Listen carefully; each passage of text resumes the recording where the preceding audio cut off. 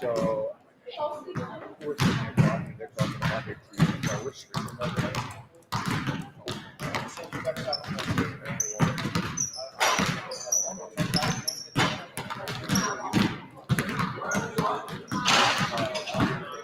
And they said, don't tell me what to do. She goes, she said, all I do is open Instagram and it's right there. So I'm like, oh. So, but I did watch the rest of the guys, and that's all I know.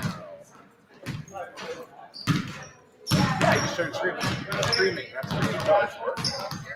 And I heard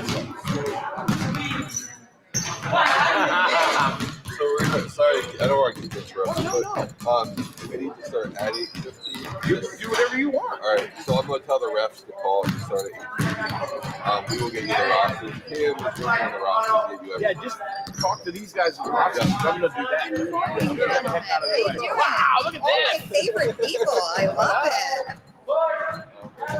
So, How you doing? You get to hear all the voices. so you know, This camera here. I'm not going to be talking to them. nice. I don't know. John and Ryan. is your mic? I'm just going to sit here. Oh, yeah. Thank you. Actually, to look at the screen here, I don't need.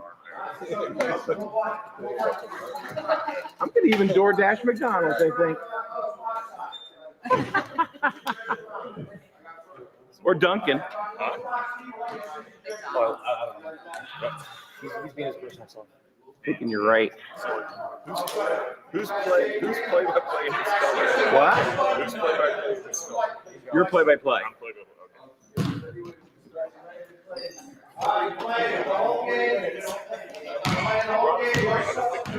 Because I brought one last time and never used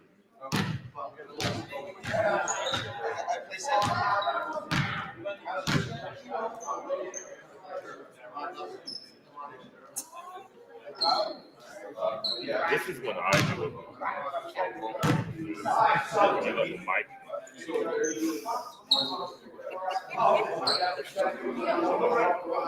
Then I look down and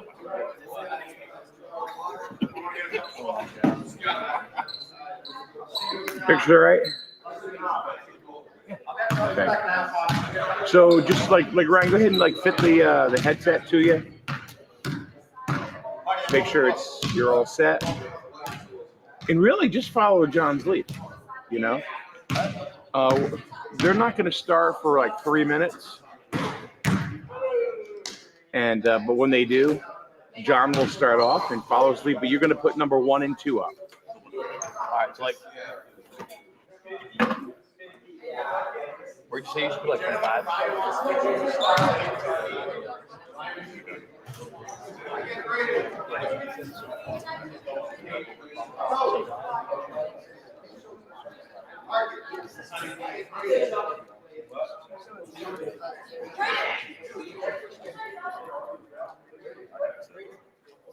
So we're scoring them.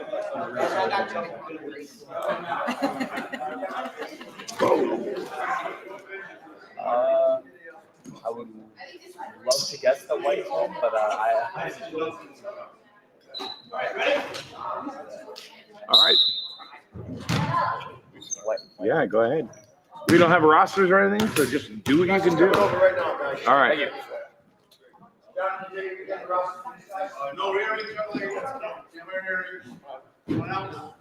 As soon as you go, yeah, you guys.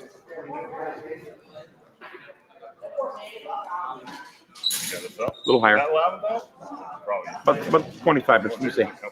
There we go.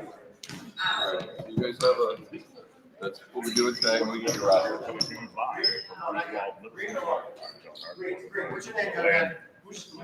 Mike?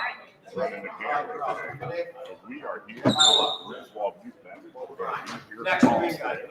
This is the first game. What is it? It's going to be a great game. Griswold home and Griswold away. So we'll see a little bit of everything. Some boys, some girls. The players. Ryan is ready for.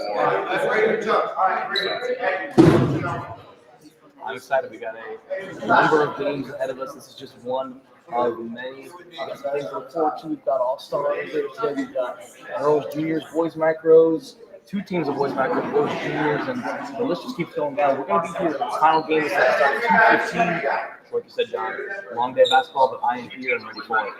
Yeah, absolutely. It looks like we're going to start right on time. Right, always. 0. We got 2-0. So Eddie's going to be double 0 ref, all right? So we were here last year. I did kind of this weekend basketball. All right, boys. That's the green team. That's the white team.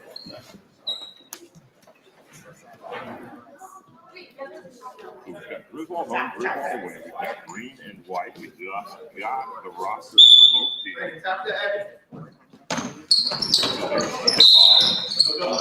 Green ball. It's going to be green ball to start off. So they'll be inbounding the ball right here in front of us, Ryan. And Eddie Tardif bringing it in. Working to the top of the tee, trying to get down low. It's deflected, but working the baseline, trying to put the ball up, but it's going to be a pass. There it is against the backboard and in for 2. Got a little bit height action there to get the points. As right. confirmed, yes, green is away is in green and home is in white. Also, it's following the standard color selection for home and away. So white with the shot they miss. Green rebounds. Bringing it back down to the other side of the court. There's a steal. They're working their way down. It's 1-on-2. Comes up. Eddie Tardif with the block, but white retains the ball. They put it up near the three-point line, but that would have been 2 if it went in. Eddie Tardif with the steal. 1-on-1 against the backboard. Off the rim and falls. Out of bounds at the backboard. It'll be green ball. Eddie Tardif showing some breakaway speed on that.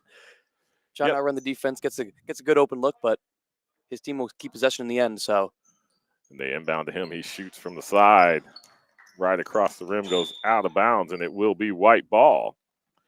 So the score still 2-0 green. White with the inbound. Trying to look at the numbers. We got a mixed team, so we had kind of a custom roster for this first game. Shot goes up. That'll be for 2. In and out, white with the rebound. Trying to find somebody to kick it out to. Able to get it out to Nathan. He shoots for 3. That's going to go wide and out of bounds. Green ball.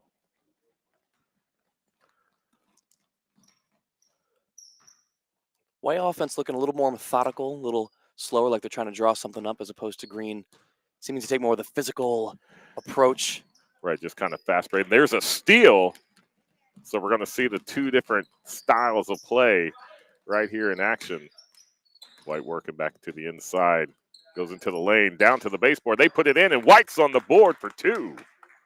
Q with the great vision there, gets it over to number 5, Nate Balestrini. Yeah, Balestrini gets on the board for White. It's 2-2 here in the first period of the first game of a full day of Griswold Youth basketball.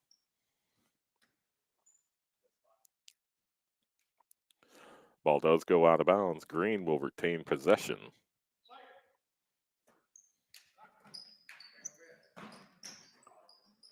Inbound to Tardif in the corner again. Kicks it out to Morano. Trying to go to the inside. Ball's on the ground. White touched it last. It's going to come back green.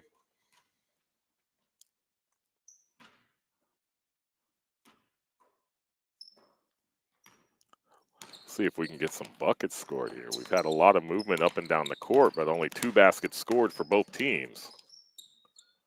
Up over the middle, down low, draws the foul.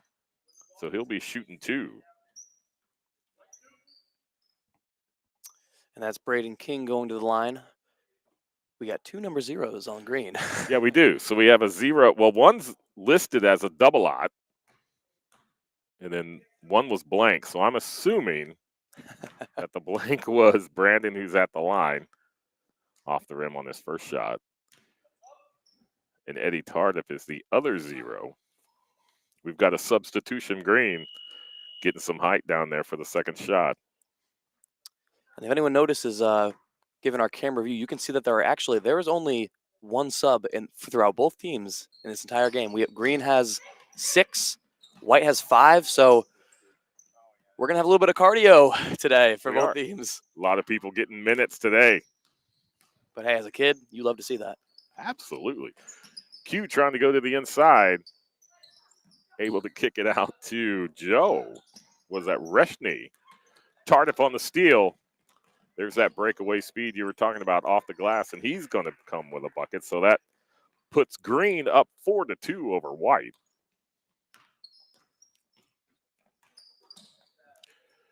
Cuolius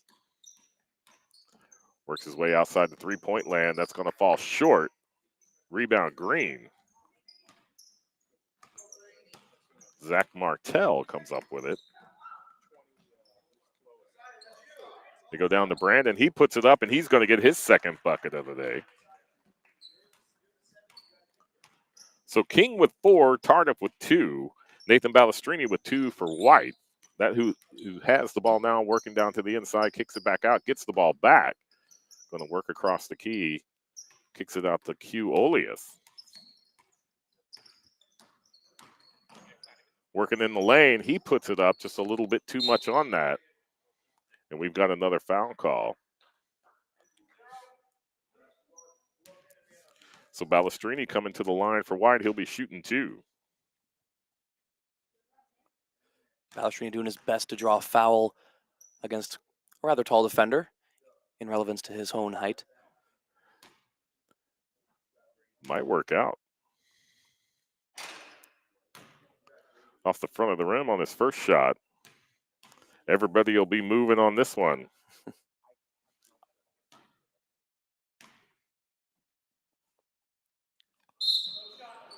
Line violation, no shot. That hurts. Yeah, it's hard. You get the second one to fall, but you got to watch those feet. Watch the feet. So Green coming back down. There's a pick at the top of the key. Tardif working down to the corner, comes back up top. Work to the middle, puts the ball up, and it's going to go down. I didn't catch the number.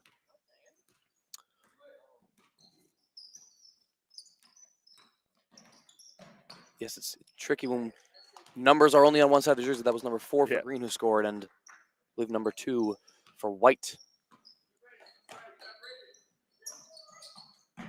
So Grady with a bucket. He's on the board now for Green. Nathan Balestrini made up for those free throws with his bucket earlier. There's Q working his way down, puts it up. It doesn't fall. White gets the rebound. They put it back up. So White fighting back. Joe Reshny always staying attentive there to get the putback bucket. Got a Put back two-point bucket. game. Try to say that 5 times fast.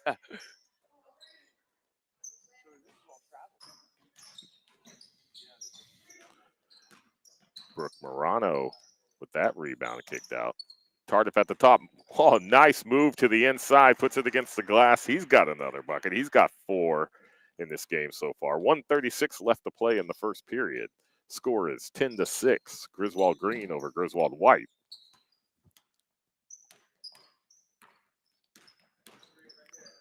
Balestrini's going to shoot from 3-point.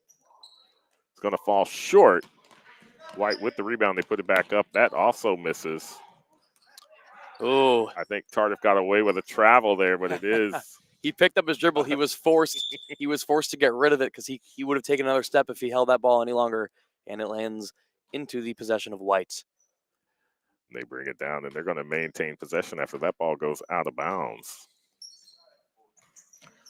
So Q inbounds it underneath the glass. Kind of got himself stuck in no man's land there right underneath the basket. Kind of bad positioning. He was able to get the shot off.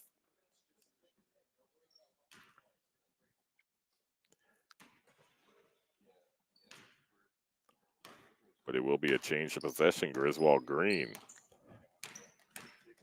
coming back down in the final minute. Oh, we get a charge? Oh, a push. Yeah, and he's shaking his head. You hate to give away offensive possessions, especially in a game That's not that is closer than it was at some point. I believe the biggest lead we had a 6 or 8 point lead. Yeah, White came up on a run after that foul to Balestrini. And we're just at 45 seconds left in this first period. So if White wants to get themselves into a position to have a successful second quarter, we'll see what they can do. So Q takes it all the way in himself, not able to get the basket. Green comes up with possession. There's Tardif working his way back down again. He misses. White with the rebound. And now at the 20-second mark, White's probably looking to hopefully make this last shot. They dump it off to Brian.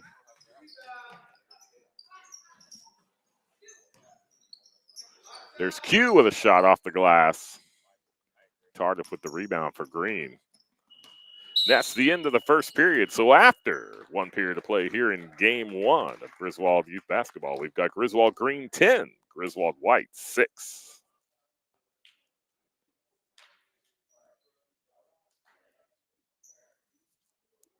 So what do you take away from that first period there, Ryan? Well, from what I'm seeing, I think what might become most apparent as this game goes on is that neither team has a lot of subs. So you're going to see people out there for an entire, what do we have? Is this 8-minute periods, 32 minutes of basketball? Right. Consecutive. So fatigue may start to play a factor, but from what I'm seeing in terms of strategy, I am liking the team play from White. They are trailing only by 4. It's a decently scored first quarter, but I think that their style of play may come to benefit them when this game gets into crunch time. Yeah, they seem to be a little bit more structured, setting up plays like you said earlier. Even when they get up on defense, they're setting up in that box defense. They're getting down there. They're getting set. They're setting up zones that Green's got to work around. And Green kind of fast break a little loosey-goosey with their style of play. But I think for both teams, what will really benefit them both is kind of set up your shots. They're kind of just putting the ball up right now. And we've seen a lot of off-the-glass misses off the rim and miss. I think if they just take a moment, pause, set up that shot, and put it up, they may see some more buckets fall.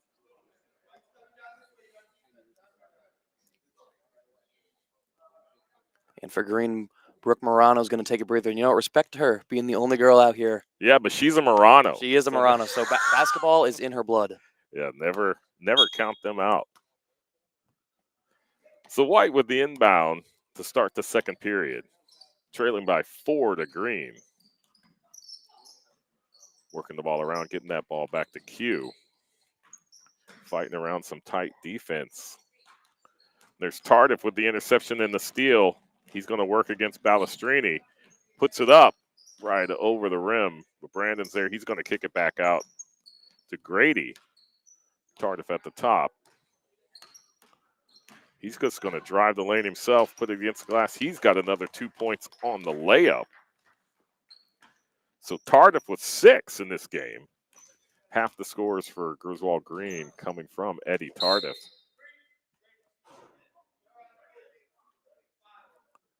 So that will be a foul against Q. That's going to bring the ball back the other way.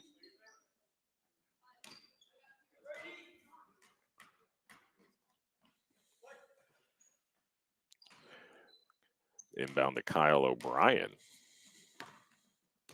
He's going to get it up to Grady.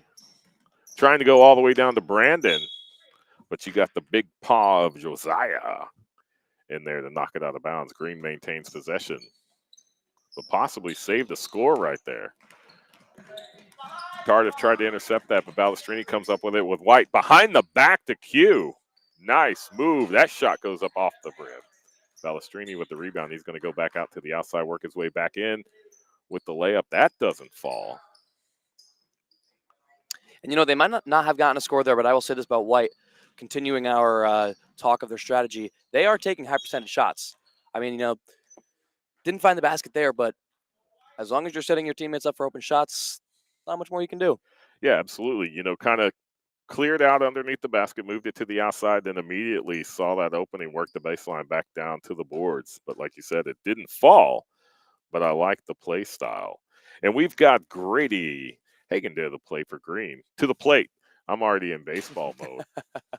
So that's going to fall. It's getting warmer out there. It is. it's kind of sad when we look and see that it's like 38, like 41. We're like, oh, it's warm today. We've been brainwashed by New England weather. Yeah.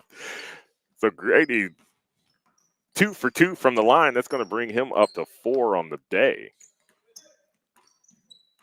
Green opening up their lead against White, 14-6, with 6 minutes left in the first half.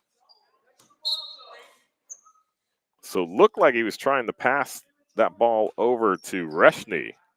I don't think Reshny was ready for it. It goes out of bounds, so that'll be green ball.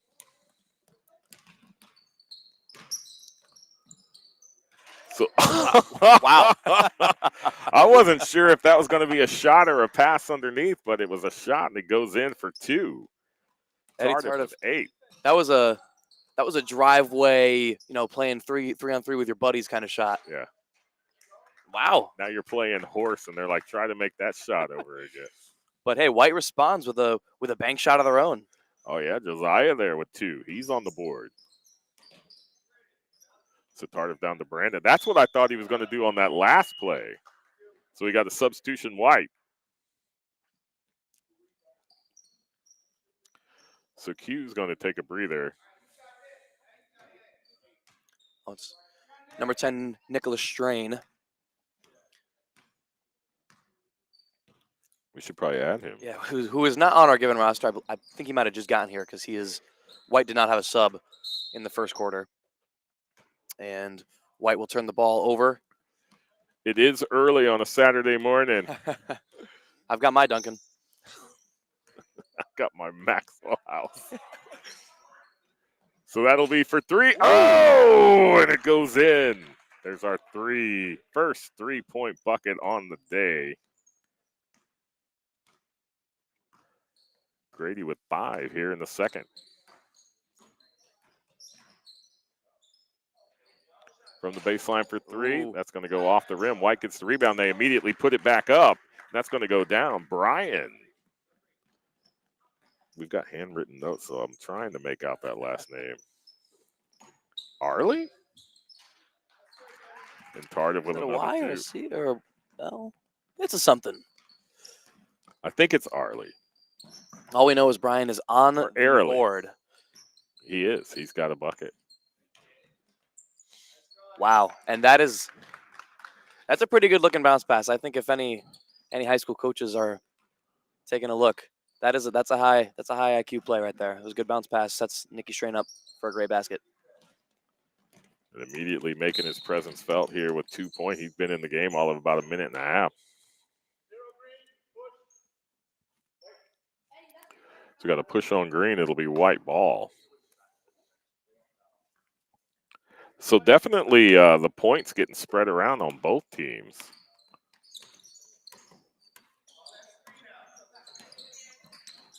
Another bounce pass into Strain. Puts it up. I like that little give and go. Green's going to keep possession.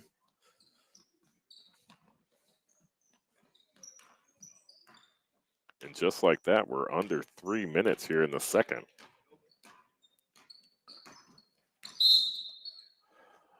Oh, we're under. It's great. So that'll change possession. Q coming back in. Reshny's going to take a break.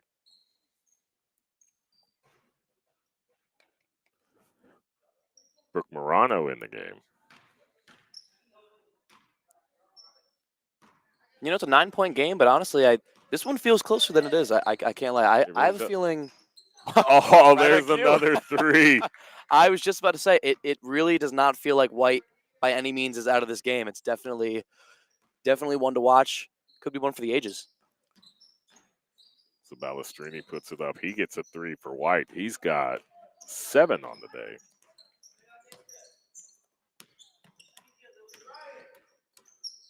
Q working against Morano.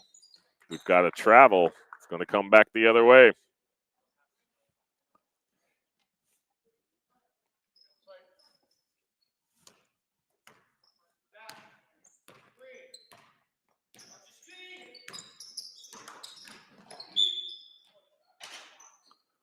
No shot.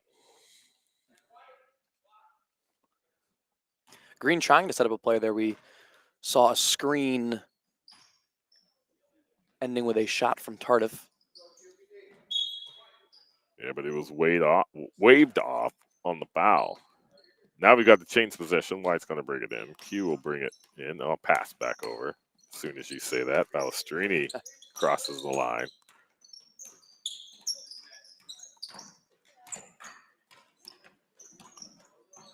Nice ball handling against Brandon. There's a shot and a bucket for Josiah. So he's got 6 here in the second. And that's going to bring the teams within 6 of each other with 1:20 left to play in the first half. Something else I've noticed too defensively from Green. So you got King,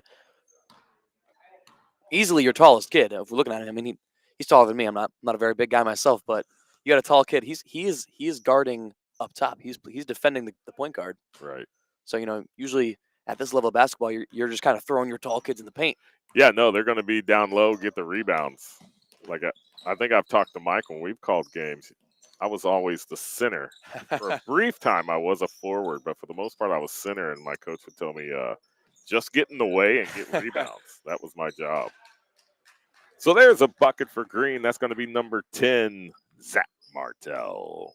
But no, you're right. Small town basketball, if you're tall, you're over 6 feet tall, sorry, bud, but you're playing center. Yep. I think in my entire basketball career from like youth to middle school, I think I have like 6 points total. Probably had a lot of rebounds, though. Yeah.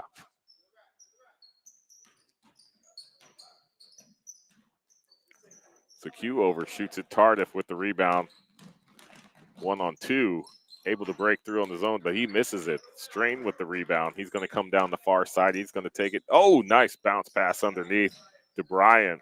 That's going to be another steal. Green coming back down the other way. So the last 30 seconds of this game, some excitement. Tardif's going to come off the glass. He's going to get another bucket here in the second. That's 8 for him. 12 on the day.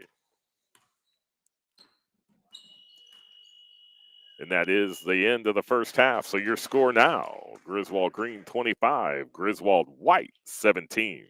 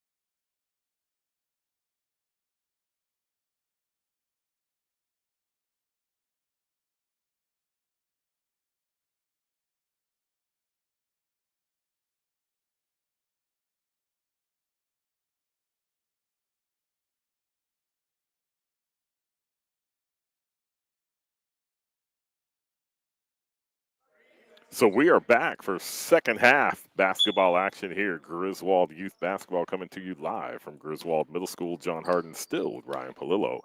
So that 3-minute half, I don't even know if it went the whole 3 minutes. It might have been a good, maybe minute and a half. Oh, big block by Strain. He's going to take it down, put it in the house. He's going to get 2. Oh, my goodness. I think Nicky Strain got the memo that White is down and needing a good pick-me-up, and right off the bat, he blocks a jump shot. Not even a layup, he blocks a jump shot. So Tardif works underneath. Random buzzer from the clock. But the clock people, nope, sorry. Yeah, I've experienced working that clock with the youth center. It tends to just buzz every now and then for some reason. I don't really know why it does that. It's got a mind of its own. Technology is so great until. Yep. So not able to get past Morano there. They have to toss it up. There's Strain. working against Tardif. He's going to bounce past it to the outside. That shot's going to go long. Green comes up with the rebound.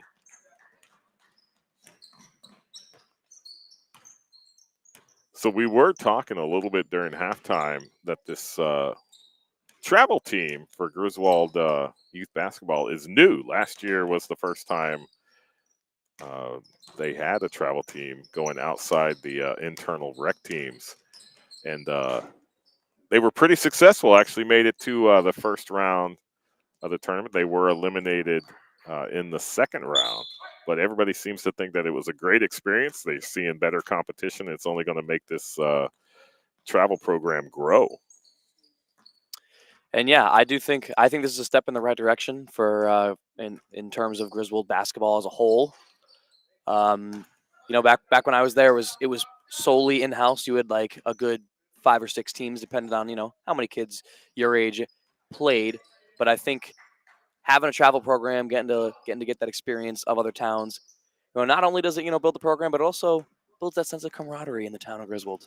Gets everyone on the same page for once. Get in there and cheer on your team and your town when you go into other gyms across Connecticut.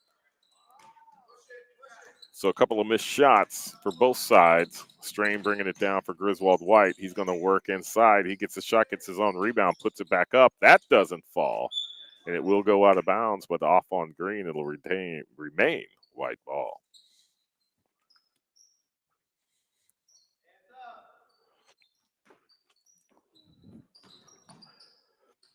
Yeah, I had coached my son's teams in this league years and years and years ago.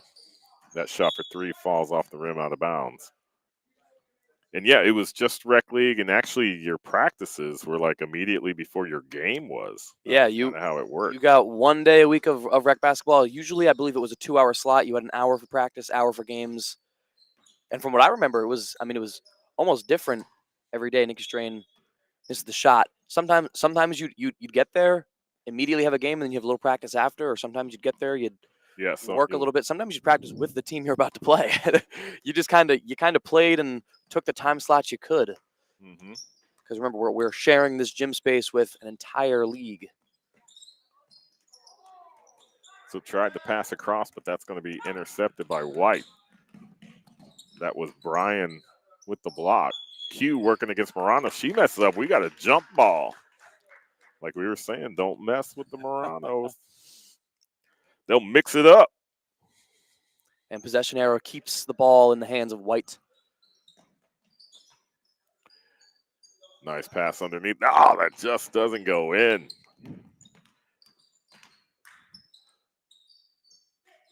Strain maintains possession after it was by Grady. That's going to go out of bounds. It's a really good defensive effort there by Green.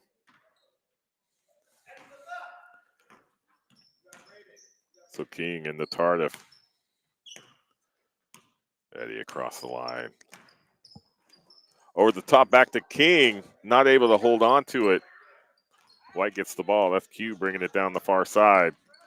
Works his way around Morano, puts it against the glass. Oh, around the rim, doesn't get in, but they do get the rebound and put it in. So they are going to get the 2 points. Oh, those are the kind of misses that it just seems like fate is not in your favor. Q with a beautiful move to get around Morano, but like you said, rims right out of the basket. Bumba Huey with, what has he got? 8 points on the day. Oh, and here we go. Josiah might have, is that 10? That's 10. Josiah Bamba Hoop went up 10. And all of a sudden, it's a 2-point ball game. Just like that. With just under 3 minutes to play here in the third period. White coming back.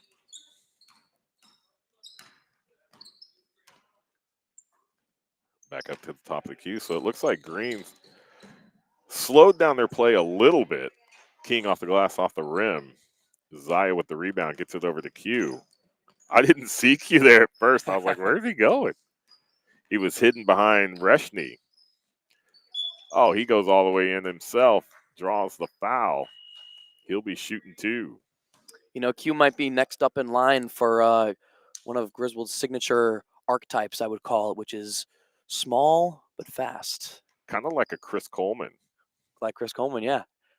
And Heck, I mean, even right now at the high school level, you got Kincaid Rubino as a senior right now, who's not only had a great football season, I believe they're on a good basketball run too. They just beat Bacon in the ECC, I want to say Division II quarterfinal. Yeah, that's what I was talking to Mike before we came on the air today. Is we did the first game of the season together, and they looked a little rough in the very beginning, but They had a lot of graduates and then who left. But even the second half of that game versus the first half of that game, it was two different teams. Josiah puts it up again. He's coming alive here in the third. And Q goes, and he's 0 for going to 2. tie it up.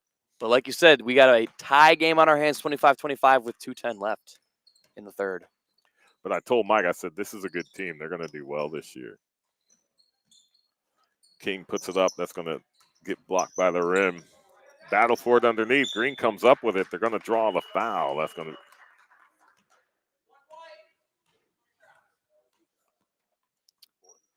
So Martell coming to the line for Green. I think this would be a chance. Oh, no, sorry. This is Green shooting. Because correct me if I'm wrong, I don't think White has had a lead, but following these free throws, they very well could lead for the first time in this game. No, the Griswold White has not led in this contest to date. Maybe part of this help was the late arrival of Nicholas Strain. Well, he immediately puts 2 up. We were talking about he'd been here all about 90 seconds before he got his first basket. So both of Martell's shots miss. White ball. 1:56 left to play in the third. Tie ball game, 25-25.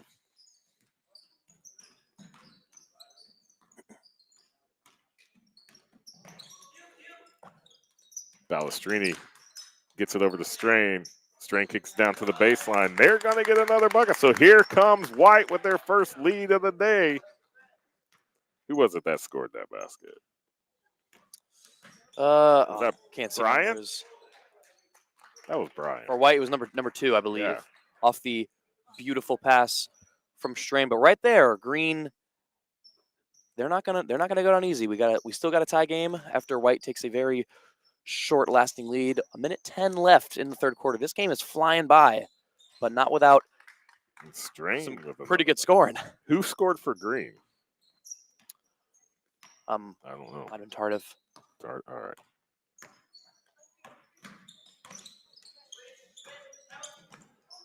Drives lane, puts it up again.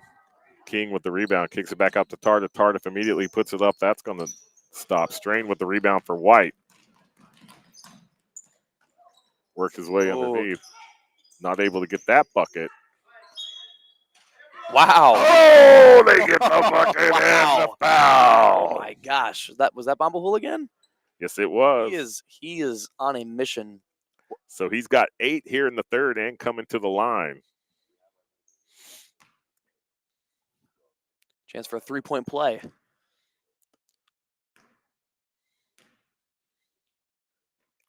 High arching shot.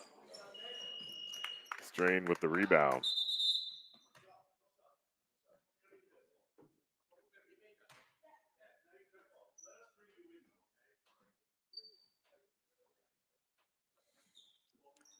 And I think Green getting some more late arrivals. Folks coming in who are not on our original 6-man roster. And we apologize if we don't get their names. But change of fortunes here in the second half. As Grady puts it up, misses the shot. White with the rebound. That's Josiah again. Down to Strain. Strain puts it up. He gets another one. He's got 6 here in the third. White starting to open it up, and 10 seconds left in the third, 33-27.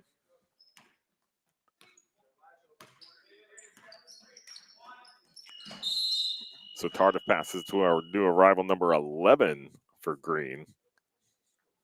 As time expires, so after 3, it's Griswold White, 33. Griswold Green, 27.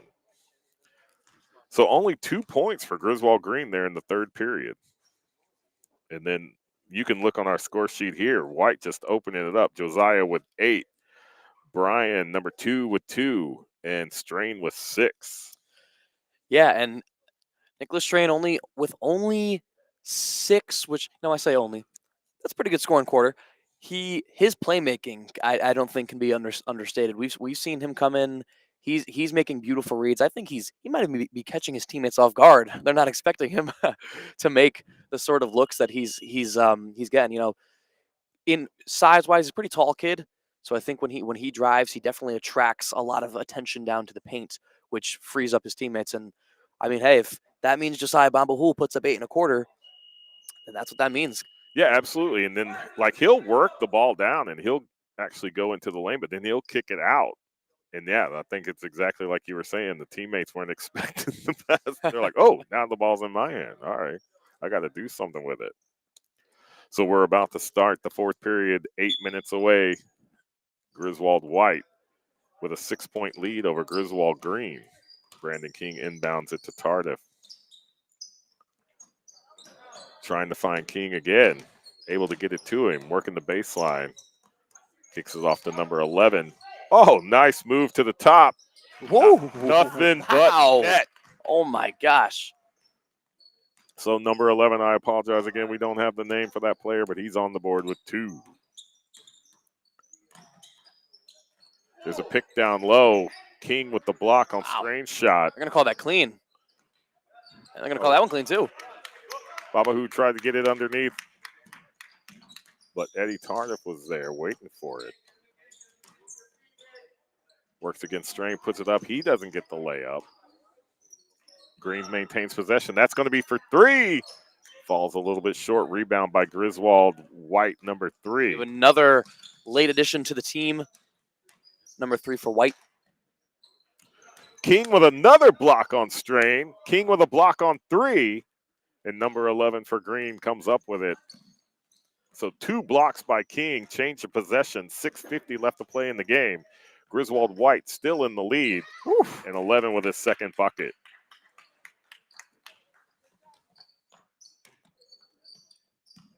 Long pass down underneath. Ooh, a little bit high, but Strain's able to bring it back down. Working against Tardif. Going to go around to the top of the key. Passes it down to White, 3. King with another block, but he's going to get called for the foul on that one. Finally able to draw a foul on King. He has been a menace defensively in the paint. They have not been able to get anything past him as of late. So that'll bring 3 to the line. Actually put him on the wrong.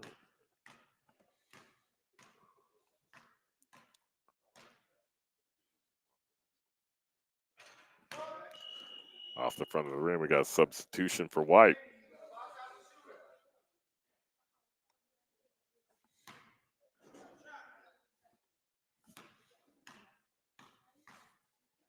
This one's winding down. What is it, John? I believe we have one more week of Griswold Rec basketball after this. Yeah, we'll be here again next Saturday, March 2nd, for another full day of Griswold Youth basketball. And I mean, hey, if this game is a sign of how things have been going, I think, like we mentioned earlier, I think Griswold Rec basketball is definitely heading in a really good direction. I'm really excited to see what things are to come. Yeah, absolutely. When Mike and I did this last year, 3 getting that shot up, not going to fall out of bounds, green ball. It was very exciting, and the basketball just got better. It was like each game we watched just got a little bit better than the game before it. So now the 2 teams within 2, Griswold White with a 2-point lead over Griswold Green. 5:37 left to play. Tardif working to the inside. He's going to get called for the travel. Yeah, Tardif is definitely trying to draw a foul every time he goes down in the paint, but these refs are not having it. They're getting him. They've gotten him for a few offensive calls in this one. They got his number. So number 3 with the shot, gets his own rebound, puts it up. King with another stuff. So there's where that height, we were talking about that earlier. Get that tall guy back underneath. I was going to say that they moved him down low, and kind of like that, it seems like White is having a little tougher time scoring. As we had a little headshot action there. Not intentional, actually good sportsmanship shown there by number 11. Make sure he's all right. Wasn't Tardif with the steal. They were trying to pass the Strain. He's going to bring it down. Does not capitalize with a bucket. Calling it dead, I think.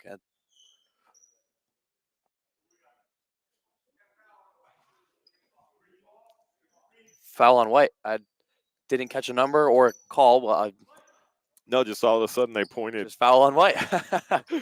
So kick it to the outside. Number 11 back up to the top to Tardif. Tardif looking underneath, but he's going to take the shot. Oh. 3-rim bouncer, but doesn't fall. 3 for White, gets the rebound. He's going to kick it back out to the outside. Strain with it now, working to the inside against Tardif. He's going to put up the shot. That doesn't fall. Eddie with the rebound. So a little bit of back and forth. 2 points still separate the two teams. Green Blue Grady with a shot. That doesn't fall. Strain with the rebound for White, coming back the other way. And yeah, that's been the story of Green today. They're getting the open looks. They're driving into the paint, but shots just aren't falling. There's nothing you can do to stop that. Strain with a 3-point shot that doesn't fall. We got a substitution. 2 players in for White. Looks like Josiah and Q are coming in.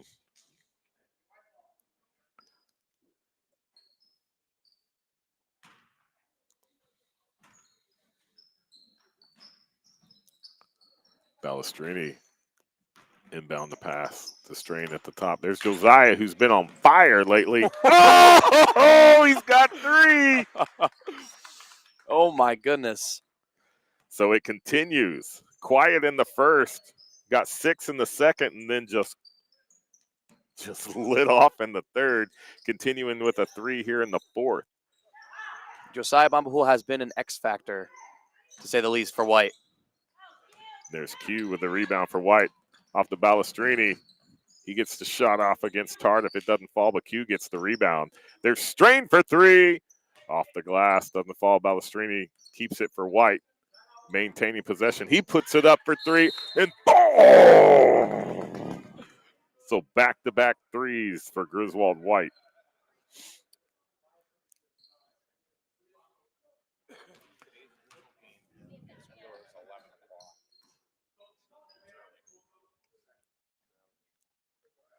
So we got a timeout on the court.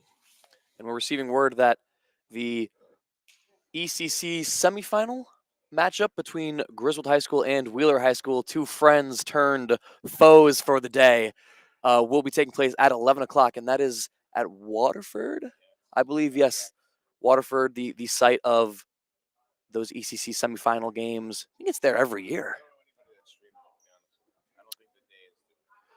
Not sure if that game is being streamed anywhere. So if you want to go watch your Griswold High School basketball boys play, head on down to Waterford High School. Yeah, you go down to Waterford, but then you can keep this on You SNFN, can. Facebook, YouTube. You can get a twofer. Look at that. You can watch 2 brands of Griswold basketball. You can watch the Pipeline program right here. You can watch the big kids play. That's an excellent point, because this is where it all starts. Those players that are up on that high school team, a majority of them started right here. I remember watching a lot of them when they were little. Yeah, that group of seniors from last year, the class of 23. I recall 8th grade. I was on Jeff Suvanan's team. We had a pretty good season that year. We with the Suvan, yeah. Oh yeah, Jeff. Me and Jeff, we used to tear it up. I would say his basketball career probably went down a better path than mine, as I did not play basketball. There's Brooke Morano puts it up after. And they've got Tardif coming around. He might be in foul trouble now. With they do 13 left to play. Do they Dairy Queen folks here? Do they hit you with the DQ if you hit? Is it 5? 5, but no, I don't think so. But yeah, they've got his number. It's been called. He's close if he's not there already. That's true. And Balestrini with the bucket. Yep, 2 minutes left. White, who we recall hadn't held the lead the entire first half, is now up 10. Yeah, they hadn't led. Oh, we've got an injured player down near the bat. That's Q. But yeah, they hadn't led. They took the lead. They opened up that lead to 10. Then it came back down to 2, but now they've opened it back up to 10 points with 1:46 left to play. So Q with the one that looks like he got hit in the face, but then it's going to be Balestrini that takes a break. Q stays in the game. So they inbound it, and now he's going to bring it down for White. Slows it up, passes cross court, tried to get that over to the other Griswold White one. We got another late arrival, but And not able to maintain possession, goes out of bounds, green ball. we're in the last 2 minutes of the clock. We'll stop on dead balls. See if Green can muster up some of that first half energy that they had. Well, here's where I think setting up your shots, going for those high percentages, 11 works the board, gets 2. He's got 6 here in the fourth.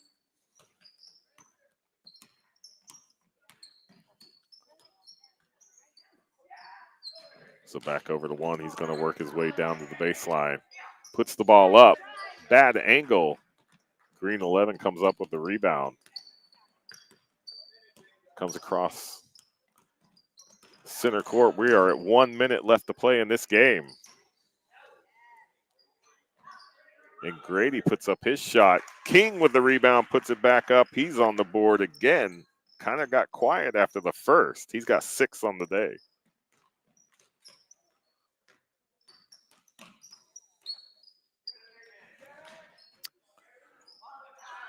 It looked like it had a good line.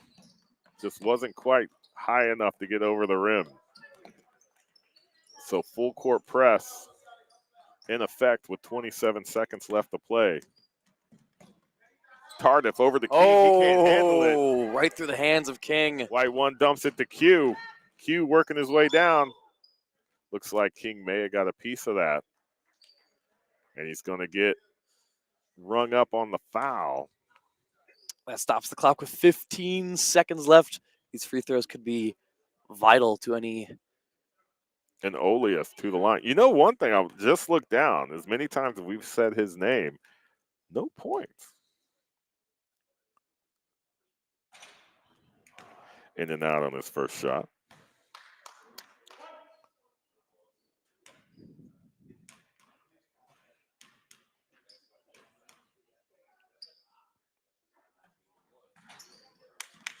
Has a nice arching shot. Just couldn't find the bottom of the bucket. We got to travel.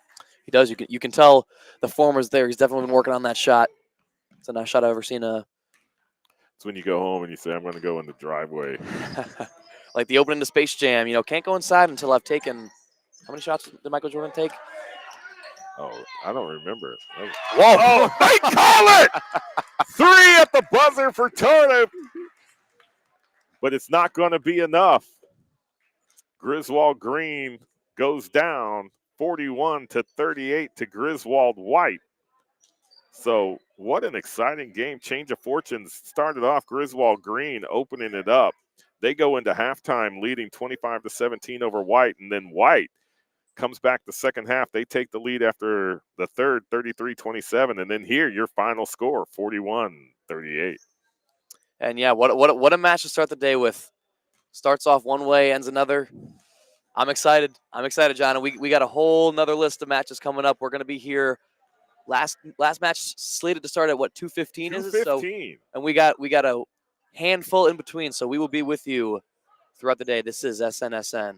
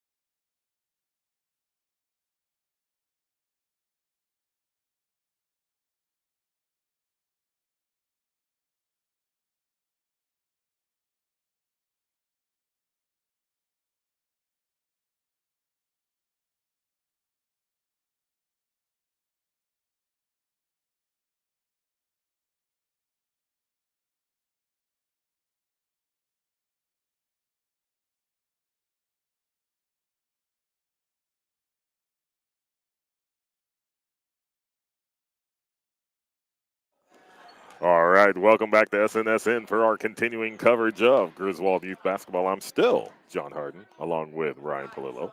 And Mike is back, but we got an exciting one here for you in Game 2. This is going to be the Griswold All-Stars versus parents and coaches. So this one, I think EMTs are standing by. We got ice packs for knees.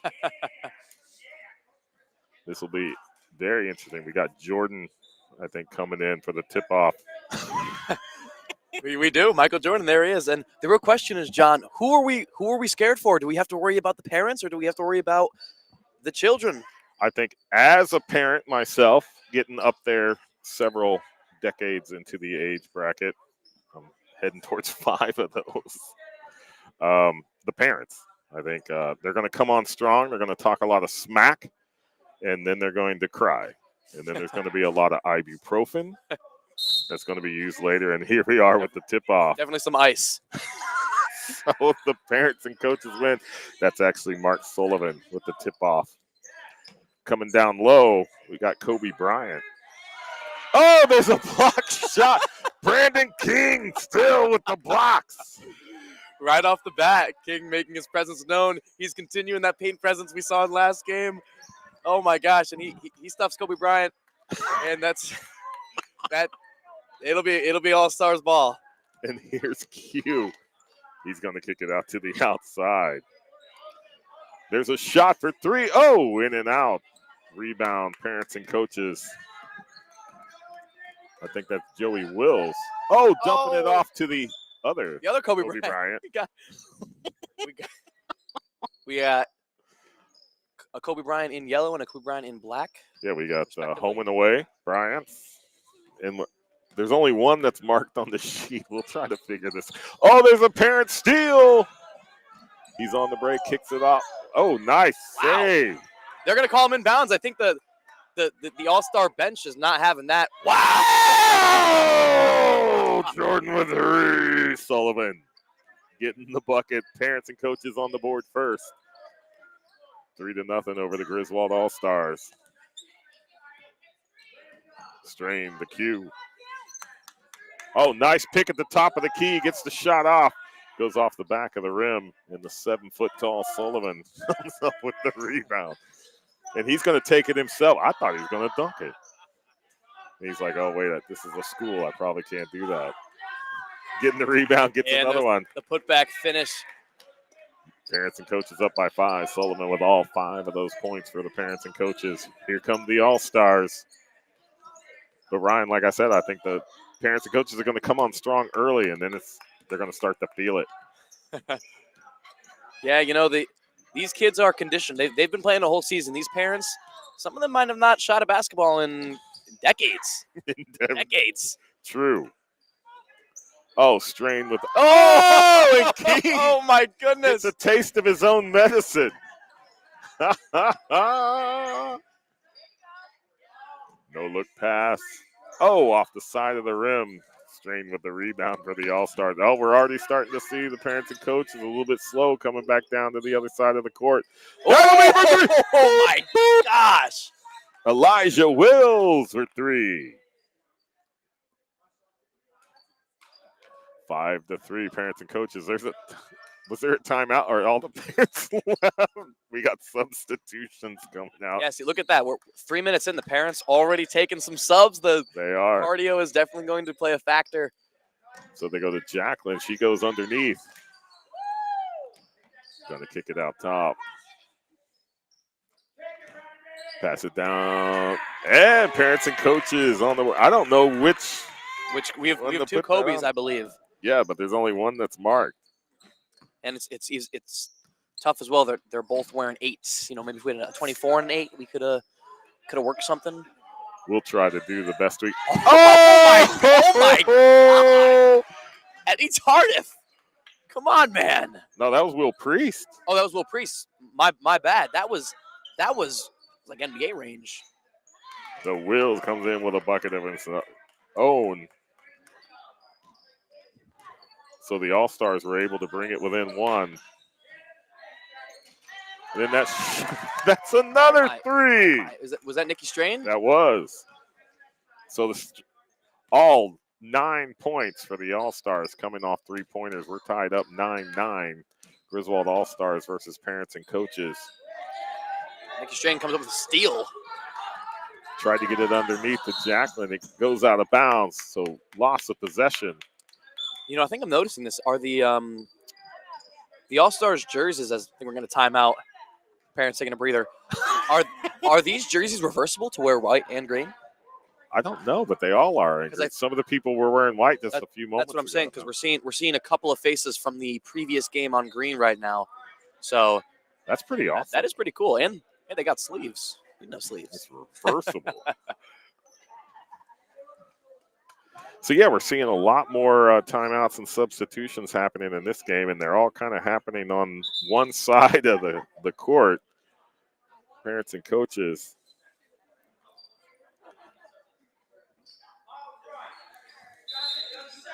And, you know, that's part of the thing. You'd think that, you know, evening out, you know, adult conditioning versus, you know, energetic kids. Now, most of these All-Stars just played a full game with very minimal substitutions. They did. Like the whole 32. And that parent-coach pass goes out of bounds, not able to maintain possession. All-Star ball. Bounce pass down to the corner. They put it up. Ooh, off the back of the rim. That would have been another three. Strain with the rebound. That shot goes up. That's that's two. That is two for Elijah. 6 points on the game. We've got a parent down with an untied shoe. It wouldn't be youth basketball or youth sports in general without somebody having to tie their shoe, but I wouldn't expect a parent coach to be the one to have to do it. Nice move underneath, no look pass. Oh, they put it against the glass, so they're going to get another two. The parents and coaches always stressing the importance of fundamentals, and right there we see them put to use. Work that baseline. There's a pick at the top. Tardif works his way underneath, puts it up off the side of the rim. Rebound, parents and coaches.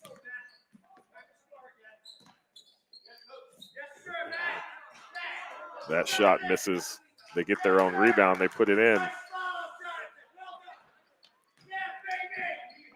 We got who was that?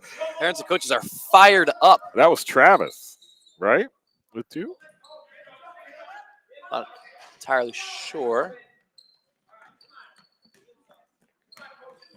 All right.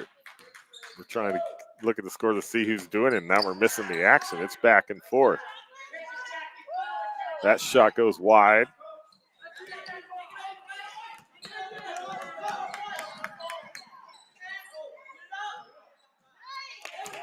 Tardif with the rebound gets the basket.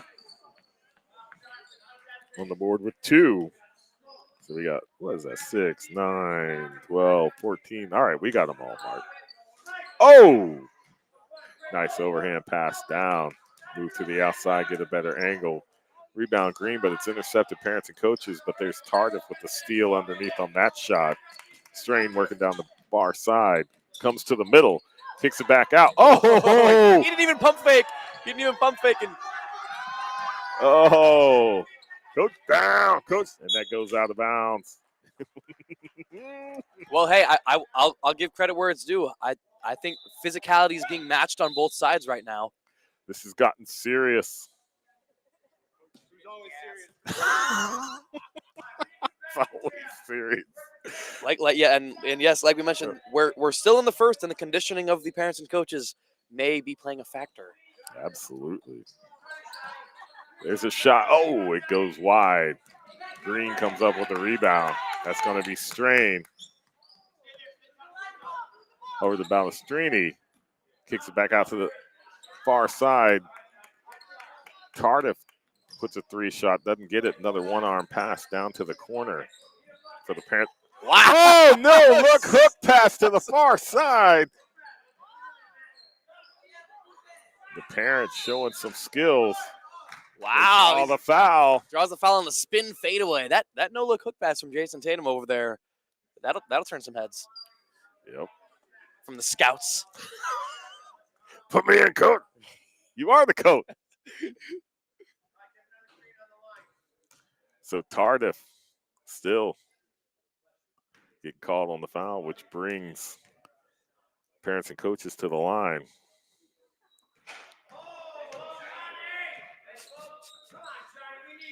Oh, getting heckled by his, His own his coach? own team.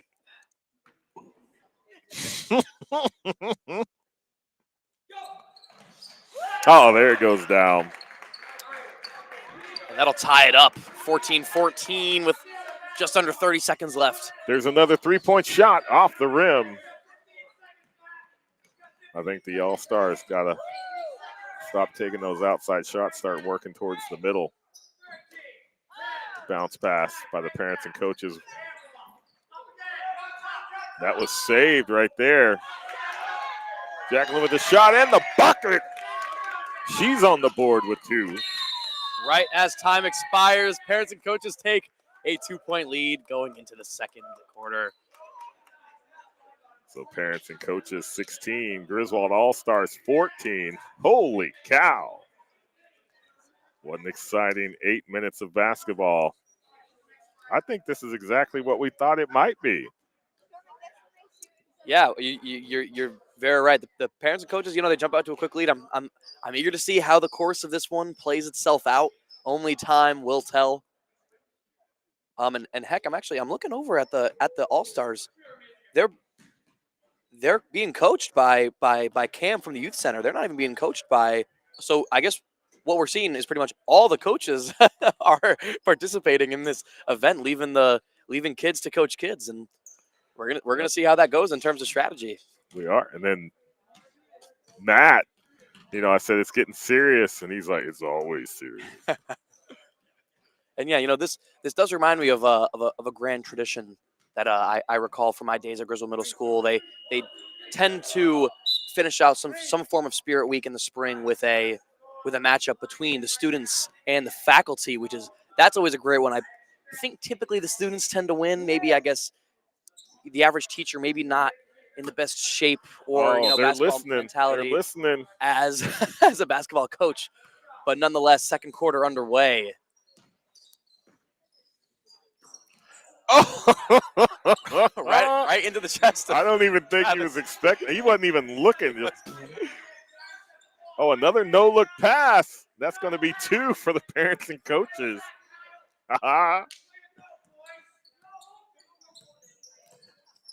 So definitely up in their passing game on the parents and coaches side. They get it to Q up top, puts the shot up off the board, and it goes down.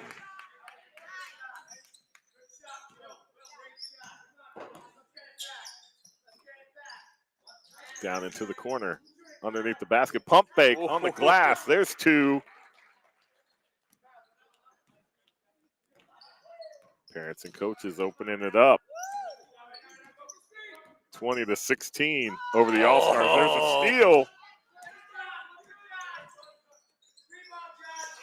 Takes it all the way in with a layup for another 2.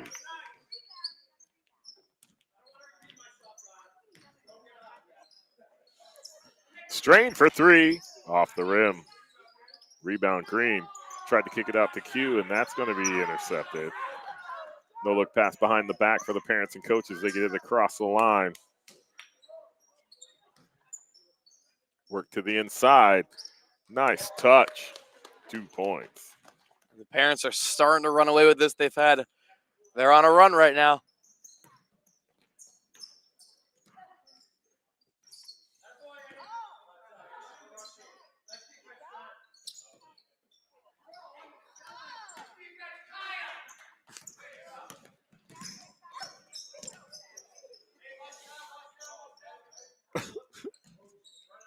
That's 3.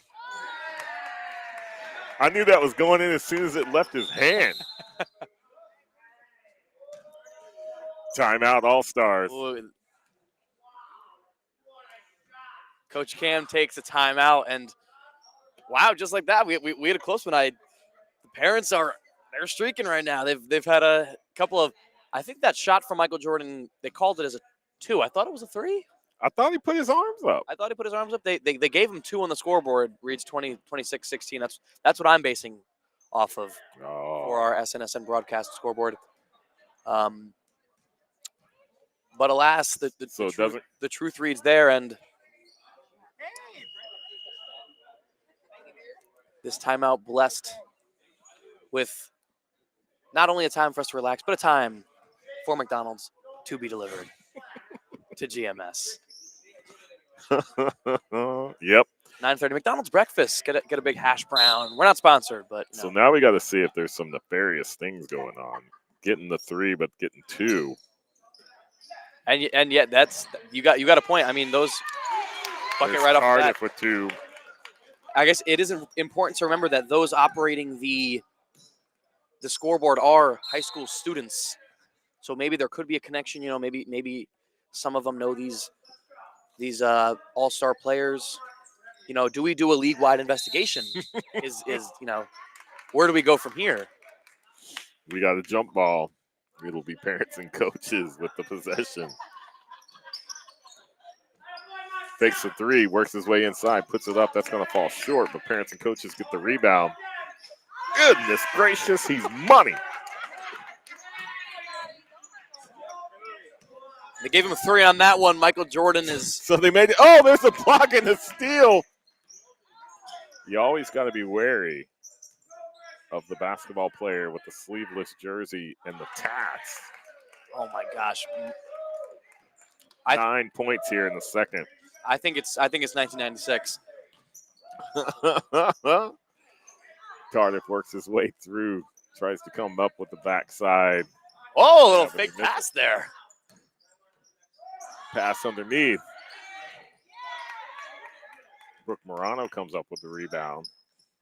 So here come the All-Stars, down 31-18 with 4:25 left to play in the first half. That was a 3-point shot that goes long. And we got a timeout. We're going to get some subs. Almost an entire line change for the coaches and All-Stars. And, a game like this gets you thinking, do we institute games like this in other sports? Maybe a little bit of Little League, parents versus children action, maybe, dare I say, football. Well, you have seen those videos where the parents go against the kid and they tackle them or whatever. Some of those moms lay their sons out. That's pent-up rage for how expensive football equipment. I told you to clean your room. But I saw this one mom tackle their son. They had the pads underneath. The shield pads or the pads behind him to fall onto. She took her son's helmet off. My goodness gracious. So nice move for the parents and coaches working down low. They got the press going. Parents and coaches looking to increase their lead. They get it to King underneath. Had pressure, misses the shot. Gets the foul. He'll be shooting 2. So King coming to the line.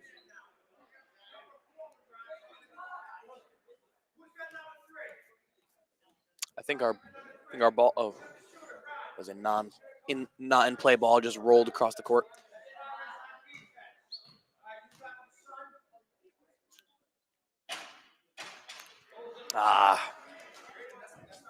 This is the first shot. Substitution for Green. Elijah Wills coming in for Brooke Morano.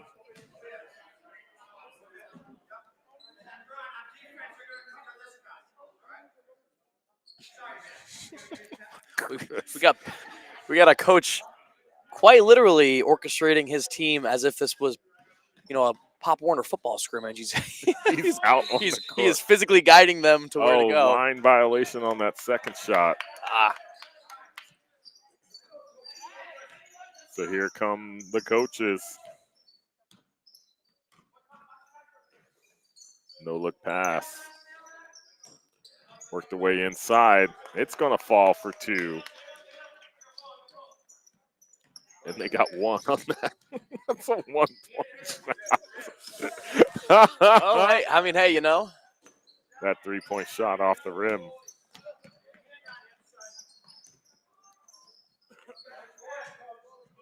Double dribble. Oh, double Yup, dribble. yup. Now that pump fake counts. Can't pick it up. And he knew he did it. He got caught. Immediately starts smiling. And still the parents and coaches they're pressing right now. They are pressing in the second quarter. Not playing around. Enjoying a, 15-point lead? Oh, Fight for Cameron another LePage. He muscles his way, and they're gonna draw a foul. They're getting shots. They are. Alex Eldridge coming to the line.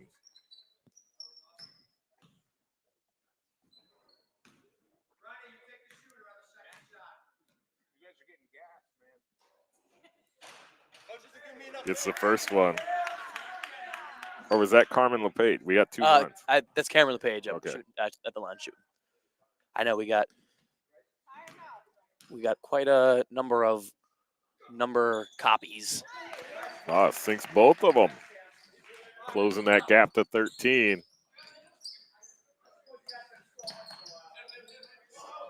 Oh, Eddie, right in the passing Carter lane. Look with at the that. steal.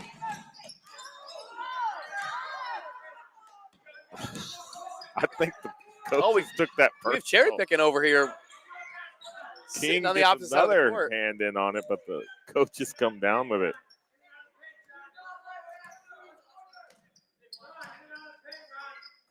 Wow. Tried The to get it defensive across positioning court. for the All-Stars.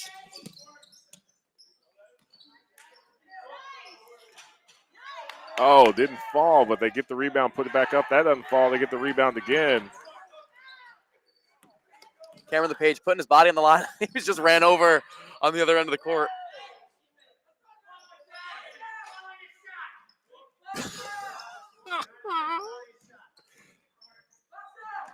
I don't know if everybody can hear the coaching coming from the bench for the parents and coaches.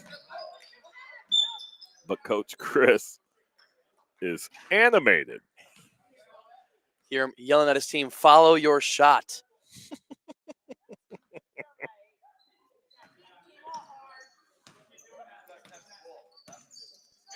1:22 left to play in the first half. Parents and coaches with a 13-point lead over the Griswold All-Stars. Oh, look at all that handling. There's the shot off the rim. Green with the rebound. They get it to Tardif underneath, puts it up. He gets the layup. He's 6 on the day.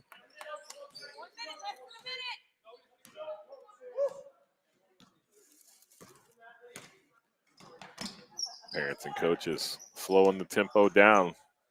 Less than a minute to play. There's another 2 points.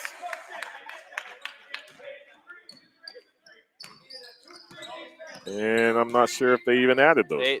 The scoreboard did not. All right, the scoreboard for the parents and coaches did not move. I'm going to reflect what is on the floor on our broadcast scoreboard. It's going to be a league investigation after this. 18 seconds. Cracking me up. Coach Chris looking like a lot of Division I basketball coaches have an instinct of creeping up onto the floor. And Eddie Tardif tried to get it. Bounce past Cameron LePage. 1 saved second it. left. At the buzzer, a little bit too much on that, and that is the first half. Your score, parents and coaches, 33. Griswold All-Stars, 22.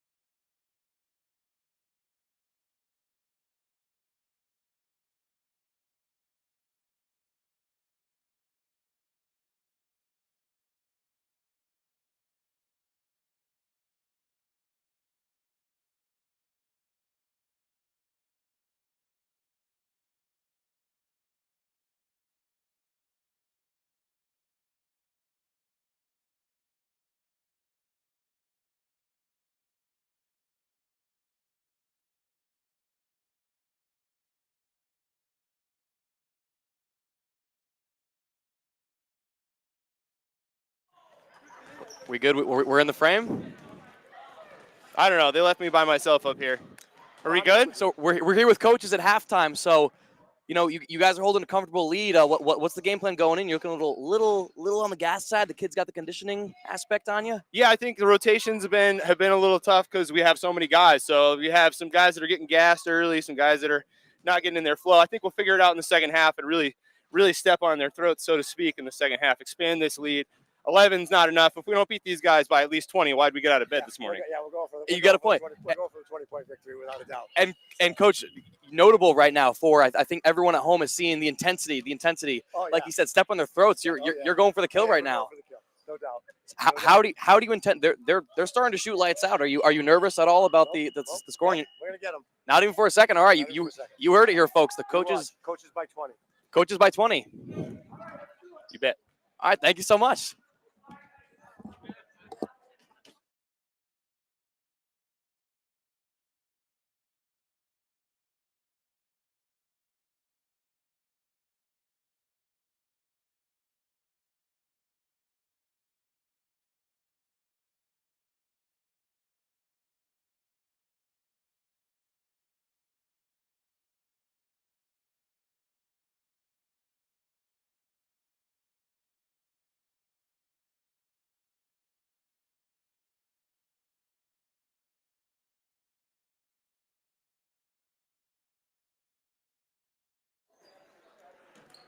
So we are back on SNSN for Griswold Youth Basketball. You are watching the Griswold All-Stars versus the parents and coaches, and you heard it here from the coaches.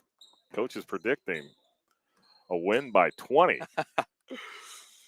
Great chance to talk to not only the coach of the coaches and parents, but one of their key players who actually isn't out there at the moment. You know, he's resting up. I mentioned could cardio play a factor? Both teams honestly pretty deep with in terms of the bench. I mean, you have an all-star, a quite literal all-star lineup of rec players, but you know you got a handful of coaches who are ready. They're fired up. They're ready. I think the quote was "foot on their throat." Step on their step on their throats and don't let up, because again I think the quote, you know, if we don't win by 20, what was the point of waking up? So the parents and coaches are here to win. And it is 35-22 parents and coaches with that last bucket early here in the third period. Coach Sullivan with the rebound. A little shoulder fake. Backs up strain, takes the shot. Oh, it doesn't fall down. Parents and coaches trying to get the rebound, but it goes out of bounds. It will be all-star ball.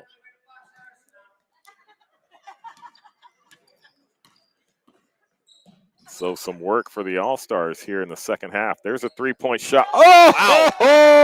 Wow. Oh my gosh. That goes in. What's that jersey number? I'm not sure, but what I do know is that when you look up on YouTube basketball swish sound effect, that is exactly what you hear. Wow. And now that they're going to give him three on that 3-point range. So all of a sudden, coaches by 20 is looking a little less realistic. I think there's a scoreboard issue on there. No, they're going to go 30. Coaches have 37. Changed a little bit on the floor.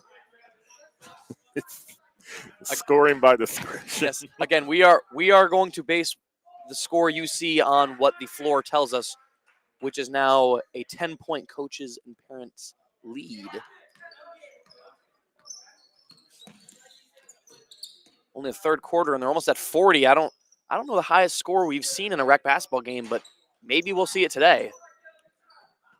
That'd be something, really. And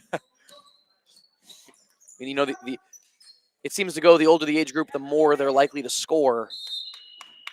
Maybe height plays a role in that as substitution for the All-Stars.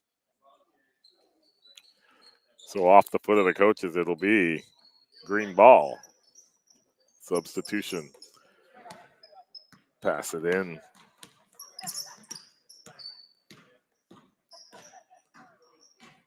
Working their way across the court.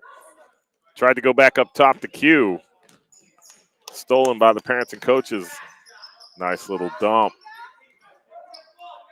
Parents and coaches maintain possession underneath the basket. They get it up. They get another 2 points.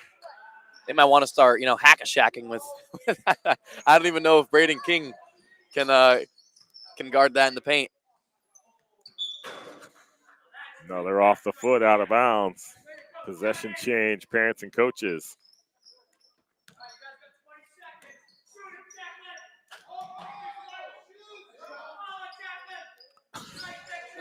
Get the rebound and the points. We should mic him up. I don't know if he needs a mic. I agree with you. I'm not. Oh! There we go. There's our first elbow of the game.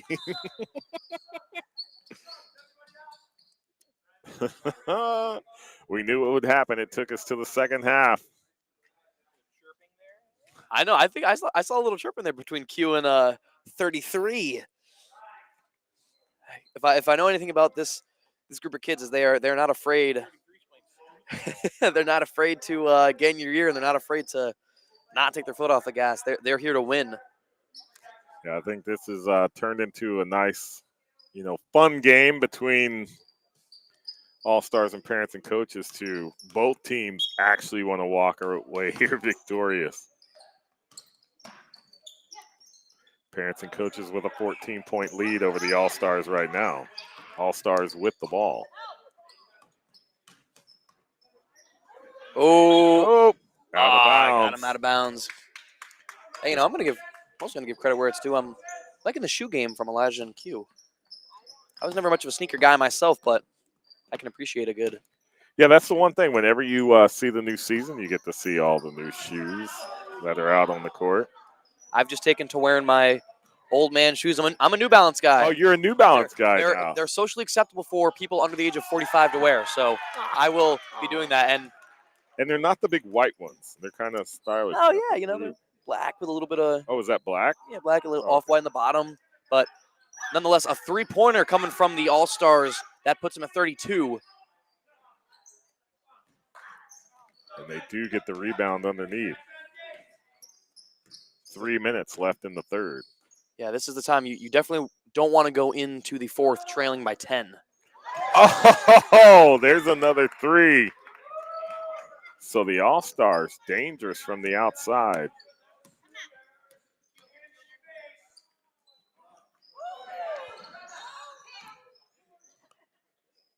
Parents and coaches slowing it down, regaining possession of that ball, trying to work to the middle. Oh, great hustle play. There's a steal. There's Wills up. Ooh, the finger roll. Gonna pick up two. Another three-point shot, trying to make up that difference, and it's gonna go down. Oh my! Was that Elijah? It was. He is. He's a fire three from machine. here. Yeah. Oh my goodness.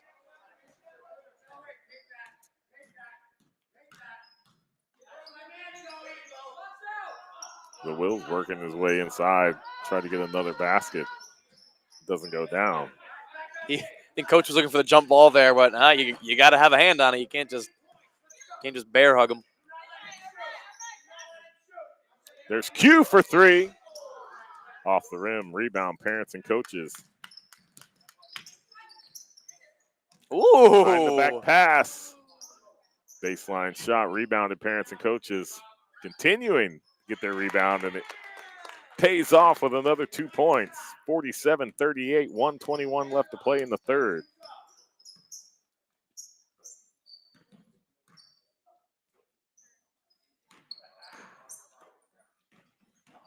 So the All-Stars working it around, trying to work their way into the middle.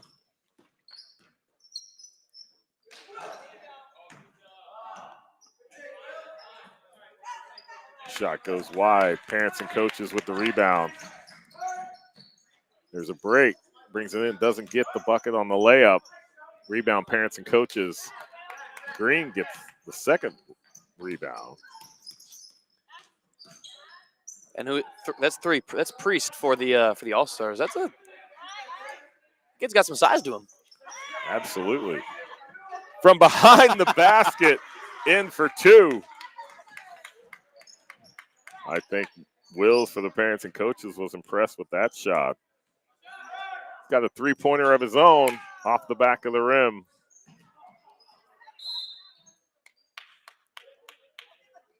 Ball's out of bounds.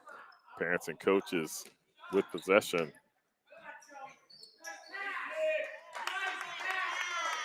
Working it down underneath for another basket. 49-40. Parents and coaches over the All-Stars. And at the buzzer, the shot goes wide. So after three, it's parents and coaches 49, Griswold All-Stars 40. And it's going to take a really strong fourth quarter of play for the All-Stars to try and even slow down the scoring onslaught that they've been faced up against. Parents and coaches 49 points in Griswold Rec basketball. That's definitely on the higher end of the scoring spectrum that we are used to seeing. Yeah, 89 points scored overall. But they came out fired up, and we mentioned this earlier on. I think the rest of their day probably entails something of sitting on the couch and taking ibuprofen. I agree. But I really think for the All-Stars, they've got to make sure they capitalize when they have possession of the ball, get those buckets.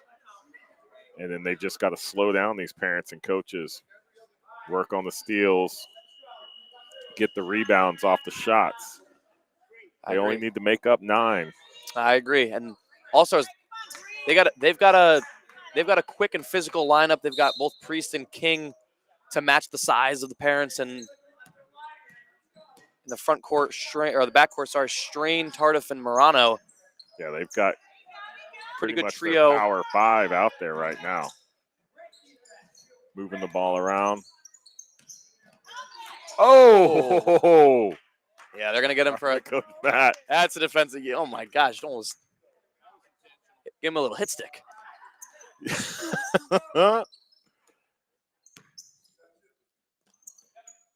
Madden has entered NBA 2K. So there's the parents and coaches with a steal. This is exactly what the All-Stars don't need.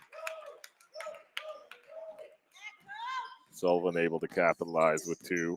51-40, parents and coaches. Tardif with a nice move to the inside, puts it up, doesn't fall. Morano with the rebound. Off the front of the rim, parents and coaches with the rebound.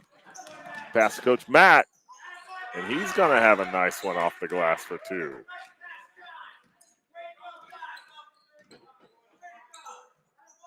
Pass down to the corner, Morano for 3.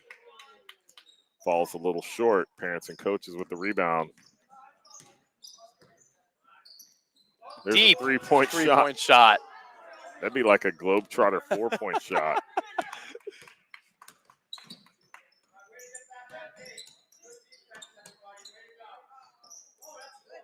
Saved it from going back court. Cross court, a little bit too much mustard on that one. Change possession back to parents and coaches. So exactly what the All-Stars don't need to have happen right now is losing possession, coming away with no points, and then the parents and coaches coming up and able to get points on the board. No look.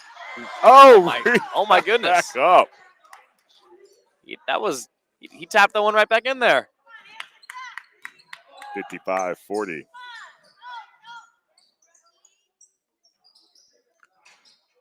Oh, in and out.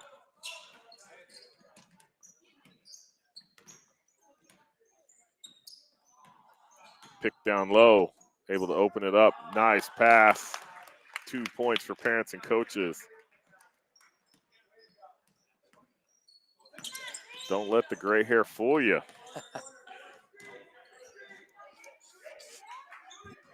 And yes, there is a substantial amount of gray hair on the court right now. Probably more than the court's used to seeing. They're straight with the steal. Going cross court to Morano. Works her way back inside. Oh, it doesn't fall. King with the rebound. Tardif puts it up. That doesn't fall. Gets his own rebound. They put it back out to Brooke. There's a 3-point shot. off the rim. King tried to get his hand in there. Oh, and All-Stars are going to keep possession. And we've got a substitution. 4:46 left to play in the game. Coach Parent's going to take a bit of a line change. And I think the All-Stars will do the same. They already have. So we got Balestrini, LePage, and Q in there.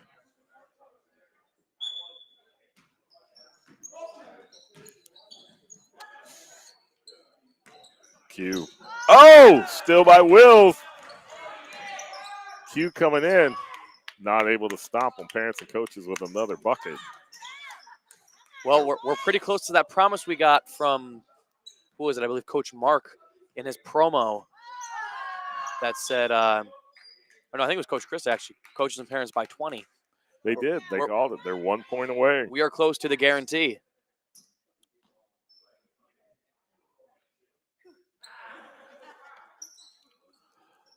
All-Stars with the ball. That's Q for 3. Off the front of the rim. They kick it out of bounds. Oh, off Green.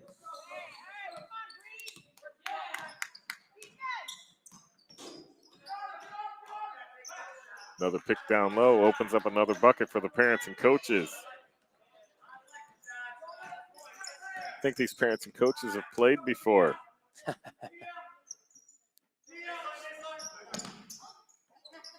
The scoreboard on the court. There we go. Took a while to update. For those of you who took the over-under, we're currently over 100 points total. 61-40. 61-40, and the parents and coaches with a 21-point lead. Not sure what the plus-minus was or what the odds even were. I'd have to say I'm impressed. I was a little bit wrong. I thought the All-Stars would definitely be able to come back in the second half, but we do see some parents and coaches hands on the hips, deep breathing. I mean, it looked like it for there was a time where the All-Stars went on a run, and I think the parents and coaches. Oh, there's a steal on the inbound. A little nervous, but yes, they'll take over possession up 21. Looking to dump it off. Parents and coaches moving that ball around. We got a jump ball.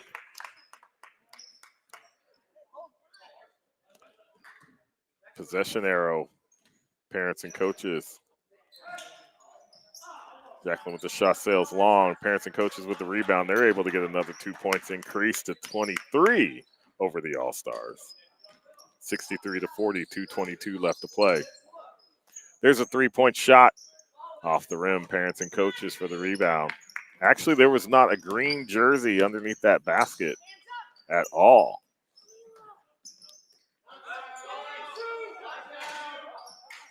Three-point shot doesn't fall. All-Stars with the rebound. Oh, lost control. Tried to save it, but they go out of bounds.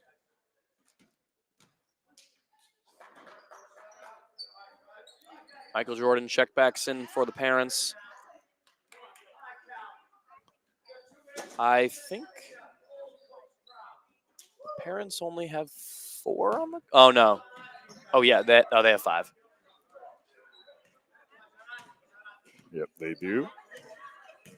We have some young coaches and parents on that team. See, Ryan, I have to tell you, that's what happens as you get older. Is the parents and coaches, even the parents and coaches start to look younger. Am I getting to that point? You are. Oh no! It feels like just 2 years ago I was playing. Oh, there's Q for 3. Bring some life back into this crowd. It felt like just 2 years ago I was walking the halls of Griswold High School, and now parents look young to me. Yep. Another 3-point shot off the rim. Parents and coaches with the rebound. Oh, Behind the back pass. We're at 1 minute. They kick it back out to the top, over to the other side. Oh, nice move to the inside. Shot falls short. I think a Green got a hand on it. Off the rim on that three-point shot. a rare miss from Elijah tonight, seemed like. Got the hand.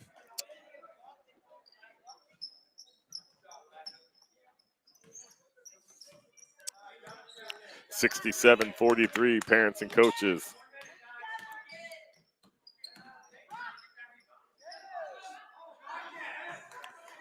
Man, It just keeps on coming. 69. it's like not even fair. Not even letting 43. off the gas at all. Well, to quote Coach, I believe they said, keep their feet on their throats. They did. And There's a shot we've for seen- three. ooh. Respect to the All-Stars not giving up. As Q Q steals gets a that. steal. 3, 2, 1. At the buzzer. Shot goes in. But do the parents maintain their 20-point? I think they did. Final score, parents and coaches 69, Griswold All-Stars 48. So the parents and coaches able to get their 20-point lead. So I'm gonna see if I can get a coach, right? And I want you to interview him and say, accuse him from the youth basketball board of directors of running up the score. All right.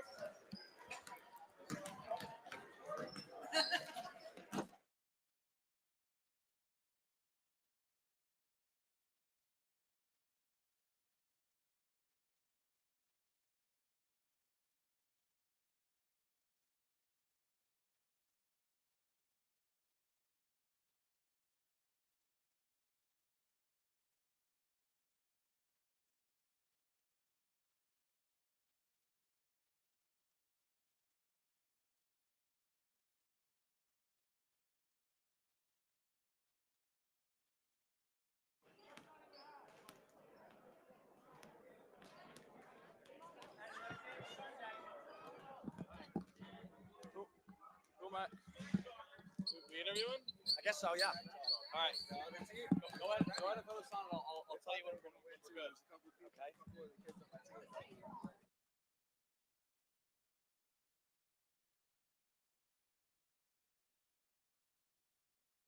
Okay. John, jump into it if you want to. Okay. All right. So we are live at Griswold Middle School, where the parents and coaches just took down the All-Stars. yeah the senior All-Stars. So I'm receiving word from the official board of rec directors, and we're thinking of starting an investigation. We're hearing allegations of running the score up. Yeah, well, that's exactly what you saw. So we got Coach Mark here and Coach Jonathan, a couple of longtime coaches here in the town. And Coach Marcus, if you were watching the game, you could tell he was just dominating, and Jonathan played fantastic too. And yeah, the job was to run the score up. I said I wanted to win by 20. That was my prediction, but we didn't quite get there. Yeah. Well, hey, you came out at halftime. You cut your promo. You mentioned that you weren't going to. I believe the quote was, you weren't going to take your foot off their throats, and you guys didn't. You guys prevailed. You showed them. The kids played good. The kids had a good comeback. I'm going to put this headset on Mark because I want to let him give a couple of words too. Let him give his 2 cents on the destruction of the young kids. Of course. All right, hey Mark. Thanks, Coach. Mark, the floor is yours. Yeah, so as soon as I walked in, all I kept hearing was bat, goat talk. You know, I try to let these kids know they thought they were going to win. There's levels to this, and they'll get there one day, but they're not on that level yet. So we just had to show them how it's done. I wasn't going to take it easy on them. They knew there's a couple bigs on my team that they need that butt whooping to grow from. So hopefully they can look back on this footage and learn something. And yeah, Coach Mark, we saw not only were you were dominant down low, you were lights out shooting from three, and down low we saw their biggest guys. I mean, it seems like a Priest and a King. They couldn't stop you. It was masterclass. Yeah. Like I said, there's levels to this, and they'll get there one day. But for now, they just got to bow down to the King. I don't know what else to say. Got to listen to Coach. You heard it here first. Thanks, you heard it here first.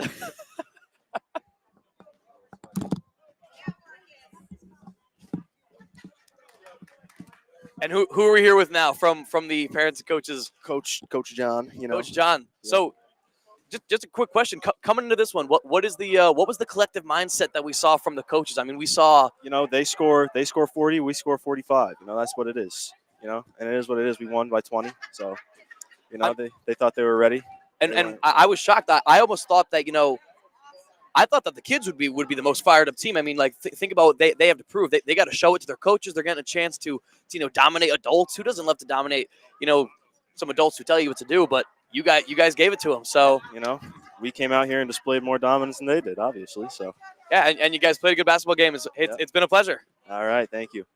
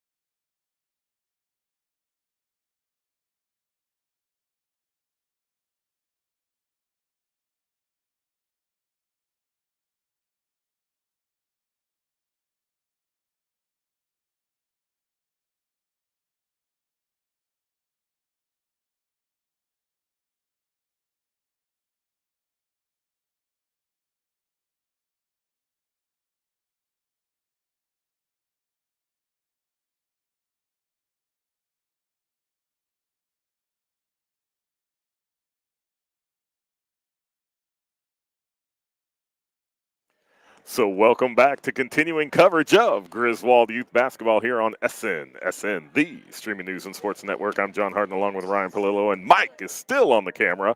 And this is game 3.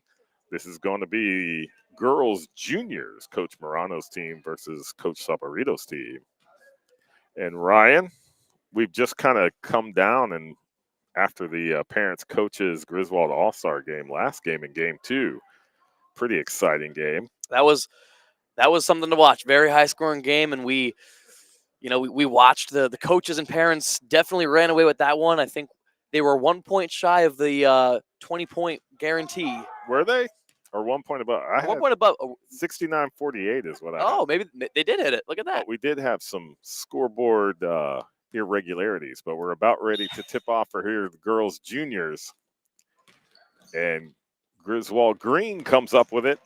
They're going to have possession here to start off the game. Working around to the outside, going down to the baseline, kicking it back out to the top. That's Izzy Morano. Like Ryan, you would say, there's another Morano. We just saw one playing in the All-Star versus Coach matchup, and here we have a younger one. There's a steal by Griswold White. So Emma Otero kicks it out to the top. The shot taken by Camila Loraca. It misses, but Otero able to get the rebound and put it back in. Second, third, and effort. Gets 2 points on the board for Griswold White.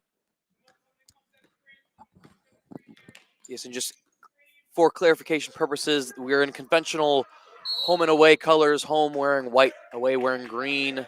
A beautiful green. Not to mention, I'm a fan of these jerseys. Are sleeved, but you know what? They look pretty good. Yeah, they're pretty sharp. They seem to be reversible as well, which is definitely, I'm always more of a functionality over aesthetics kind of guy. Like why not have a jersey reverse if you can? It's probably only like an extra $10. Yeah, it's probably less than having to get 2 different jerseys. That's what I'm saying. So Griswold Green comes up with the rebound, passing it down low. That's Mia Tronsoletto.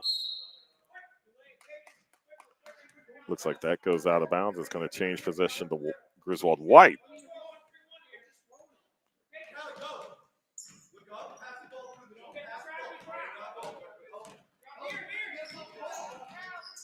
So functionality over aesthetics. I like that.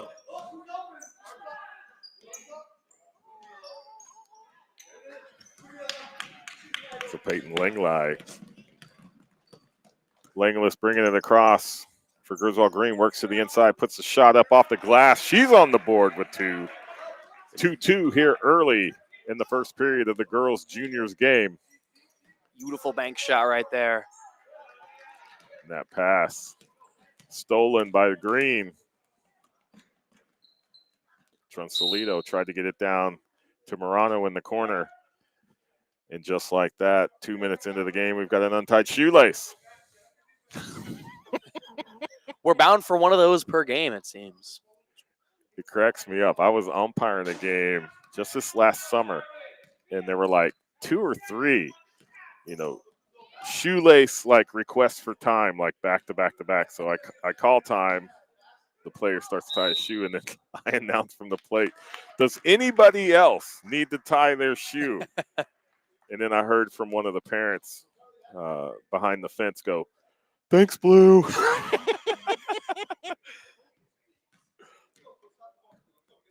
Making sure you put a good name on umpires. Close to backcourt there on Morano. There's a pick, trying to open it down low. Looking to dump it off. There's a bounce pass, but that's going to go out of bounds on White. Green ball.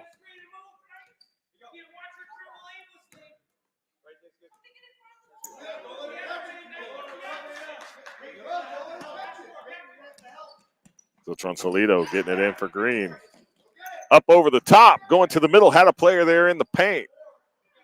A little bit too much on it, but they were able to save that from going out of bounds. Trying to work their way back up to the top of the key. And Izzy Morano drawing a double team right off the bat. She's a little undersized, but she's running point, and Peyton with another bucket. She's got 4. There's Green taking the lead. I got to say, Izzy Morano looks just like Lily. Just like Lily Morano. Yes, she does.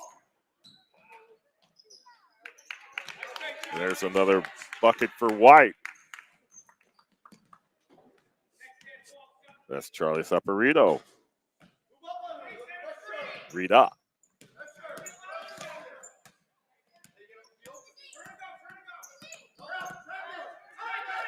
There's that double They team get again. trapped on the half-court line. We got a jump ball.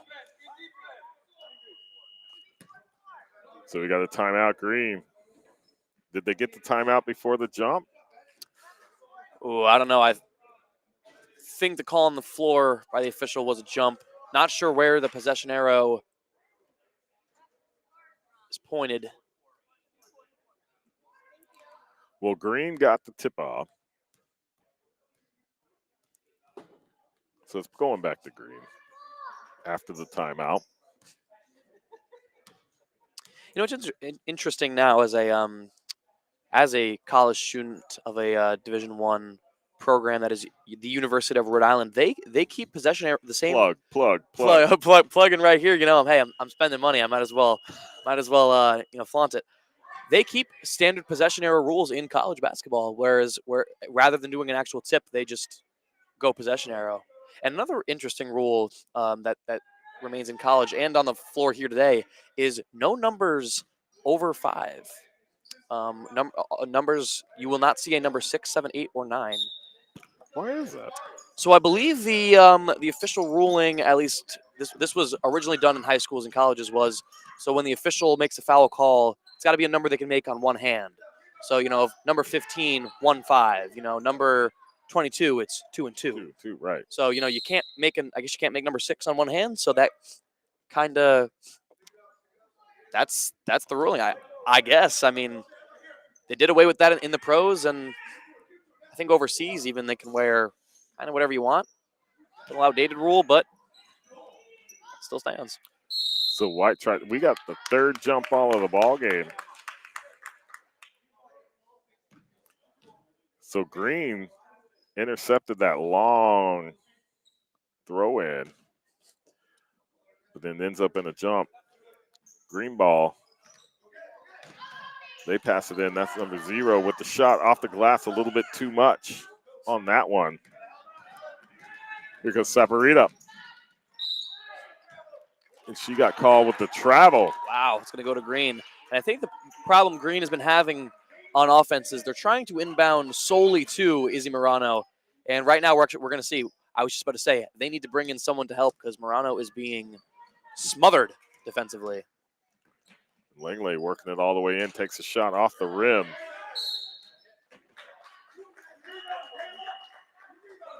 We got a foul. I believe that's going to be on London Gervais.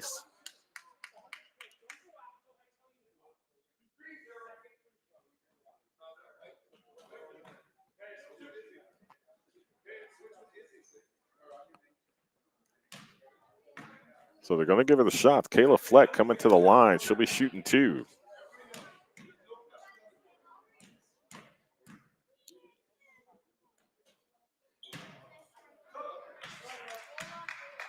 Substitutions. And 2 for Green, 1 for White. The subs will come in. And something else I've noticed that rec basketball is trying to institute is more similarities to high school, where as opposed to subs just kind of coming in and out as they please during breaks. They have them check in at the scorer's table first. Absolutely. Good practice. Get them used to that. So Green comes up scoreless after the free throws. White with the ball, working it underneath the Otero. She gets the shot off the glass. That's going to fall to the court. Ripped out. White maintains possession. They're going to work their way around.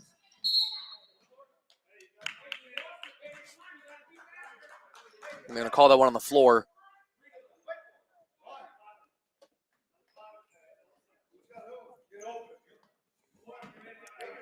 I believe they rung up Peyton Langley on that one. So that shot goes up. Gets her own rebound, puts it back up. That's Charlie. She's got 4 on the day. That seems to be the game plan for home, is get the ball to Charlie in the paint and let her do her thing. So 6-4 the score, 1:23 left to play in the first period. Green with wow, some physicality.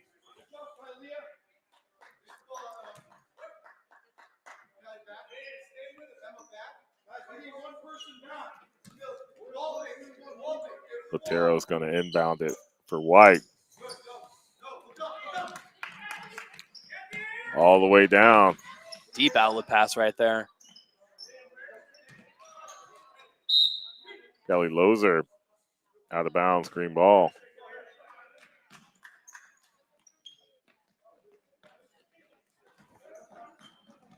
Kylia Patron inbounding for Green.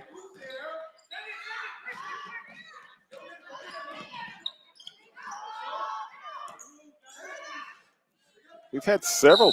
Whew. Did you see that face? That rip away?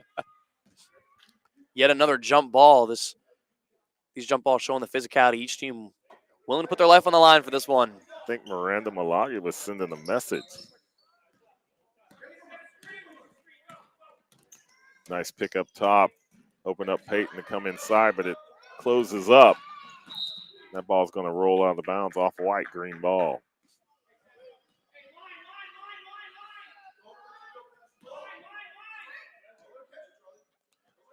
You don't see that very often anymore.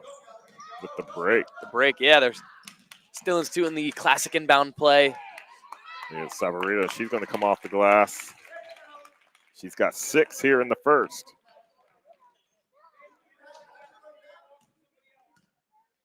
So the scoreboard's backwards. The 8's on the green side, 4's on the white side, but the score is actually the opposite for the team.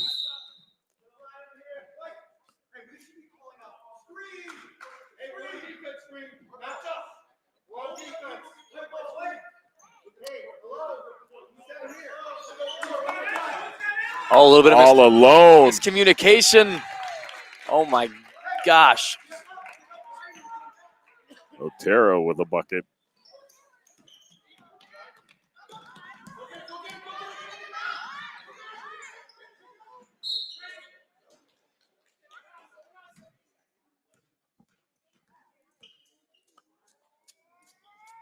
Inbound with 8 seconds left to play here in the first period. Shot goes up, long over the basket. Rebound White. Trying to get it back down to Emma. There she is. Time expires. So after 1 period of play, your score, Griswold White 10, Griswold Green 4.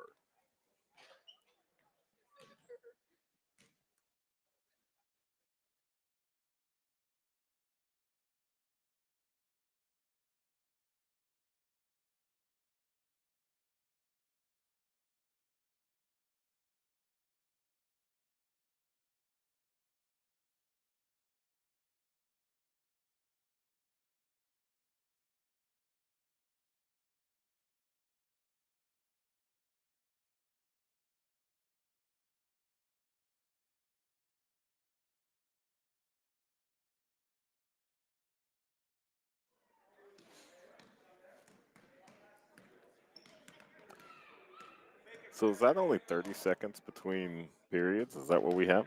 I think so. I think that's what it's looking like. Or maybe it was a minute. I know we had that first game of the day was supposed to be a 3-minute. 3-minute halftime, It and it felt like- definitely was not 3 minutes. Felt like a little bit less. But yes, that'll segue us into quarter number 2. And for those viewing, I went ahead and altered what was written rather than say home and away. We'll just say white and green because, let's face it, it's a lot easier to understand. It is. It was bothering me, so. And it's educational. It's also, they have the scoreboard on the. You mentioned on the opposite sides of the. Usually it aligns with the bench, but not the direction because the direction changes every quarter. So second effort able to get that basket in for White. Camila LaRocca. So that's going to change possession back to White. Bounce pass in to Charlie. He's going to draw the foul. Almost immediately there after being inbounded, we get a call. White ball. We'll be on the floor, no shots. Did they do a bonus in rec basketball? No bonus? I've never seen it before. No Well, bonus. that kind of goes back to the first game when we were asking that question. Yeah, the question of Because I disqualifications. think Tardif may have had 7 personal fouls in that game. There's a basket from Griswold Green. Big crowd reaction from that shot.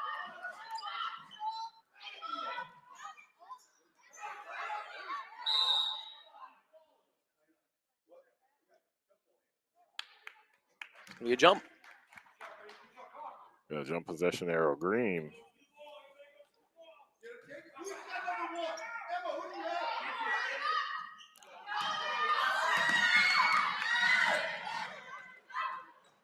Although Staub able to get it in for 2, so here comes Green. Laura Gorham. She's on the board. Uh-oh.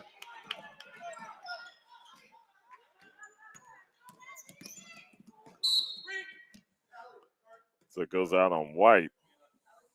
Ellie O'Connor bringing it across for Green. Tronsolito tried to strong arm it down into Izzy down in the middle. Saporito with it. Oh! Otero gets the foul in the basket. She will go to the line. Chance for a 3-point play. And another thing in terms of rec basketball rules, I believe, so this is actually something correlates as well to high school, is you've gotten a chance to call some high school games. This is the first year that the CIAC has implemented a shot clock. Yes. So what is the shot clock in CIAC regulation? Is it 40? Now you're going to ask me that question. Jimmy. So that shot goes wide. 40-second CIAC shot clock? Is the shot clock 40 seconds?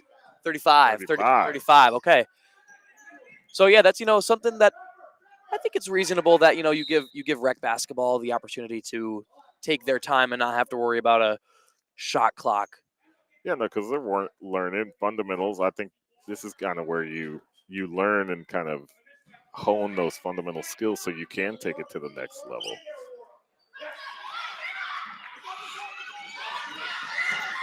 So here comes Green. Tronsolito puts it up. Ooh, almost got stuck in the rim. Emma Otero comes up with the rebound. She traveled. Looks like she almost ran over Izzy Morano there. I almost thought they were going to get her for a charge. Yeah, I don't even think she saw her. Because Otero, one of the taller players on the court. Morano, not one of the taller players. One of the tallest players on the court. And there's Charlie Savarito bringing it back on the steal. And she's going to get fouled. Laura Gorham coming in hard.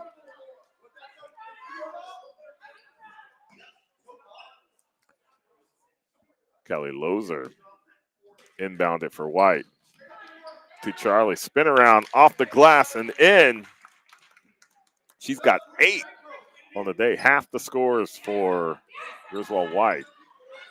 Coming from Saporita. There's Otero back down to the bottom. There's Charlie trying to keep it from going out of bounds. She succeeds. We've got a jump ball.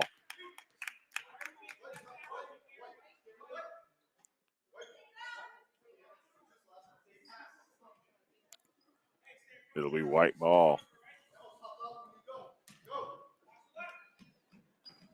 Trying to inbound it. Morano was right there, but it goes out of bounds. It'll remain White.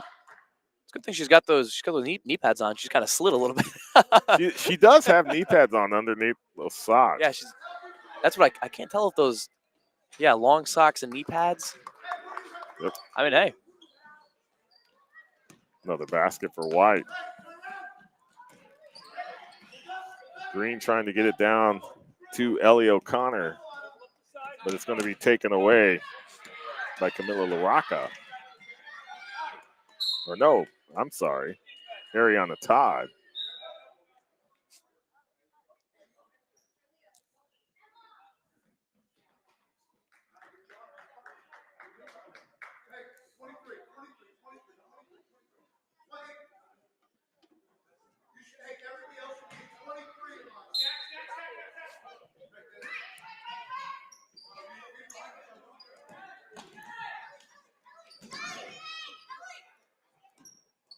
O'Connor thought about it, kicked it back down low, trying to work it back up. That's going to be stolen by White. Oh, Morano gets a hand in on that, but she gets called for the foul. I think she disagrees with the call.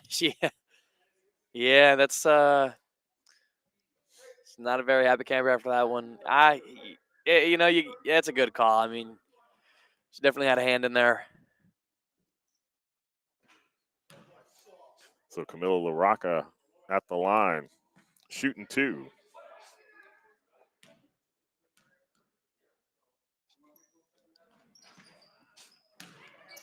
Off the rim, they're able to get the rebound.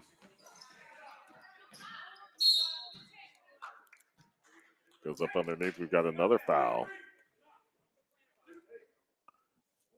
They say 2 green. I believe So that was Ellie O'Connor getting called on that foul. So LaRocca right back at the line.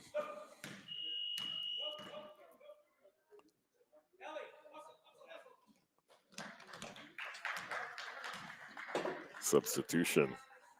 Kayla Fleck coming back into the game.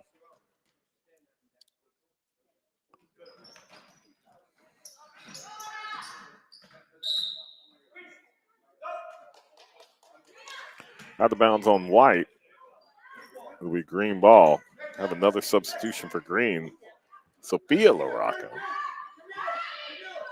Green will take over. 2:30 left in this first half, as Green looking to cut the lead down to single digits with a basket on this possession.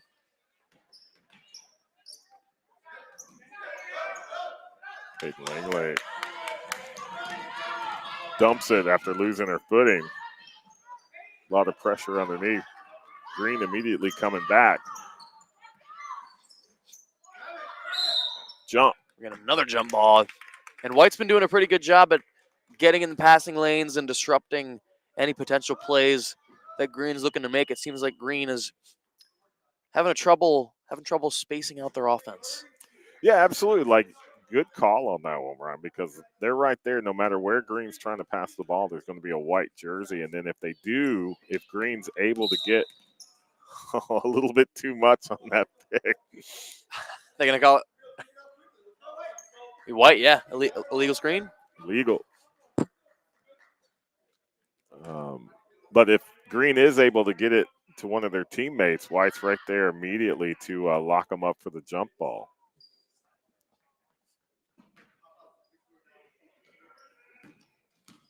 So under 2 minutes to play here in the second.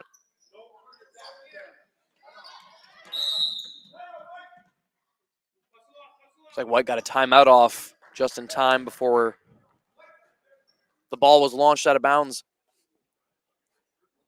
And in typical basketball fashion, the last 2.5 minutes of this half have been drawn out to almost about like 5, it seems like.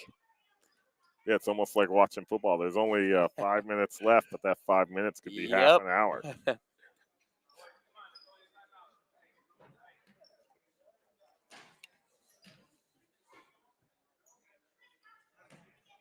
And with the timeout, we've got other players warming up with their shots.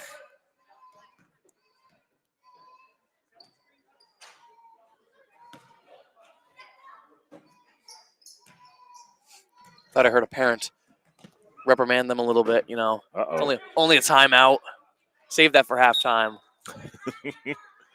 So that's our halftime entertainment.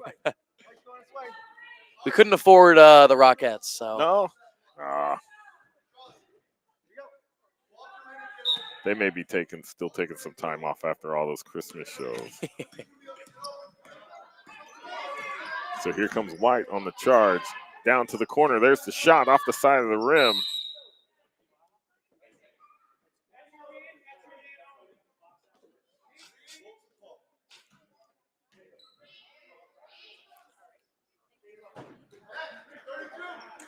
So foul on White's going to be green ball.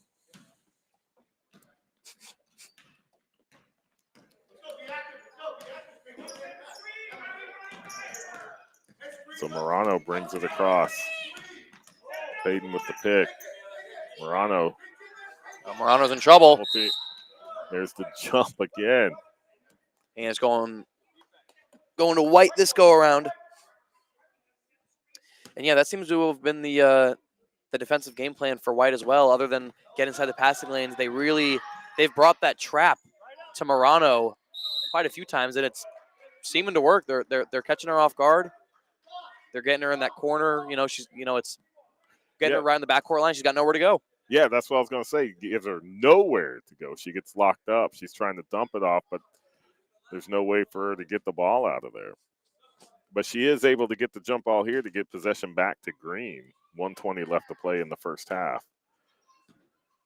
Griswold Green trailing Griswold White by 10, 18-8.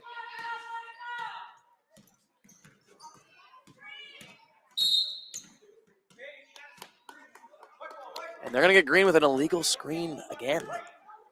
Peyton Langley.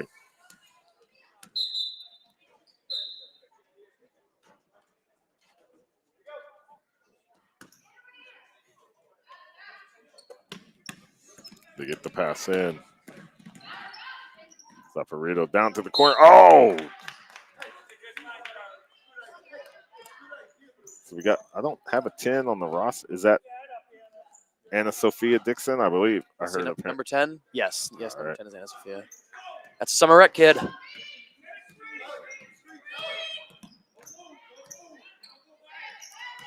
Oh, tried to get it to Peyton, but Charlie was there for the steal. Not able to capitalize with the layup. Then there's Peyton with a steal of her own, bringing it down to Green.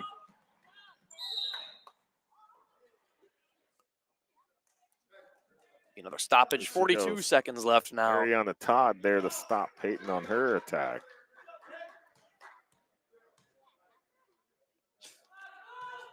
I will say this. I mean, we watched the coaches and parents versus All-Stars, but this game is up there for physicality in terms. I mean, no shortage. That's what I'm saying. We saw effort, maybe a little blood and sweat. I don't know if we saw tears in the parents coaches game. That's the parents now after the game. But this game where we are seeing like bodies hit the deck. I mean, goodness, we might want to get like a floor mopping crew. We do. Maybe we could get some of those volunteers. Though. Hey, it was instituted the year after everyone graduating after the class of 22 needs 40 hours of community service to graduate from Griswold High School. So, and big steal by Gorham. And stolen right back. Here we go. These last 30 seconds are going to be interesting here in the first half. Charlie with the shot off the rim. Battle for it on the court. White comes up with it. Back to Saporita. She's going to get fouled. Trunsolito is going to get rung up on that one, which is going to bring Saporita to the line. And I think if I'm reading the scoreboard correctly, there have been 7 fouls charged to Green.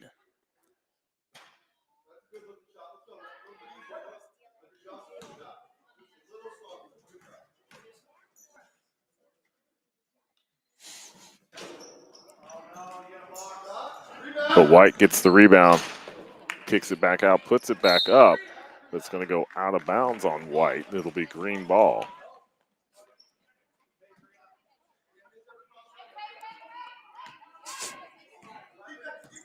Ten seconds. So Charlie with the block on Peyton's pass.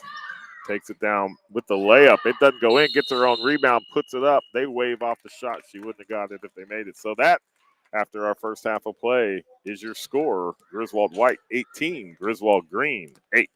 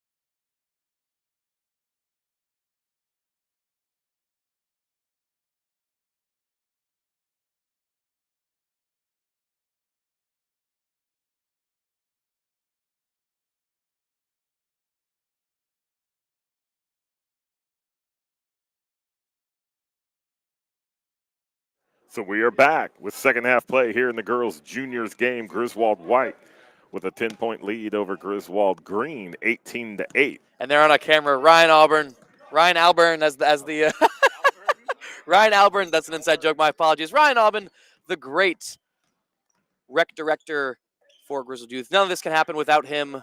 We love you, Ryan. We do. It's a blast. He has a great. He's program. not even paying me, and I'm giving him a shout out. That's how you know. That's how you know. great he is. I really do care. Ryan Alburn, great guy. There's some Ryan love there. It's a great name. Yep. So Sabarito tried to feed it down low. Goes out of bounds. Green ball.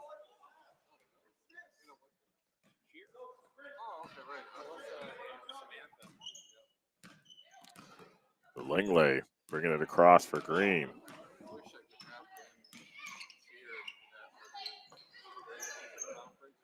Back down to the corner.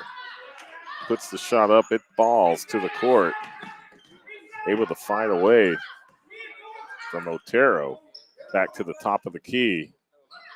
Green moving the ball around a lot here in the second half. Peyton with the shot off the rim. They get the rebound. White finally comes down with it. They're able to feed it down to LaRocca. She puts the shot up. It falls. We got a jump ball. Another jump. Seems like each game we seems to have like two separate teams. We got one team trying to run a methodical offense, and then the other trying to make use of the fast break. So I think we gotta play her a little shaken up, but she's staying out there. Yeah, you're right, though. There's definitely been two styles of play in every game that we've watched, except maybe the parents-coaches game. I think they were just out for blood. I don't know what I'd call that kind of play, but it was, it was something. It was something. It was a blast to watch. It was loads of fun. Definitely going to have to go back and watch that one again on the SNSN channel on YouTube. Hey, with a shot in the scope. And Green cuts the lead to single digits here in the third quarter. LaRocca tries to save from going out of bounds, just goes out the other way. Green ball.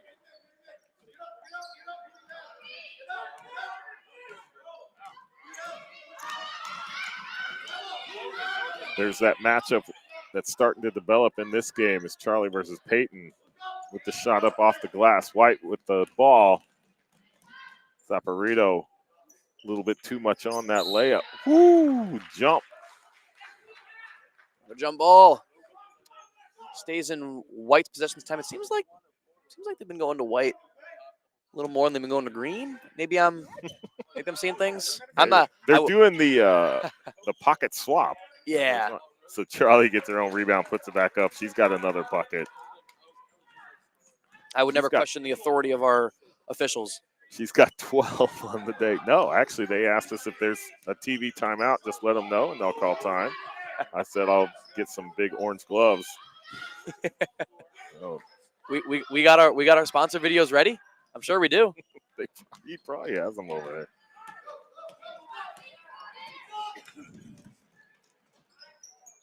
So tried to feed it into Otero, out of bounds. We've got substitutions on the court.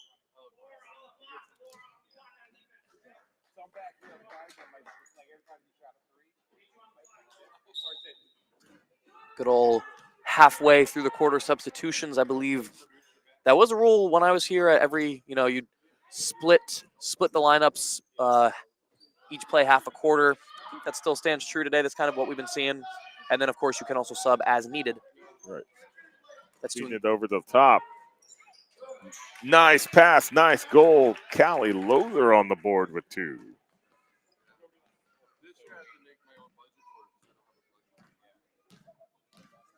Morano bringing it across for Green.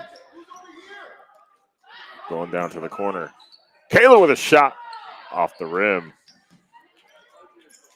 White comes up with it. Here's that fast break. That ends with points. Otero continuing. She's got 6. And, as a University of Rhode Island student, I feel obligated to say that actually the inventor of the fast break, a man, Frank Keeney, he was notably head coach at Rhode Island where he did that. He coached back in the 20s and 30s when a high-scoring basketball game back then, about 20 to 30. After, when his era was coming to an end, you saw scores upwards up to 70 and 80. That was primarily thanks to his innovation. He decided, why set an offense when you could catch your opponent off guard? And just run right by them, huh? So that was a Rhode Island thing. That was Frank Keeney, head coach at URI. He was there from 1924 to, I believe, 56. He coached basketball, football, baseball, and track and field. All right, so he pretty much had them. Also a renowned chemist. He was a professor of chemistry. That's really interesting. So Severino's back in, takes it all the way down the court, puts up the shot. Doesn't fall, but White maintains possession with the rebound.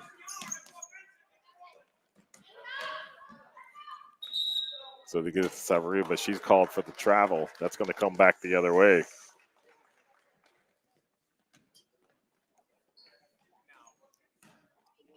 Miranda Malaga back on the court for Green. I mentioned I recognize shoe game.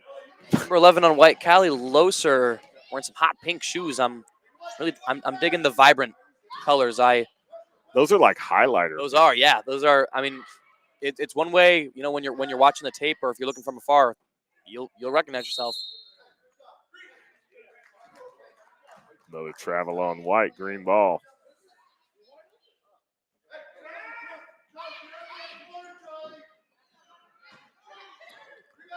Shot up off the rim. Zaparita with the rebound. She's going to feed it down to Laraka. She puts it up. Oh, it doesn't fall, but White with the rebound. Zaparita puts it up off the front of the rim. Green comes down with the rebound. Mia Trunsolito.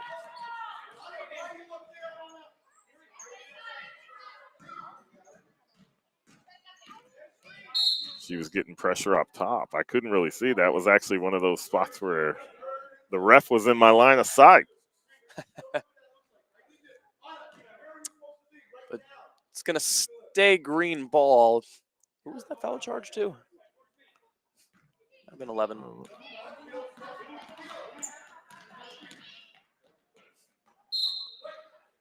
Out of bounds on Green, White ball. And White still coming in with that double team. Didn't get the trap there, but they still got the double team on Morano, and it ends in a turnover, so that's a success if you are White. Oh, all alone in the middle, puts it up. It doesn't fall, gets her own rebound, kicks it back up to the top. That comes off the line, gets another rebound, puts it back up. Second effort, it's going to go in. Ariana Todd with 2. 4 different players scored here in the third period for Griswold White. There's Miranda kicking it down to the baseline. Todd's there immediately with the defense. That's about our 75th jump ball of the game. That's true. And we're getting a update from the studio right now. ECC semifinal action is going on for high school sports. The Griswold boys basketball team playing against the Wheeler boys basketball team. We mentioned earlier the friends turned enemies for the day. That game's happening at Waterford. Current score, 5-2 in favor of the Wheeler Lions. We'll try and provide live updates through here, as we believe that game is not being broadcasted. It is happening, though, live at Waterford, as is the rest of the ECC boys basketball tournament, until, of course, the finals, which is played at Mohegan Sun. So Saporita with the basket. She's got 14 on the day. Oh! That shot goes in for Green. Based on the sounds of the fans, there's a little bit more support here for Green, but I will say that the bleachers, small bleachers at GMS, only about 5 rows, but they're packed here. Packed house for Griswold Youth basketball. That was Mia Trunsolito with that basket for Green. Ariana Todd comes down with it, kicks it out. Oh, there's a basket for And White. right at the buzzer, too. So Anna Sophia Dixon at the buzzer. 1, 2, 3, 4, 5 different players scored for Griswold White there in the third. Your score after 3. Griswold White 30, Griswold Green 12.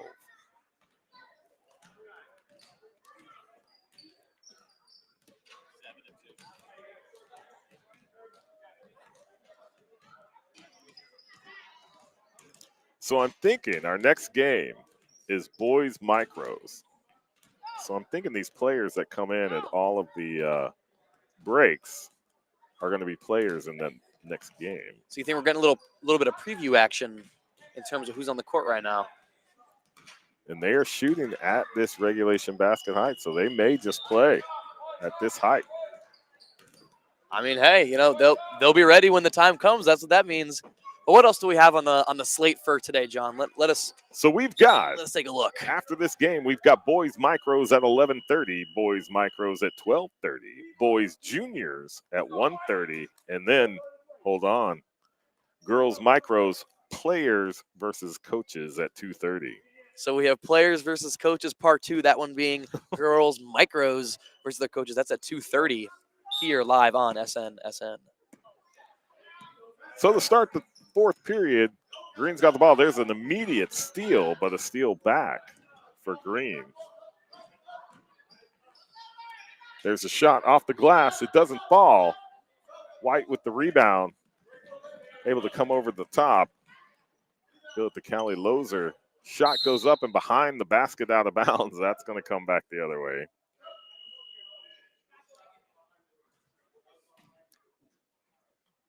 In this game, a little more on the one-sided end of things. Not as one-sided as we saw in the coaches players game. Hopefully the girls micros put up a better shot against, or the coaches and parents it was.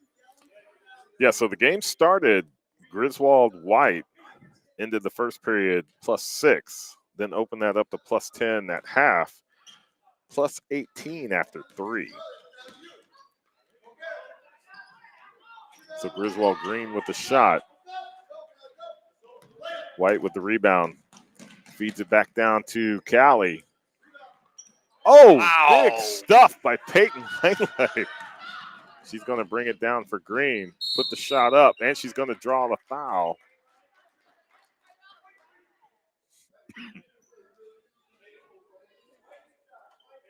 But yeah, this one, I mean, for White, Charlie Saporita has been putting her name all over this one.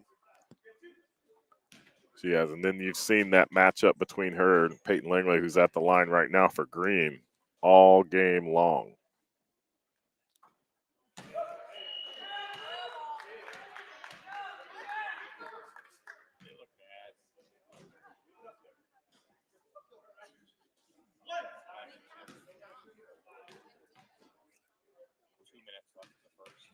Wheeler's up.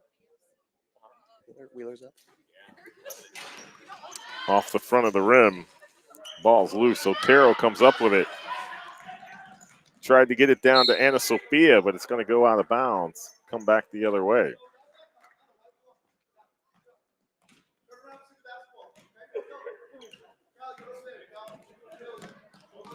So here comes Green. Trying to dig into that Griswold White lose. And there's a straight up steal out of the hands of Sophia LaRocca. There's Green with the rebound. They're able to feed it up to Peyton.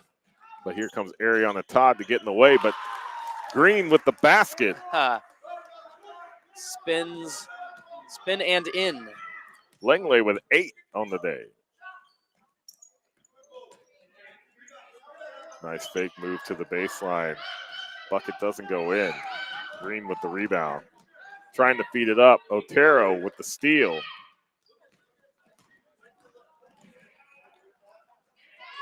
Feeds it down low. Shot goes wide. That shot is blocked. So Green able to keep White off the board and get the ball back on their side of the court. Lose possession of it there. Ariana Todd trying to kick it out to Camila LaRocca. There's another shot on the ground. Oh, Anna Sophia just off the rim. We've seen a lot of back and forth. Fast break here, fast-paced offense. Got a little bit too far under the basket on that one. We've got a timeout on the court. 5:03 left to play in the game. Your score, Griswold White 30, Griswold Green 14. And we're getting an update from the ECC semifinal basketball action that is between Griswold High School and Wheeler High School. Wheeler currently up 13-2 as the first quarter is coming to a close.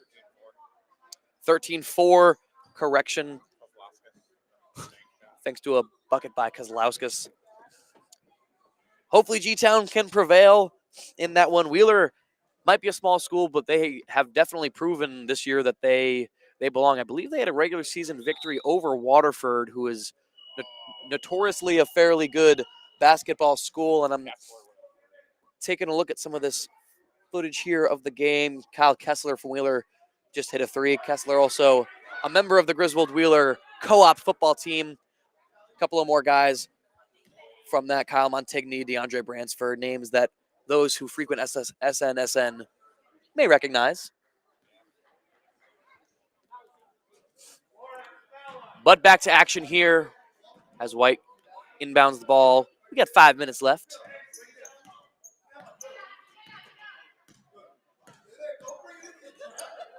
So Morano taking away that line. They're able to get it off to LaRocca. She's going to work herself down low, tried to get that over the middle. It worked. There's Otero. She puts up the shot. She's got another bucket. So she scored in every quarter. She's at 8 on the game.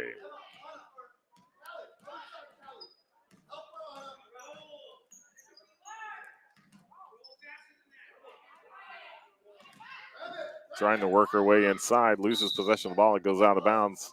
White ball.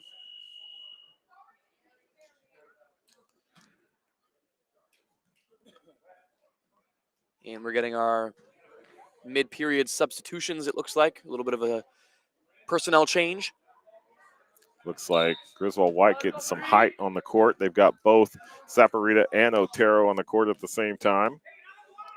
And I think that combo's essentially been one of the big deciding factors here for White. They have a definitive size advantage in the paint. So LaRocca called on the travel. It'll give the ball to Green. You know, maybe that was one of my things with basketball. Maybe that's why I never got around. You know, in football, it's, you know, you can say Hart oversized, but in basketball, it still applies to an extent. To an extent, Oh, you gotta be kind of tall. So Otero with the strip and the shot off the rim. But LaRocca gets up with the rebound. She puts it right back up, but she's going to draw a foul, and she's going to be shooting 2.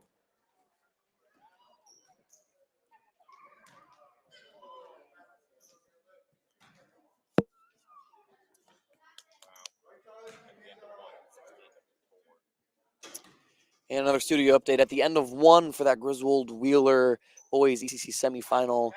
Score is 16-4. LaRocca hits her first basket. That's actually the first shot from the line to go in this ball game.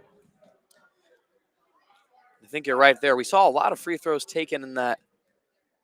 I believe the second and the third, both those periods, were dragged thanks to trips to the line. And another jump ball will send possession to White. Kylea Patron coming in for Griswold Green. This is girls junior basketball.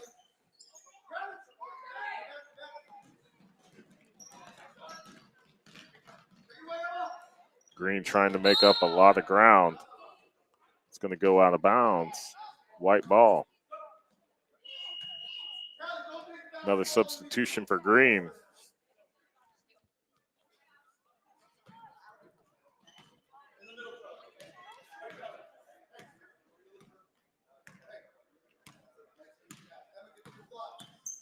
So White's slowing it up a little bit. There's a shot off the rim. Rebound Green. Trunsolito comes up for it. Comes up with it.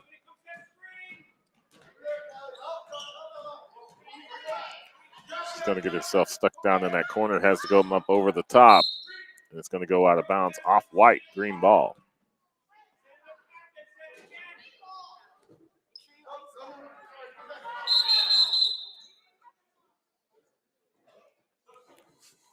Little quick on that substitution. Here they come.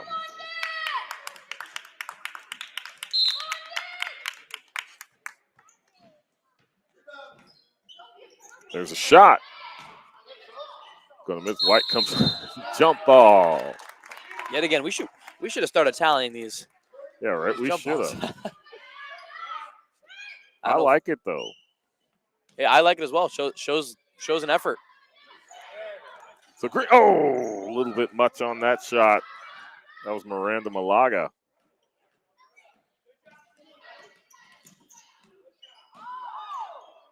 Patron gets the ball, puts it up. That's going to go out of bounds.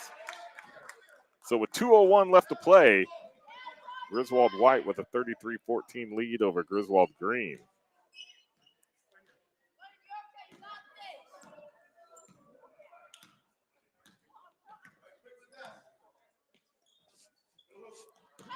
Able to get it to Saporito. She's looking to dump it off. Comes back to the top of the key. A little bit high over Emma Rainbill's head. We've got a timeout. Good timeout to save that ball from going cross court. And then another update. We might make these a little less frequent now, as Wheeler currently leading the Wolverines 20-4 in that boys ECC semifinal matchup. Not what we want to see, but hey, never say never. Not with Kincaid out there on the court.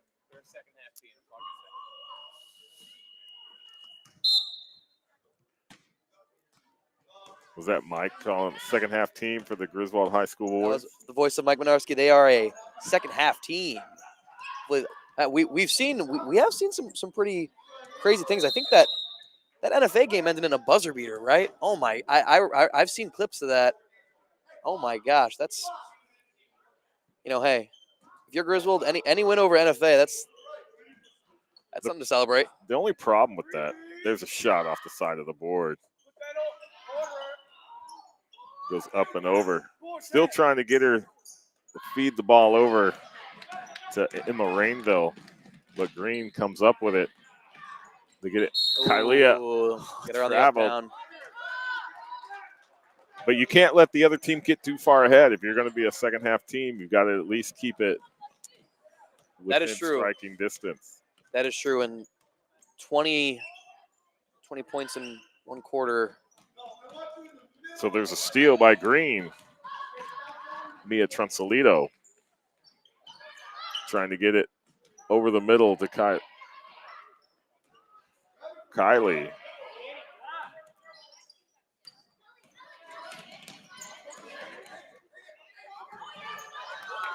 White with the pressure on defense.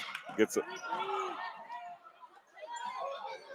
Oh my gosh, she was like upset with losing possession and then missed the ball when it came back at her. It's okay. I know. I think we saw took a preemptive shot. I think coaches probably wanted her to get a little closer before pulling the trigger, and then didn't see the shot coming there, the rebound coming back to her. So ends up going to Green, but nonetheless, White gets possession back. Anyways, yeah, a little bit too much mustard on that bounce pass. That's true. 30 seconds left now in this one, as it's pretty much all said and done.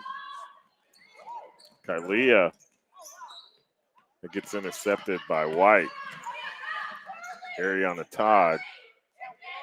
Wow. And there's Saporito with another basket. She just muscled her way. That was.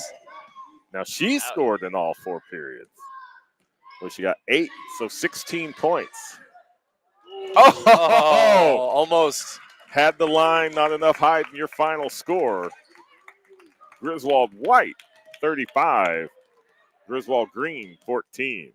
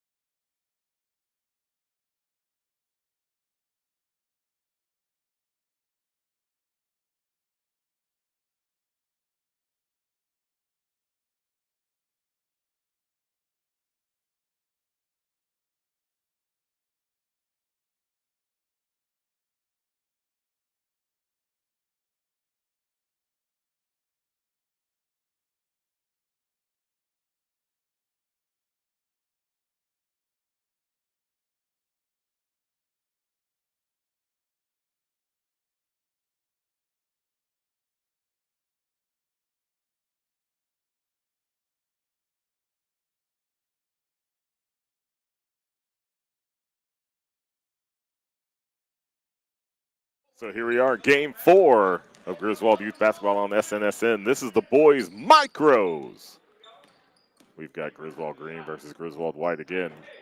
Griswold White, just like that on the board. I'm not exactly who scored that. I think it's who's at the top right now. I agree. Sorry, we had a That'd be little. number 3.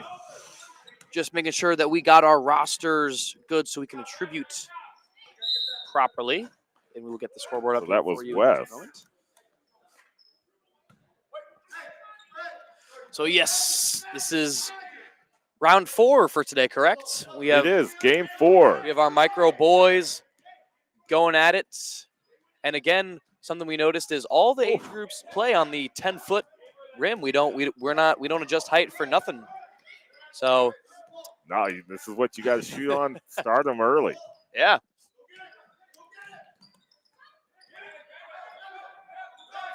So White with the steal against Green. Working down. Oh! Green with the steal there. That's Ben Vickers for Griswold Green. And he's going to bring it across. Man, they're already setting picks and everything up here. No joke. Well, hey, that's what a full season of playing Griswold Rec basketball gets you. You learn your fundamentals, sets you up for dribbling success. behind the back, bounce passing around defenders. I'm impressed. Oh, there's a travel. That's going to come back the other way.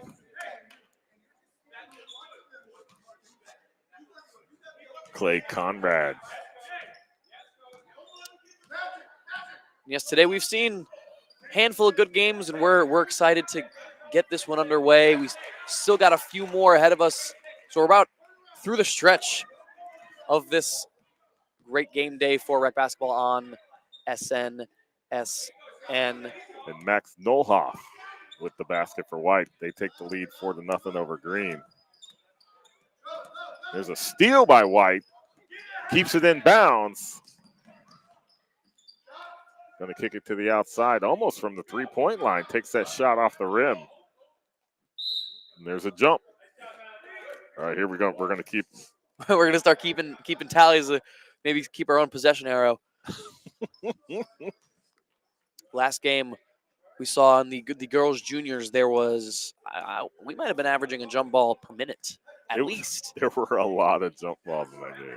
But that goes to show you the physicality we saw in that one. Arguably more physical than the boys all-stars versus coaches match, which for those of you who were not able to catch that, the parents and coaches took down the boys all-stars earlier today. Definitely an energetic matchup. We saw the likes of Michael Jordan, 2 Kobe Bryants, Jason Tatum. Mm-hmm. Yeah, we did. And parents and coaches took the win 69-48. There's a shot off the side of the rim. So Griswold Green bringing it back the other way. Trying to come down low. There's a shot. And the bucket. Green's on the board. That was a great mid-range jumper set up off a fast break for Green. Finally gets them on the scorer's table. West with his second bucket of the game.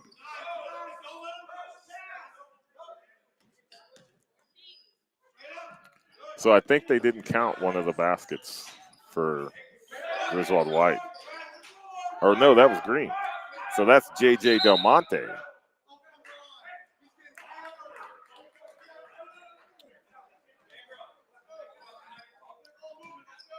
Coach is disagreeing with the call on the floor.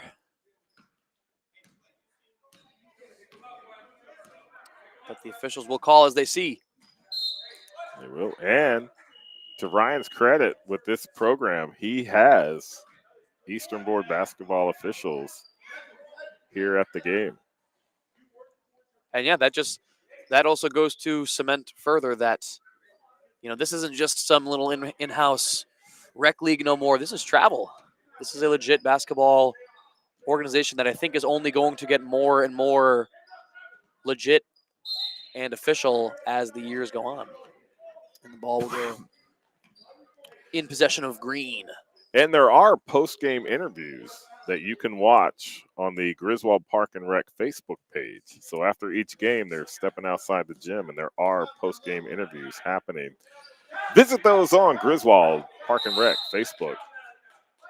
If you go now, you may be able to catch some of those girls' junior interviews. Game was a little one-sided, but still a very entertaining and fun game to watch. And I'm sure that these guys will have a lot good to say after this game is over. Again, those interviews are on the Griswold Parks and Rec Facebook page. Yeah, almost 6 minutes into this game, there's already been a lot of excitement. Score is 4-2. We've seen some pick and rolls. We've got a foul coming to the line. That's going to be Gabriel Avery coming to the line for White. Nope, they change it to the floor.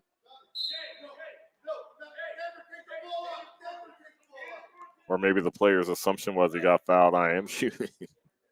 Either way, no foul shots. White ball. Ooh, Green able to get there.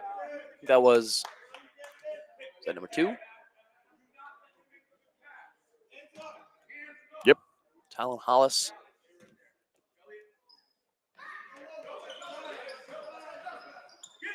Trying to go up top. That break inbound play we saw in the girls' game is also present here. And there's a bucket for Green. Talon Hollis on the board. We're tied up 4-4, 2:17 left to play in the first period.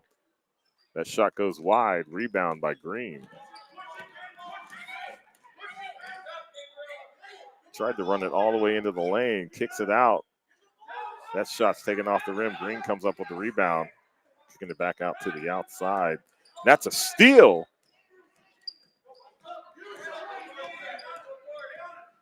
Griswold White, Malachi King with the steal and the shot. That's going to fall short and out of bounds.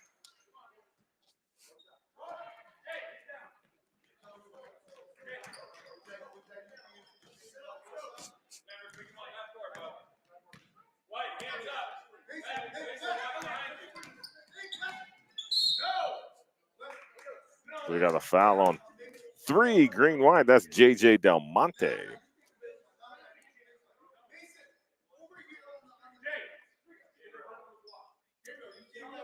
And Green will keep possession after that foul called on the floor. Tried to spin inside, but Griswold White was right there.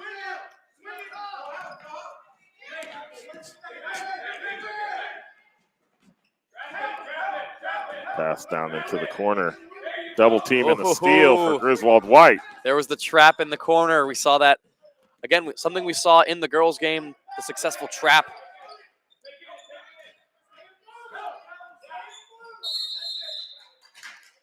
So travel before the shot. Possession change.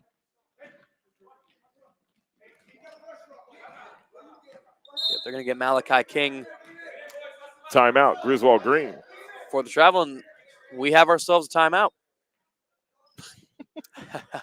We do. With just about 1 minute left, your score 4-4. Look at that nice shot on the scoreboard.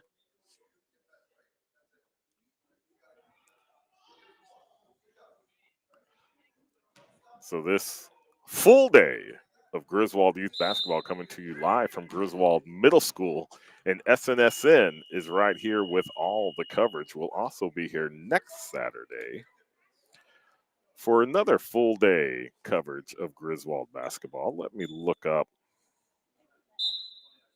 Is next Saturday the grand finale? It is.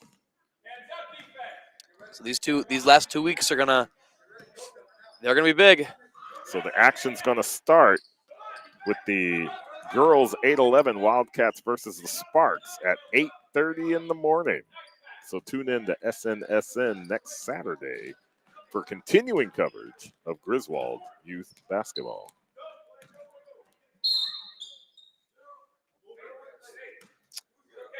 Foul charge to White. That was Denver Saporita. That's a last name we've heard a lot today.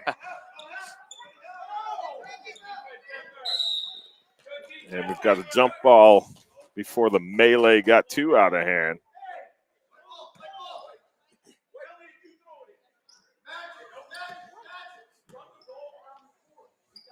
I just love the looks of determination on all the players' faces, even at this age group. Like, this is serious business. There's a travel. Can't pick up your dribble. And his momentum just kept making him move forward.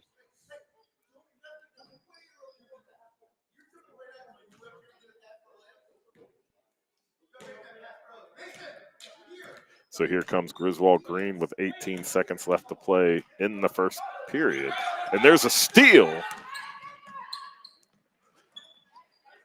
What with the shot off the rim. Griswold Green comes up with the rebound.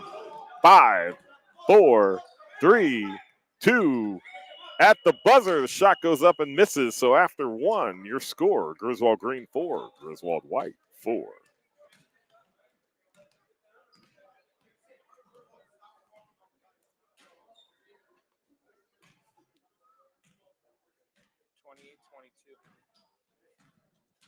Wheeler still up. So a scoring update from the studio. Sorry, what was that, 28? 28-22, and Perez at the line. Wheeler is currently up on the Griswold boys basketball team, 28-22. Definitely a better score for Griswold than we reported on earlier. I believe Wheeler led it by 16 at one point. But I believe in that game, the second half is underway, and that is ECC tournament semifinal action that's happening down in Waterford.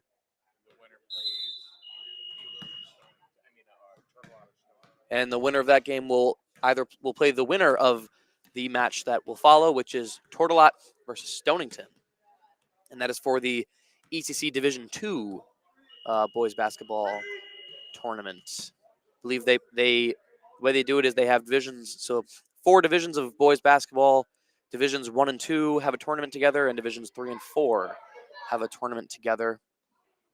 Griswold coming off a victory against Bacon the other night. That game, I believe, was streamed here on SNSN. So Green inbounding the ball to start the second period. Scores all tied up 4-4. So Green moving the ball well around the perimeter. Gets it down to the baseline, kicks it back up to the top. There's a shot that's going to sail wide out of bounds, but Green was there to get the rebound. They put the shot back up, but it doesn't fall. Green maintains possession.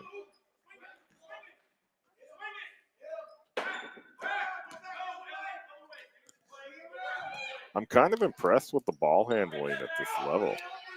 So nice pass and score for Green. Right on cue, you mentioned timeout, and White's going to talk it over, but you mentioned ball movement. The coaches, I mean, it might be getting picked up on on our mics, but those coaches are exclaiming to swing that rock, get the ball moving, and set up the best shot. Because I think the mantra at this age is, when you're less than 10 years old, you may not be an automatic shooter, but as long as it's an open shot, high percentage, high quality, that's all you can ask for at this age. And that's what they're teaching them. Find the open guy, get him to shoot an open shot. We've seen 2 distinct styles of play throughout the games today. Some teams relying more on the fast break and maybe, that one athlete they have. Other teams trying to focus more on team play, find the open man, share the wealth. Absolutely. And both viable strategies at this age, but definitely that team-oriented strategy may come into, may benefit more in the future. Yeah, so with that score from J.J. Del Monte, that puts Griswold Green up 6-4 over Griswold White. Del Monte with 4. Talon Hollis with 2 for Griswold Green. For Griswold White, we've got Wes Dietrich with 2 and Max Nolhoff with 2. So we are 7:19 left in the second period.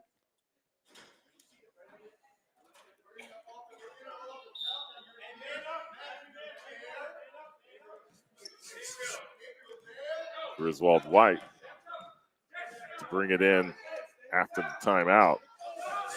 Pass down to the baseline. Got caught, tried to find the open man, and it goes out of bounds. Green ball.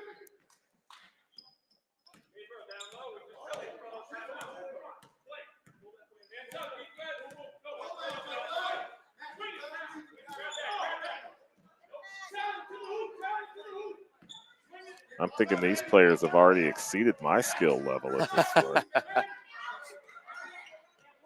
Oh, just kind of a mercy hook as he's falling out of bounds. I'd have probably gotten out of my chair if that went in. But they were able to draw the foul, which brings Del Monte to the line for Griswold Green. And another update from that Griswold Wheeler boys basketball semifinal. After a Rubino three-pointer, the score is 30-28 in favor of the Lions. But Griswold maybe mounting a comeback. Mike Menarski called him a second-half team. We'll keep you updated live here on SNSN. So they've really bridged that gap pretty quick, actually. And he sinks his second one. Del Monte with 5 on the day.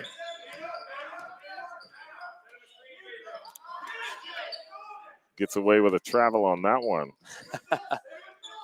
But they're probably a little bit laxer, I would think, at this division. Than Yeah, you know, in terms of, you know, the age. I think we do have a different officiating crew this go around. I think the other crew served their time. They were able to get out of here. This crew different, but I agree that, you know, given the age group, you know, you might let it travel, maybe a little carry go here and there. So Gabriel Avery at the line for Griswold White sinks his first one.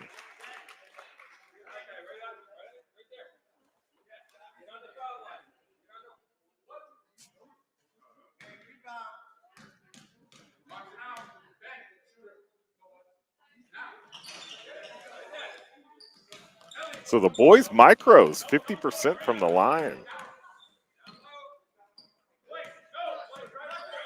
Playing all regulation. They're not standing closer. Basketball hoops not lower.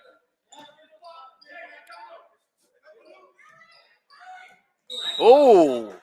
Big stuff by Xavi Laraca. They're going to call him on it. I thought it was all ball. It sounded clean from here. But Talon Hollis on the line for Green. And, you know, I mentioned these games have been given shoe shout-outs. Talon Hollis, that's pretty vibrant shoes. Got a little bit of purple, a little bit of hot pink, a little bit of neon green. Yeah, that's kind of like an 80s thing going on. He's got mix and match shoelace. One shoelace is green, one shoelace is purple. I'm digging it. And he hits his second shot. He's got 3 on the day. Only thing with shoes at this age is, you know, you spend so much money on shoes. Your feet are going to change sizes in like less than 6 months. Yeah, like during the season, you're probably. Oh, there's a steal. That's Clay Conrad. Oh, another steal coming back the other way. That's Avery. He's going to take it all the way in himself. Off the glass. Wow. Rebound, Green. So Green there tried to slow it down, but ended up rifling a pass right into the possession of White. And like that, we're back on the other side of the court.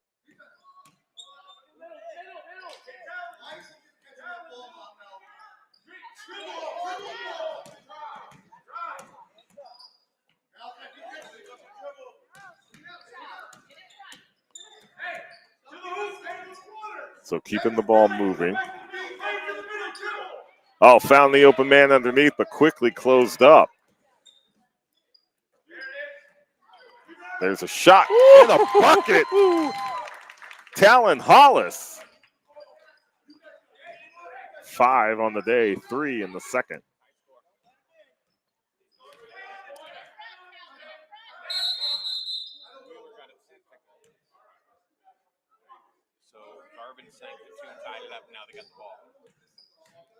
Another update from the studio of that Griswold Wheeler semifinal tournament match. All tied up now after Sean Garvin goes. Technical foul sends Sean Garvin to the line. He hits both of those free throws. Tie game. Oh, and they got a tech. Attack, yeah. Tempers flaring. The score was at 1.24-4. Is now tied at 30 all. Wow. That's that Wolverine tenacity. That tenacity that we're seeing, John, as you mentioned. It starts It here. starts here. The competitiveness on these kids' faces. That's what I'm saying. Like some of the plays that we've seen, you know, like holding up, pump fakes, looking for the open man underneath, moving the ball around the perimeter till they see something down low and come in. Like impressive. What is this, like 8? I think so. Trying to like gauge if I know some of these kids from the summer camp program. I want to say Ethan Valentine on the bench there. I don't know. I definitely have socks older than these kids. I know that. Well, yeah, there's Elliot Jones is a notable summer camp kid. Want to say he was on the purple team, which is ages 7 to 9. So the oldest he can be is 9. There you go. So I was pretty all right. I was in the ballpark. I would say this is probably 8 and under. But it is boys micros. Little aggressive on that block. They're going to get him on the push.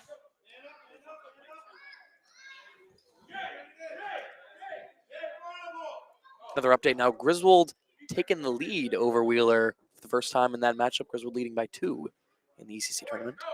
Uh-oh.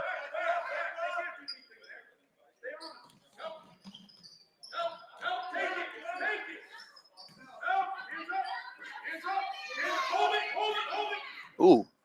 They go down to the court, but we do have a jump. I didn't keep up my jump. Oh, we forgot to keep the tally. There have been a little less jump balls here than the girls' game we just saw, but still, I think the intensity is still there.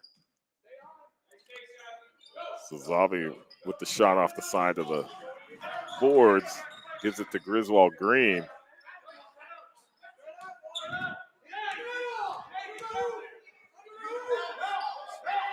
Elliot Jones passing it back up to the top of the key. See, once again, looking for that open man underneath. Oh, wow. Oh, they're going to get him for 3 seconds.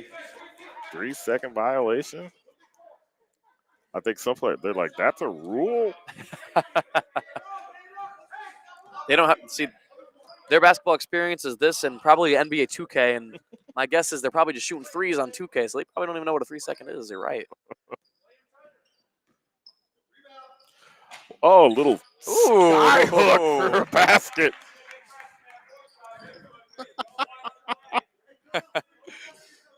That's Wes Dietrich. He's got 4 on the day. He's been watching his film. I think that shot by Wes actually impressed the referee, too.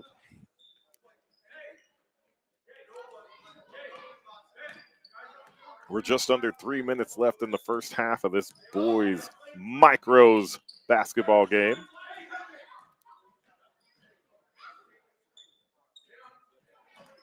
Ooh, tried to save it from going out of bounds. Not quite in time. Green ball. Substitutions. Looks like Gabriel Avery's coming back in for White.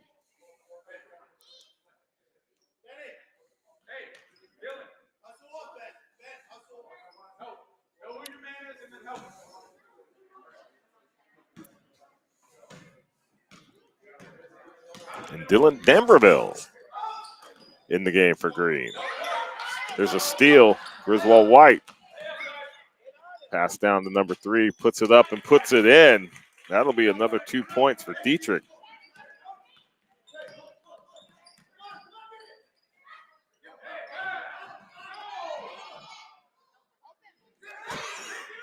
I think the coach for White wanted to travel. Coach was calling for a travel, but I guess he didn't take a step. He just kind of fell. He did roll, though. Oh, that's right.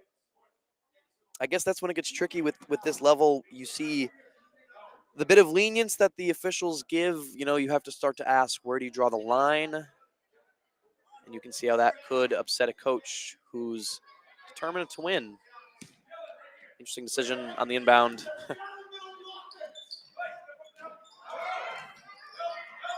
Break to the basket. Ooh. Gets his line taken off, and that's going to go out of bounds.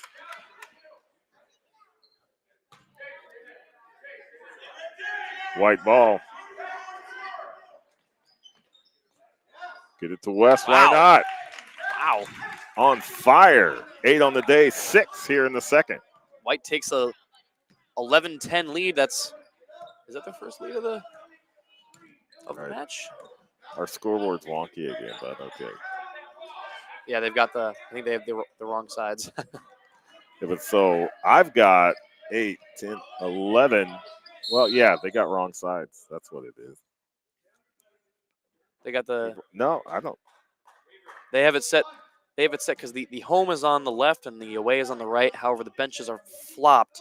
So if you're kind of looking at it, you got to look at the text where it says home, and you have to know that home is in white, as opposed to we're just using white and green for the sake of simplicity. That ball was sent out of bounds on green. White gets it in. There's Wes Dietrich in that spot. He's going to pass it off. There's a shot. I think he was walking away like he had it. I know you got to follow that shot as the player shaking up. Bounce pass across green the on the court. other end. Shot doesn't fall. Kick it out to the outside. There's a shot. Got a hand in on it. Avery bringing it down for White. Spin move to the inside. Turn. That's off the rim. Ball's on the ground. White picks it up. It's still down. Green ultimately comes up with it.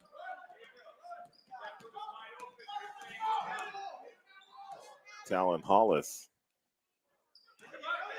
Move to the inside. Takes the shot. We have I think we're going to have a break for an injured player. That's White. That's Dietrich. Where is Wes Dietrich? I think, did he hit the court with the knees?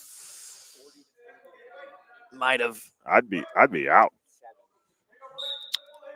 Another update from that Griswold Wheeler semifinal matchup. The Wolverines up 40-33 right now. So they went from being down 16, now leading 7. The second half team, well, I mean, hey, a win's a win.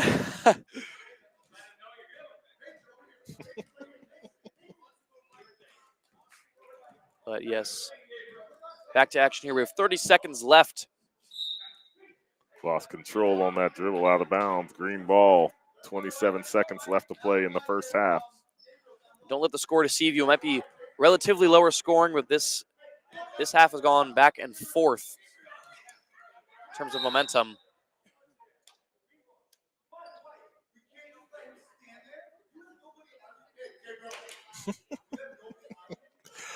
Like, I don't know who's more intense, the players or the coaches.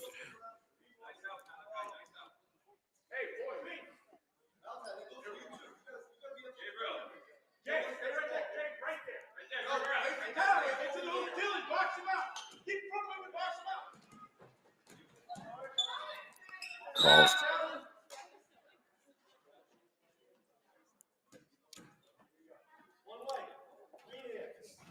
We're having a little teaching moment over in the corner, which, you love to see. Telling him what he did wrong. So tried to pass the ball into the basket. Ultimately did. I thought that went out of bounds. Lost his footing, lost control. Ball's on the ground. Little Griswold scrum for White the ball. comes up for it. Oh, held up. Oh. Time expires. So after your first half of play, your score, Griswold White 11, Griswold Green 10.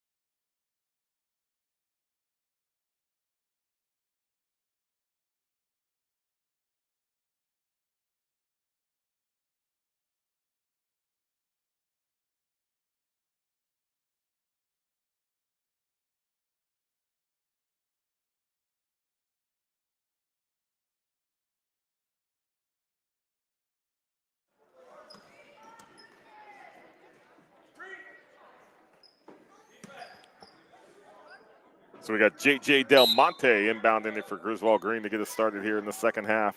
Only 1 point separates these two teams in the boys micros division.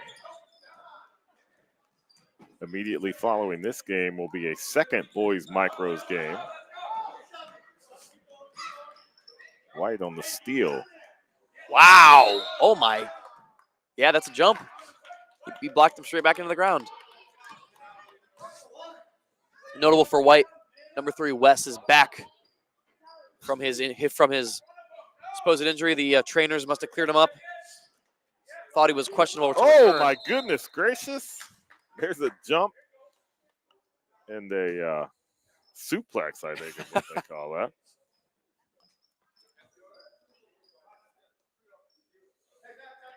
Or was that an RKO out of nowhere? The Viper, I thought he was supposed to be in Australia, but RKO made an appearance here in Griswold. Oh, yeah?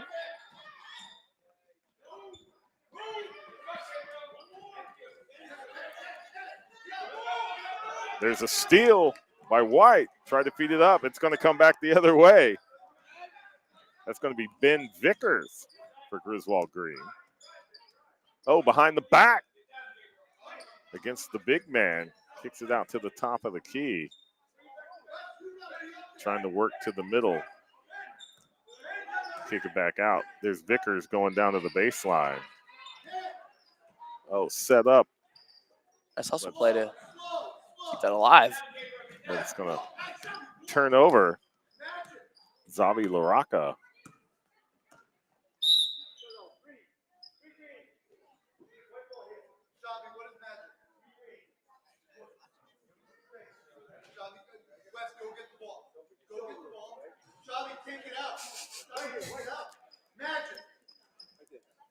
Coach conducting traffic over there. So White inbounds the ball.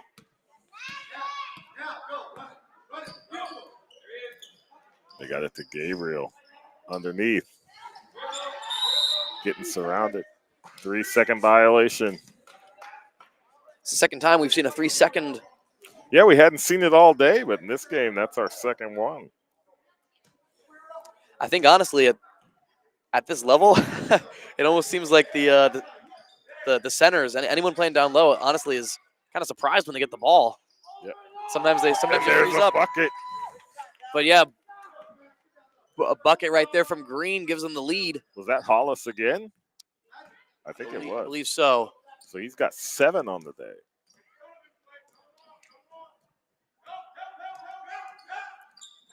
Rocco works his way back inside, takes the shot that's going to fall short. Avery saves it from going out of bounds. But Green ultimately comes up with it. 2-on-1, ball gets away. It will be White's. Good damage control there on the fast break. They just kind of squeezed that lane in on him. Got the ball away. Able to save it from going out of bounds. We got substitution, Griswold White.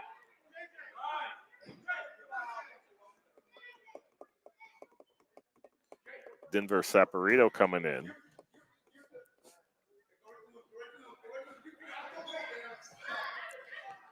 And he immediately puts it up, sails it over the basket. Rebound. Shot goes back up by Avery. You know, in terms of substitutions, something I've noticed too is it seems that maybe it's just this age group, but the teams are a lot smaller than the others. Not a lot of subs to go around. You're seeing players who pretty much haven't come out of the game, and we're here in the third quarter. And there's a steal. Wes Dietrich. Nice save. Ends up in White's hands.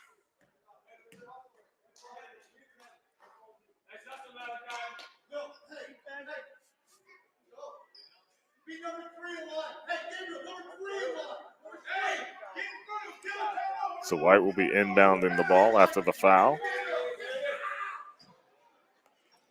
They put it up off the rim. Avery with the rebound. Wow. Gets 2 defenders off of it, puts it up. A little bit too much on it. Goes into Green's hand. He just shrugged. He shrugged that shot contest off like it was nothing. Yeah, they fell down like dominoes.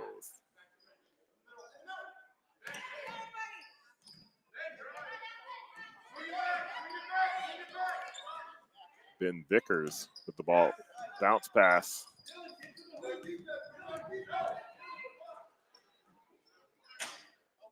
Shot off the rim. Rebound made by White. Ooh. Long pass. Just cut it off, intercepted it. Oh, move to the inside, fake to the outside, move to the inside, came in, takes the shot, draws the foul. And yeah, Clay Conrad, I think it was for Green, just maybe he plays defensive back in football because he picked that off and he saw nothing but Green ahead of him, and he draws the foul. So coming to the line. Shooting 2. 3:13 left to play in the third.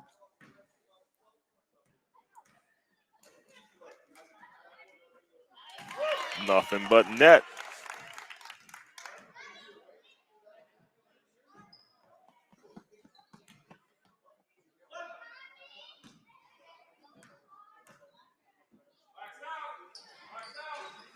Hits both of them. I think it's the Punky Brewster shoes he's got on.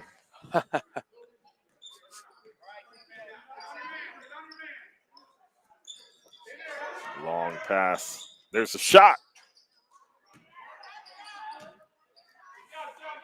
White keeps possession.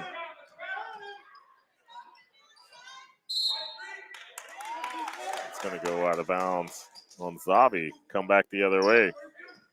With those funky shoes, we should ask him if he's ever heard of the Bee Gees. What do you think he'll say? Nope. Or he might surprise us and they just like rattle off like a medley. I don't know. Oh, nice play. Silky smooth. Ben Vickers with a basket.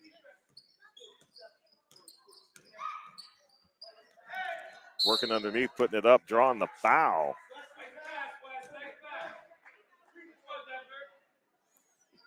So Denver Saporito coming to the line for Griswold White. We got another close one, only 5 points separate the two teams. Griswold Green coming on here in the second half. They've scored 6 in the third.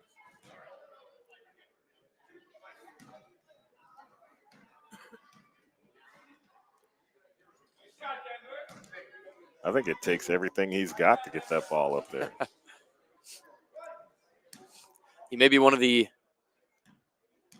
smaller players on the court. But hey, he's got a pretty nice shot. Look at that. His team keeps possession. And he's going to get the pass. He's going to put it up.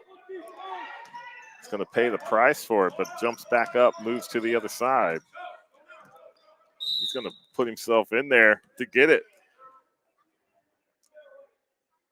They're going to get him for a reach. They're going to get him for just manslaughter on that one.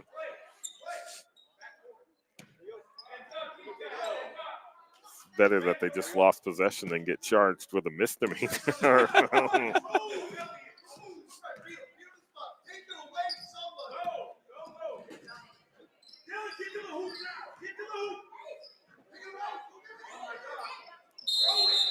We got to travel. Ooh. Going to come back the other way. That seems to be the most common kind of turnover you see at this level is you pick up your dribble, you get stuck, and all of a sudden you're swarmed. Yeah, it's like, I don't know how to explain it, but it's like they know where the ball is and they all get there. Like before you can even turn around, we've seen that a couple of times where we've had to have some spin moves back to the inside and they run into a defender. I mean, part of it, too, is something I'm noticing. I'm not sure the exact size of the ball they're using, but there's a chance that, it kind of takes a bit to set with it. It's not just like catch it and go. You got to catch it and you got to make sure you secure it. There's Malachi King at the line for Griswold White.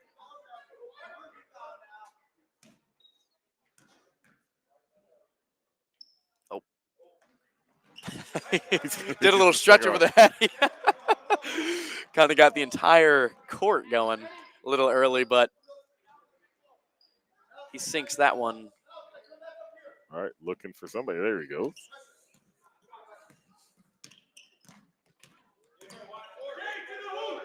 Oh, right there, all by himself, puts the shot up, goes up and over.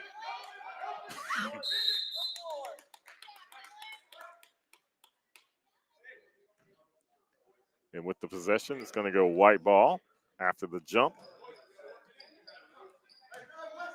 4 points separate the two teams with 1:27 left to play in the third.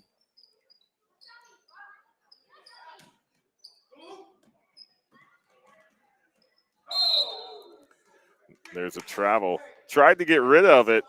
He knew he was going to do it. Smart play. Heads up.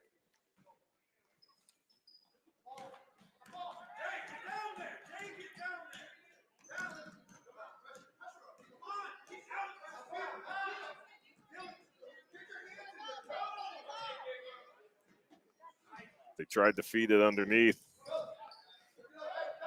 to Dylan, but Gabriel was there. Gabriel. I'll take the shot off the rim.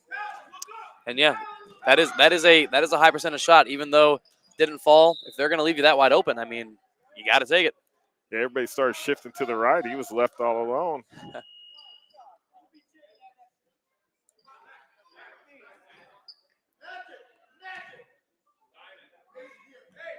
We're under 1 minute.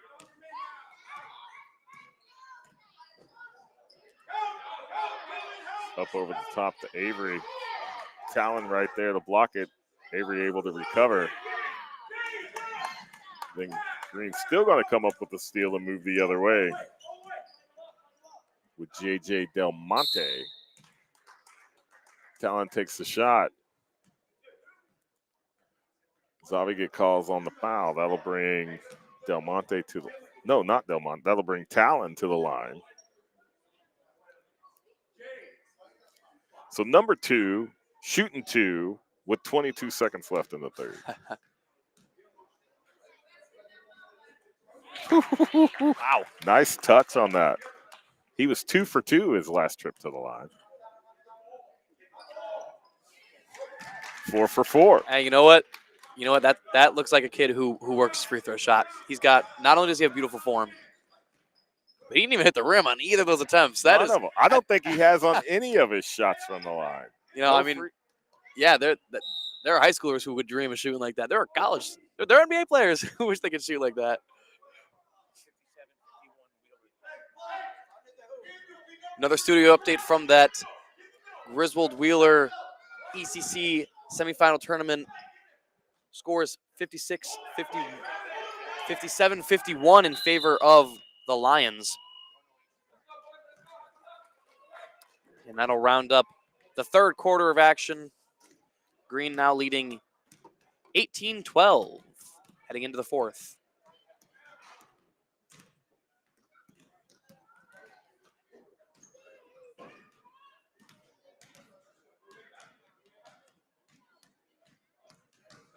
Interesting. So knotted up after 1. Green was down 1 after 2. Now up 6. They held White to 1 point in the third, which was a free throw shot by Malachi.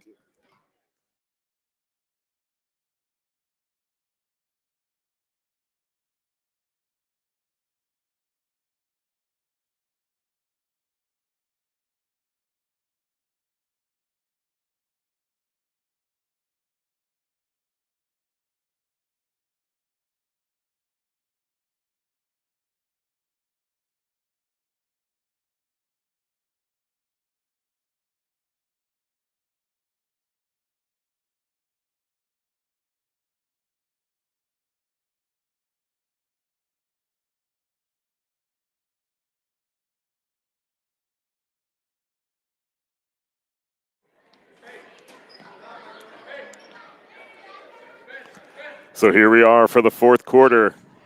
This is boys micros. Griswold Green coming back from a 1 point deficit at half to come up +6 after 3. Elliott Jones inbounding the ball for Griswold Green.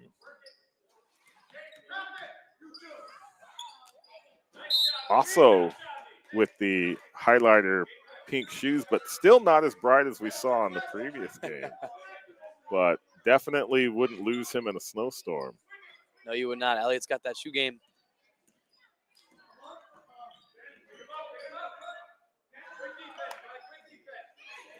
I don't remember like basketball shoes being like that cool when I played. You tell me everyone wasn't just wearing Chuck Taylors when you played? No, I'm not that old. Or was it Converse weapons? I remember. Well, I don't remember. I remember I had a Vias. Ooh. Oh, sorry, ref. Did they give him 3 or 2? I saw the hand at 2. Yeah, they're giving him 2. It's a good long range shot. He was happy with it. Now he's got the ball back again. And he's traveled. The real question with basketball shoes, though, are you a low top or high top kind of guy? I was a high top guy. Then I was a 3/4 guy in football. With the Nike Sharks. Yeah. Like Generation 1. Oh. Zombie with the steal. Oh! Gets it stolen right back, but it's going to come back the other way. We had a timeout. Oh. Heads up timeout call by Griswold White. Huh. Is it a timeout? The clock's still rolling. I don't know if the crew is.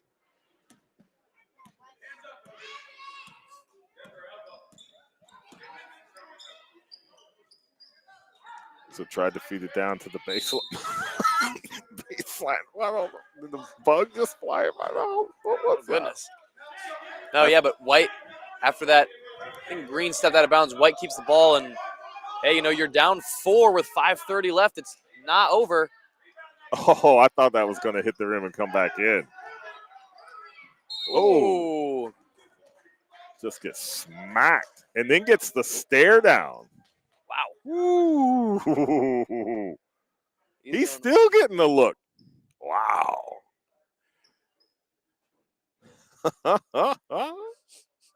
So Denver Saparita coming to the line.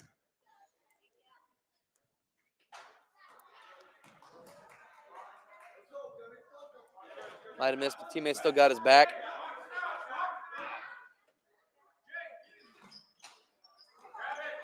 Off the rim, Avery there. White keeps possession. Probably helps when you're this age and like 5'6".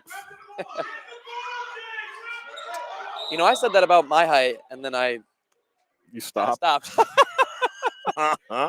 Crazy story. I'll never forget. Actually, on these very bleachers that are in shot of the cam, we took a 8th grade class photo. I was in the top row. What happened? You were a top row guy? I was on the top row. Then you ended up a bottom row guy? I mean, okay, well, we didn't really sit on bleachers for our class photo. We were on the football field, so height wasn't super necessary. But yeah, I mean, I was 5'8" when I was 14. I'm 5'8" when I'm 20. Man, you needed some more Flintstones chewables. I don't know if if it's like a Griswold thing. Got a knack for shorter guys. I mean, Kincaid. I thought Kincaid was gonna grow, but I still probably got an inch on him. And hey, but he's doing great things. Oh yeah, he's total athlete, multi-sport athlete. We're waiting for Chris Coleman to grow. We might be waiting. Yeah, we might be waiting a while.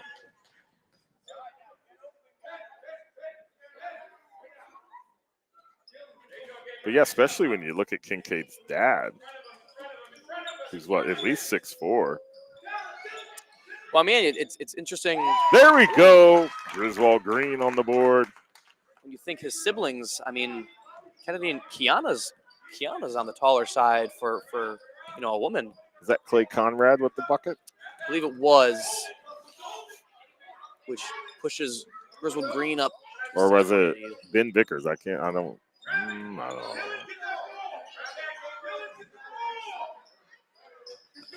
There we go. Malachi King gets his third point of the game. Oh, Nice save by Vickers.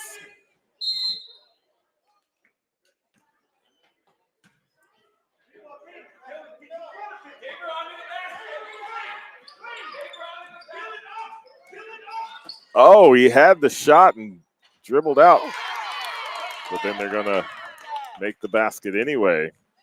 yeah, I think Ben Vickers. Coach was calling for Dylan Danberville to take the shot. He had a little bit of space under the basket.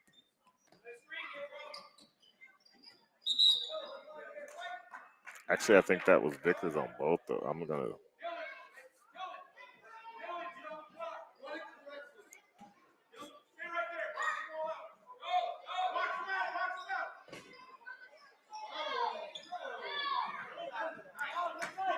So shot falls into the waiting arms of Talon Hollis. Clock gets shot. Avery with the rebound. He's going to bring it down all himself, put it up. It's not going to go in. Wow.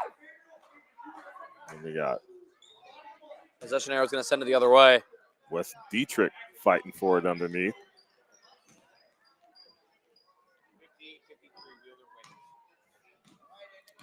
And we have a final score from the ECC tournament semifinal matchup. Wheeler High School defeats Griswold 58-53. So that will end Griswold's regular season run. Have not heard CIAC rankings, but given the fact that I believe Griswold had a mostly positive record, basketball a little easier to get into the CIAC tournament for basketball. You just go positive, and you're pretty much good. It's a pretty big tournament. But that'll end their ECC tournament run. Props to Wheeler High School for the victory. They will play the winner of the Stonington Tortolot game.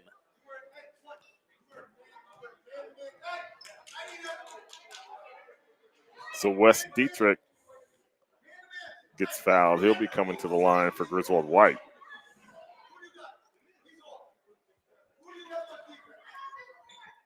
Dietrich with 6 points in the second, was quiet in the third. At the line now here in the fourth. Sinks his first one. Bank shot is now or never for White. They trail by 5 with just under 2 left in the game. Coach is looking to get him fired up. Gets both of them.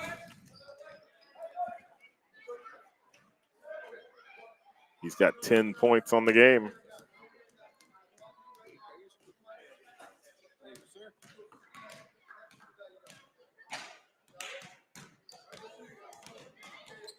And yep, you can tell by the kids coming onto the court, shooting around. We got a stoppage here, timeout. So 4 points separate the two teams. Green with the advantage. And we've got, where are we at? Like a minute something. Minute 54, but as you and I both know in basketball, the last 2 minutes can feel like 10 minutes, sometimes even 20. We've seen it. We've experienced it. We've lived it. We've lived it. We have. It becomes free throw simulator. All these stoppages. Let them play. Let them play.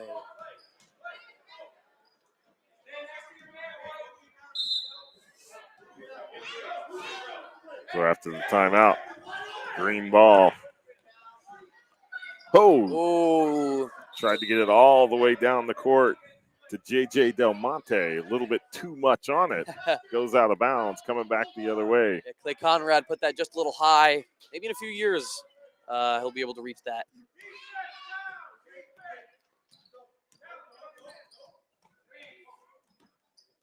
Move to the outside, puts it up off the side of the rim.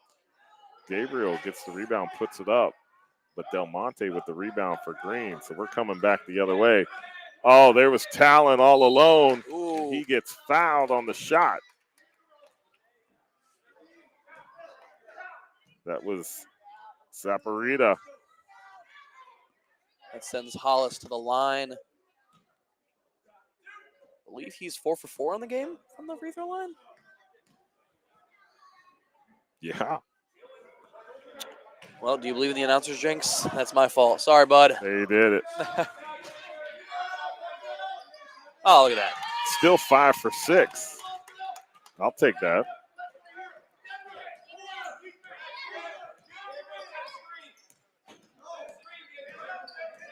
A little stutter dribbling happening. Then timeout. I'd have never thought to do that at this age. Like Stutter? change up my cadence and stutter when I'm dribbling. I would just like try to dribble in and take a shot. Like I got no balling skills. You got to think of, this generation. Who are they watching play basketball? They're watching, Steph Curry, LeBron James, Yeah. even younger guys. Giannis, Luka.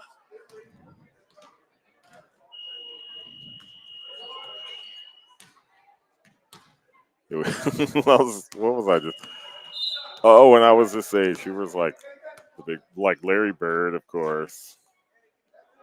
Bill Laimbeer. So I thought basketball was a full contact sport. It's not. Well, if you watched in the '80s, yeah, you might have thought with how physical it was that that was a rule of the game. You had to playing defense meant smothering a guy.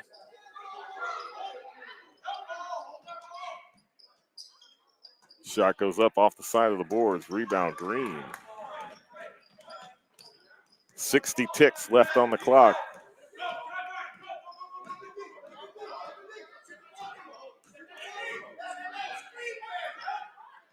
Kicks it out to the top. That's Vickers going back down to the corner. Immediately tried to get it back up top. It's on the ground. Green maintains possession.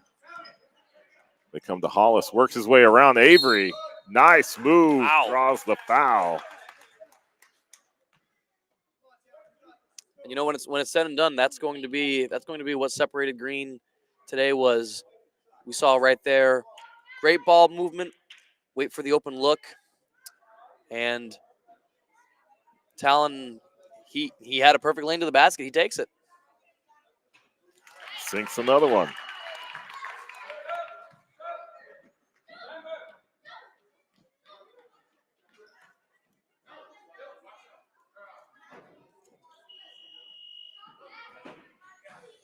So it looks like we have some wholesale substitutions happening with 40 seconds left in this ball game. Mr. Free Throw, Talon Hollis at the line.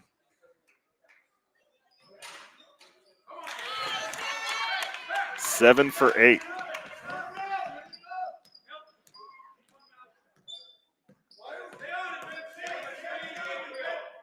Oh, behind the back, comes to the inside. Nice move, gets the shot off. Ooh, off the back of the rim, but Zavi's there for the rebound. Runs into some traffic. But White gets fouled. That was Mason. No last name. You don't need a last name when you got Mason. He's Mason. Kind of some old school Adidas going on right there. He does, definitely rocking. I feel like it's old school to just wear non-colored shoes at this point. Everyone's got the. Yeah, like if you wear like the solid color shoe, you're like, oh, Avery goes backwards and they're going to call him for the travel. That's going to come back the other way. 15 seconds.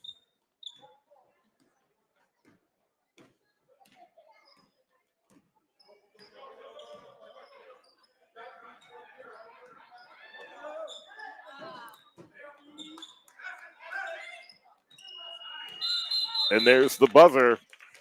And that'll be your final score. Griswold Green, 25. Griswold White, 18.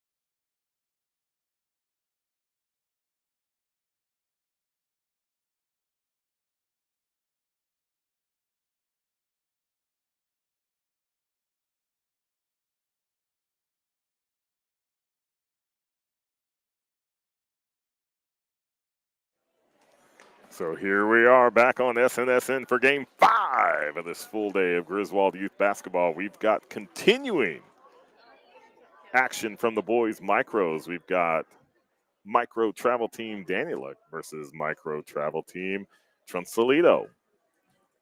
So once again, we're going to see, I think, some exciting action. I think these coaches had to ice down a little bit after that parent-coach game earlier today, where they did see some minutes on the court. You can go back and watch all of this on the SNSN channel on YouTube. And you can also check out all of the post-game interviews after each game on the Griswold Park and Rec Facebook page.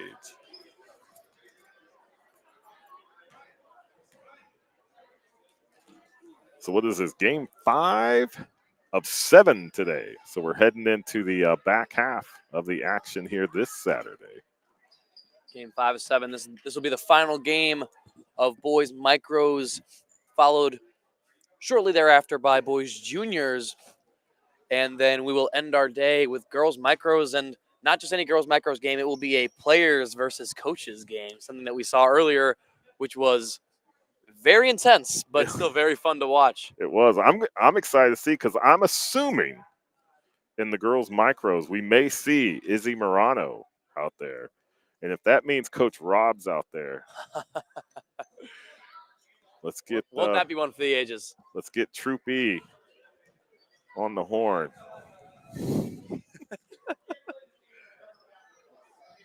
Let's see. We have Team Daniluk in white and Trunsalito in green. And we've kind of had this, let's hurry up and go. And then we had pictures on the court. And then we had, all right, hurry up and go, get the kids at center court. And now, are the referees eating the ice cream? What are they doing? Like, one of them's eating. Everybody is set to play, or sorry, the only people set to play are the players. and everybody else is kind of. It is lunchtime. It is. So, for everyone but us. Yes. But that's okay. We're here for you. Bringing you the premier coverage and the sole coverage of Griswold Youth Basketball. And look at the sponsor on Team Daniluk. Hey, would you take a look at that? This is the SNSN radio team on the court. Oh, come on, guys. Don't tuck the jerseys. We got to see it. Yeah, there we go. That's your team. Team in white is sponsored by SNSN Radio. Mike didn't even know. Come on, Mike. They put them at the bottom. It's can be like kind of hard to read. But I think we're getting a little photo here. All right, I think this is our 4th attempt to start this game, but I think we're actually going to do it. And there's the tip-off. Green's going to start us off. This is the second boys micro game, Game 5 of the day.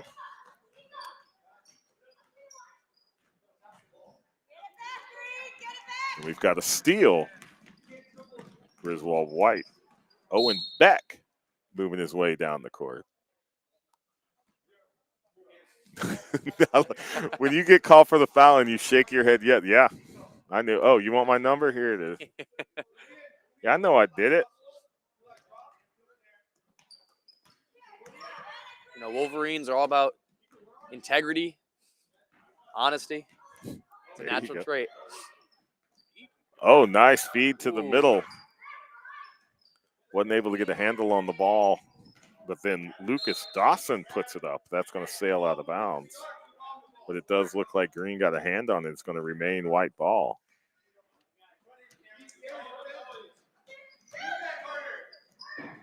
Oh, had a guy. There he goes. Now he saw him. Dawson puts it up again. It's going to fall short. Green comes up with the rebound. Coming down the other side of the court, that's Eli Baldarelli.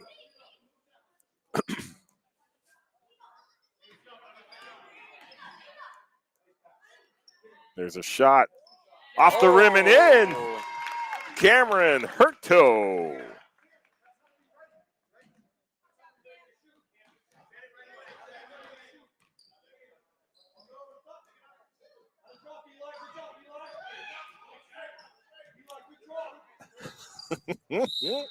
There's a jump ball. I don't know if he was trying to catch that pass or block that pass, but either way. I think he was going for the block, but it just happened to fall into his hands. I mean, he'll take it. Shot goes up and wide. White maintains possession on the rebound. Working towards that baseline. Green brings a trap.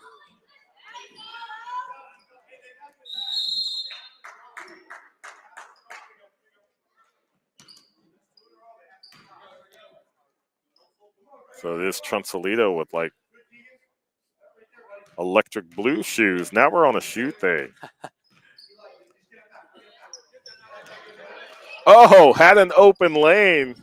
Mishandled the dribble a little bit. Had to put it up. Sails on him. White with the rebound. Able to get the ball back on the steal. Then gets double teamed. And it's going to force the travel. So turnover. So Keegan Febo comes up empty-handed. Big pass, stolen. Probably not the best decision made on that pass. I think Lucas Dawson on Daniluk is chewing gum right now. I think I saw a piece of gum. Does he really? Stick out of his mouth. Hold on. I want to see if I can get a closer look, but Is that basketball legal? He does have gum in his mouth. I would not want to swallow a piece of gum by accident, but So Cameron Griswold with the steal. Now it's going back and forth, green and white. Baldarelli puts it up the rim. Green comes up with the rebound. They immediately put it back up. That's what you got to do.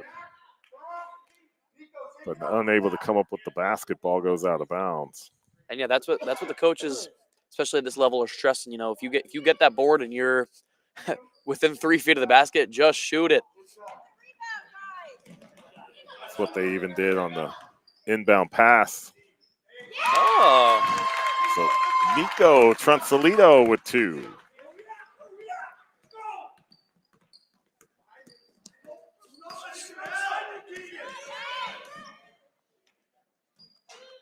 So off the rim for Dawson. Dawson seems to be the primary shot taker for Team Daniluk. So I'm thinking there's a thing. It's like purple and orange seems to be the style this year. Yeah, I'm noticing that too. A lot of like vibrant, like you said, 80s colors, kind of. You know, like something you see on the floor of an arcade. I'm thinking Saved by the Bell is going to come back. Or was that the 90s? That's probably more 90s.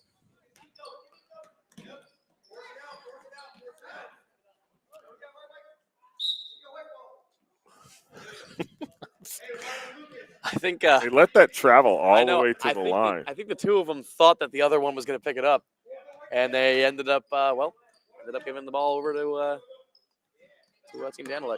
There's another long pass and a steal.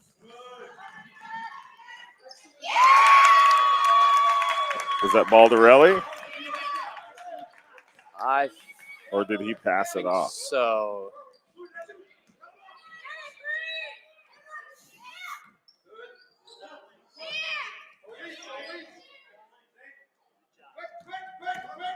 And that was her toe on Daniluk getting the steal, and now the ball's back to White.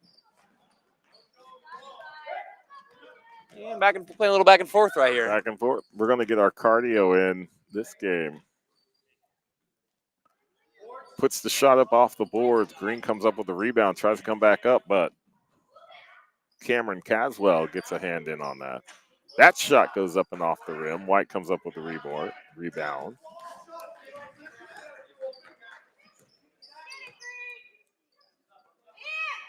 These long passes. Oof.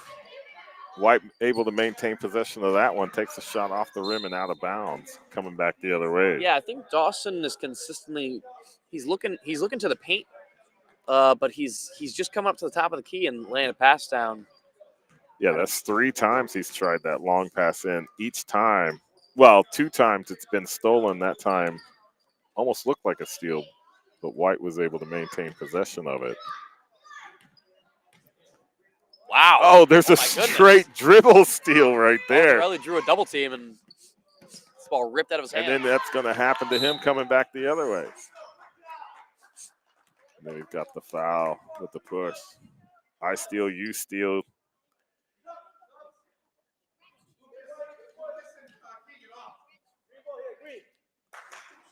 So it'll be green ball on the inbound.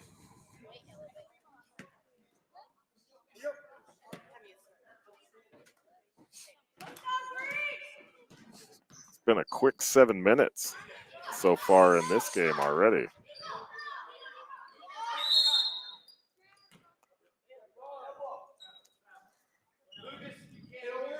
So they got him with the up down on the block. Changed possession back to White. 1 minute left to play in the first quarter.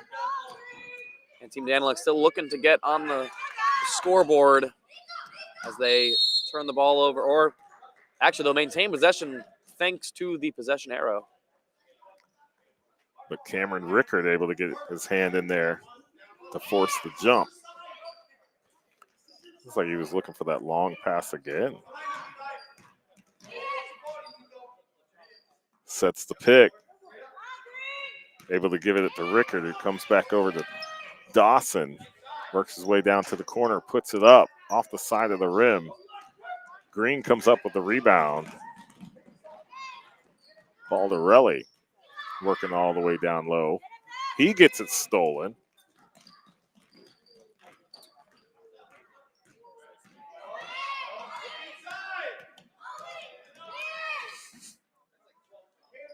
Owen Beck. And then that's going to go in. Who took that shot? Number 4? 4, I think. Yeah, Carter. Carter Caswell. And that gets Team Daniluk on the board.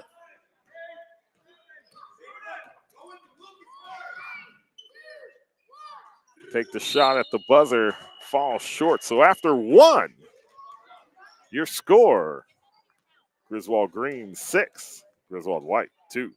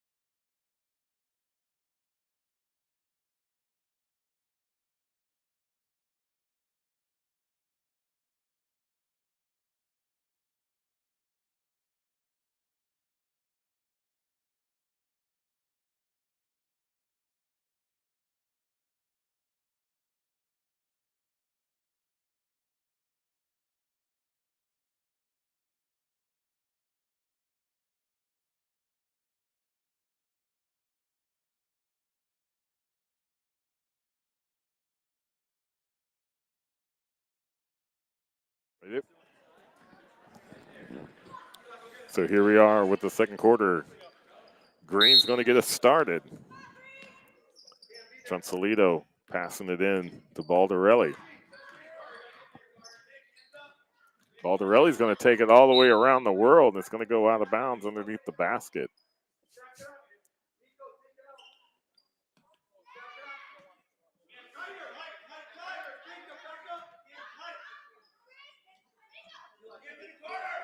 All the way back up towards the top of the key.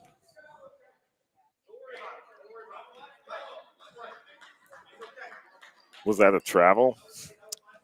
I couldn't see there was traffic in front, but either way, it changed possession. Looks like it, yeah.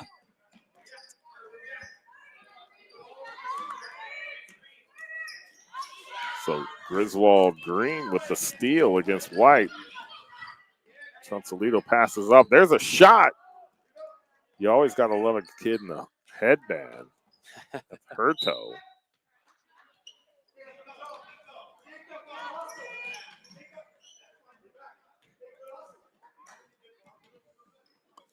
So Griswold White inbounding it. 6-2 the score. Griswold Green with the 4-point lead.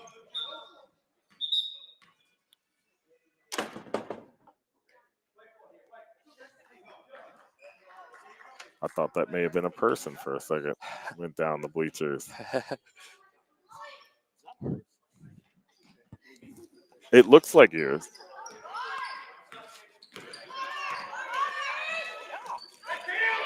So Griswold Green with the steal. That's Hurto.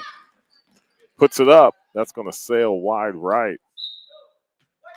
Saved, but then it was slammed back down out of bounds. White ball.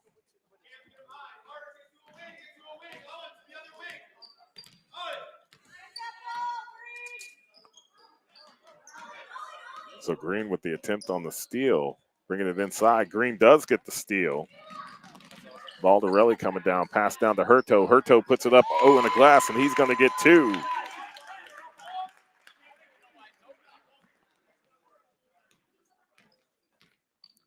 So here comes Griswold White, now down by 6 with 5:36 left to play in the first half. Griswold Green with the steal. Trumsalito working his way underneath. We're going to have a jump ball. It's going to come back. Possession White. We got a substitution.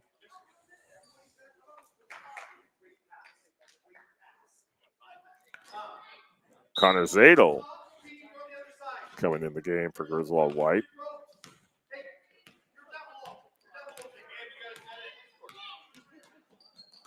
Another long pass attempt stolen by Green. Shot goes up. Off the glass and down. I'm not going to call the jump. They're going to let him clear. And yes, that is one of the benefits to this level of play rather than, stop it and do a jump. Let him keep going. So White coming with these over-the-top passes and Green continually to get in there.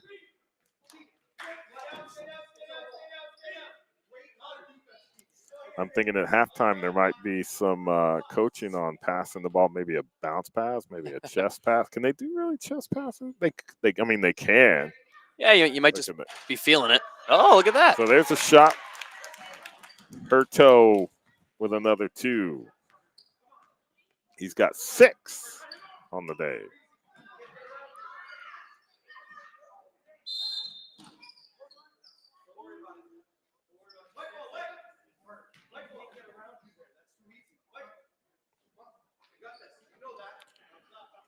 Nicholas Hart will be inbounding for Griswold White.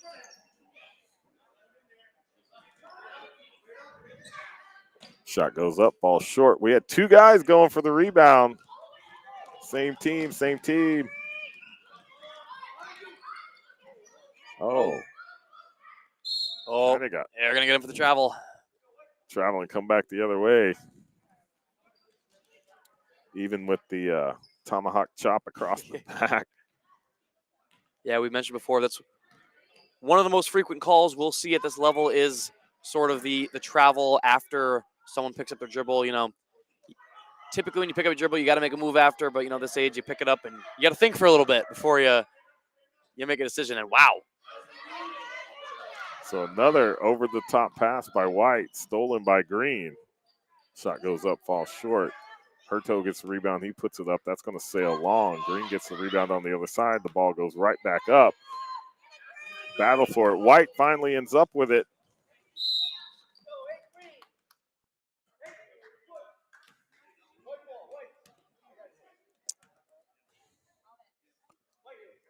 I think Hurto is getting called for a push.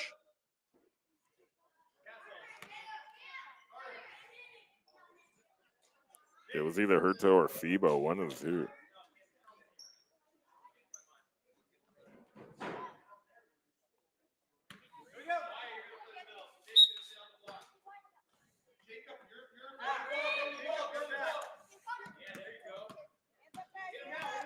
So So Dawson moving back court to get it, and that's stolen. That's Febo. Oh, collided with his own man as he put that shot up. Trunsalito gets it, puts it back down there. Shot goes back up off the glass. White had possession. Then Green, we've got a player down on the court.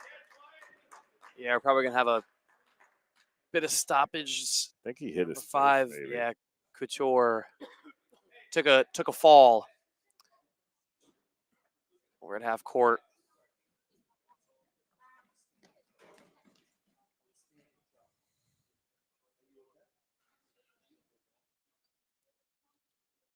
Hardwood to the face can't feel good because he went down and immediately just stayed down.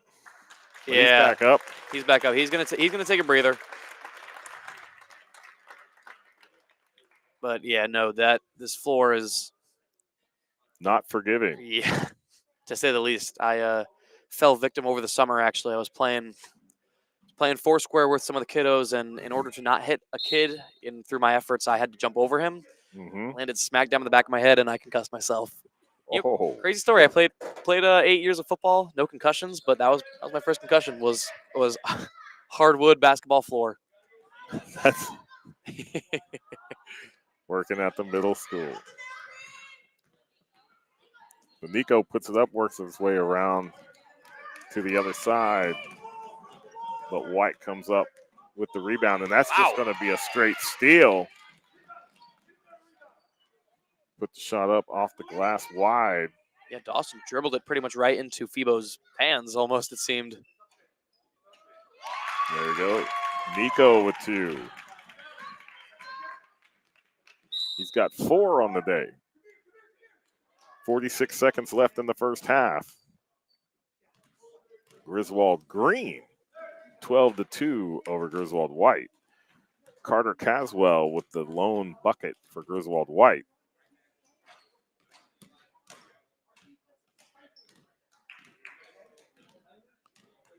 Cameron Hurto with 6 on Green. Baldarelli with 2. Trunsalito with 4.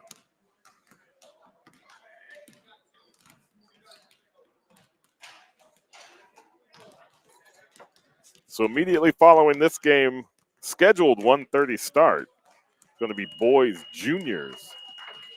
So we got the big boys coming up. That's going to be Coach Wilbur's team versus Coach Garcia. Also, immediately following this game, if someone you know is playing in this game, you can head on over to the Griswold Youth and Family Services and the Rec Department Facebook to catch live player interviews that are going on. So, again, that's immediately following the games. Catch the players and their interviews on the Griswold Youth and Family Services Facebook. And that's when you can't ask for player autographs. Yes. They got a pretty good thing. They got like a backdrop, and they got like a Yeah, they got like a whole thing going. It's the real deal. Yeah. It's like legit. So White maintaining possession. That's Dawson. Able to feed it off to Wyatt. That shot goes up, falls short. It's going to go out of bounds, maintain White possession.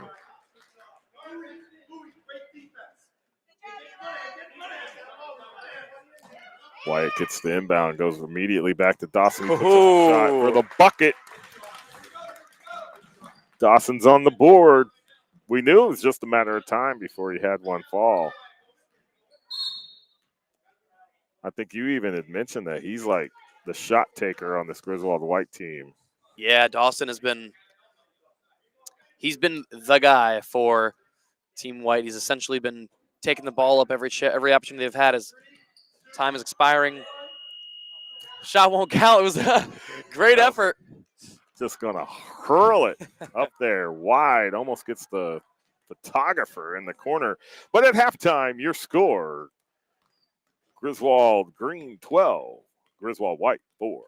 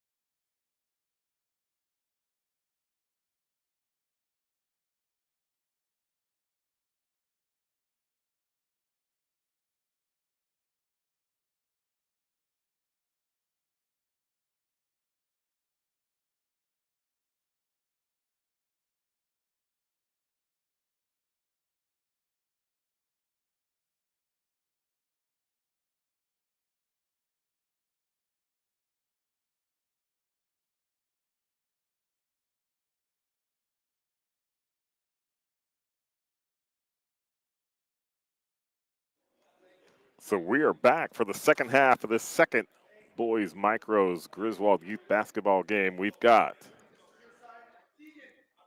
Team Trunsalito with a 12-4 lead over Team Daniluk.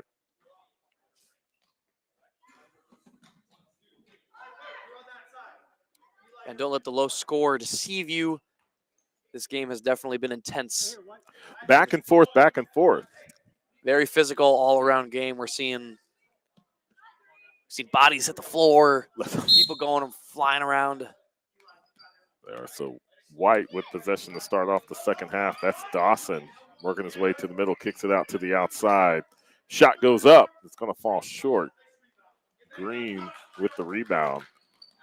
Baldarelli's going to bring it past. It's going to go all the way down there. Oh, like half a step too far out of bounds. That's going to send it the other way. And you know that's the right idea though, because when you're making deep passes like that, you like the outlet passes. What they've been doing, which hasn't been working, has been kind of those kind of throw to the corner rainbow passes, that one. kind of like what we just saw. Which you'd much rather have like a nice outlet pass to set someone up for a layup. The shot goes wide. White comes up with the rebound. That's going to be Cameron Caswell. Dawson ends up with it, loses control. Ooh. Yeah, they've been bringing that double team on Dawson. Oh, travel. Wow. They got him. Quick on that one. You know, they say wearing a headband, it's like driving a red car. You know, you make yourself a little more. Yeah, you stand out. You stand out.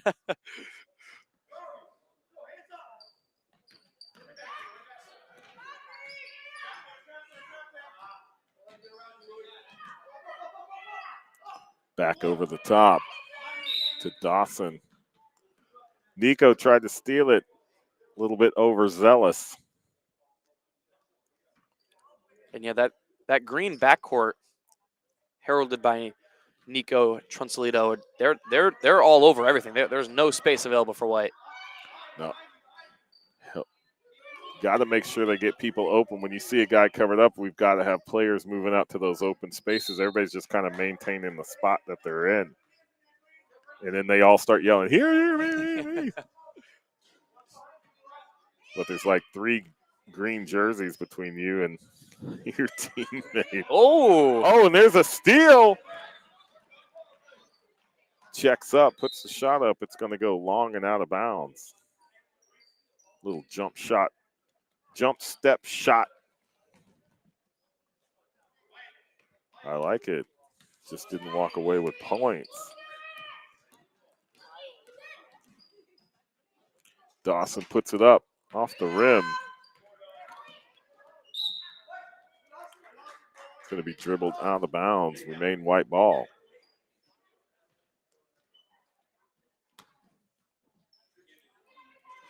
And we got more of a purple-black shoe combination going on over there. We've got some Adidas. What else we have out there? See, I'm trying to see. Yeah, Lucas Dawson wearing the old school Adidas. Mm-hmm. But some more, as you mentioned, some more of the orange, purple. Yeah, that's the thing this That's year. in right now. Orange and purple. I mean, who knows? Maybe one of these kids will have a signature shoe one day. They could. You never know. And you could say you saw them here. So that shot goes up and wide. White comes up with it. That's Carter Caswell. He's got 2 of the 4 points for the Daniluk team. Dawson gets it stolen from him. That's Lucas Mariano. Sails wide. Oh! So Carter gets a hand in there. Sends it out of bounds. Green ball. Gets another hand in there. It's like, we'll do this again. Gets another hand in there. And then the save goes back to White. Oh, he started to put his hands up like, what are you doing? Instead of going after the ball, it goes out of bounds. So turnover to turnover. You got to maintain. You got to secure possession before you think about going anywhere. That's But with a live ball, you can't be doing that. What are you doing? no time to point fingers. So a shot off the side of the board. They get the rebound, put it back up. There's a basket. So Jacob Couture with 2.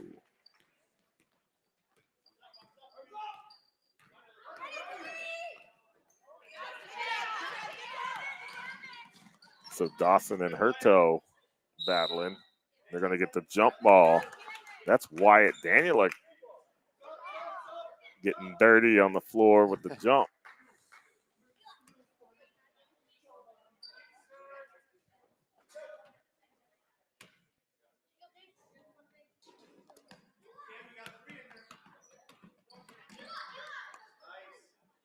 Shot goes wide. Ooh. Oh, he had that. Couldn't secure the rebound. And it'll be wide ball. I think he was trying to keep it away from the defender that was next to him before he had possession and kind of flung it out of bounds. White ball. So here's Nicholas Hart. He's going to get it stolen, come back the other way. That's Febo. Steal on the pass. Carter Caswell brings it back down the other side for White. Shot goes up off the side of the boards and out of bounds. So we're going to continue our back and forth. We've got 1:54 left on the clock. 14-4 is your score. Griswold Green over Griswold White. Baldarelli faked to the inside, came back to the outside. Goes around, comes back around, hits it to the side of the rim, falls. Green maintains possession. There was a hack underneath. All I saw was an arm come. And honestly, that was 10, Baldarelli, who's going to sub out for Green. It's pretty good play offensively. He made a pretty good drive. He got open. And heck, his team even got an offensive rebound, but ultimately they walk away from that possession with no points. So Hurto gets a hand in on that pass. He's coming down. He's got one man to beat. Loses possession, regains possession, tries to put it up, but it's blocked.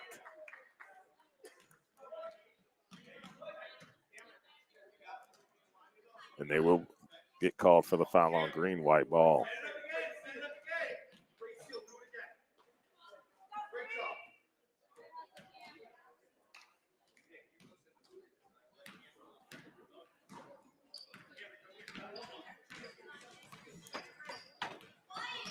Wyatt weaving through traffic. Tried to pass it off. Oh, wow. Wow, yeah. There. Little extracurricular on that one. You know, you love intensity, but you don't want to run the risk of getting a tech. Oh man, if the refs teed up a guy in micros.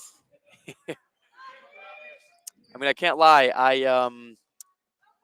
I might be one of the few Griswold rec basketball players I have in my career gotten a technical foul. Really? Yes, I in rec ball? I was oh my goodness. I was playing Dave Benoit's team, and Evan Gilgenbach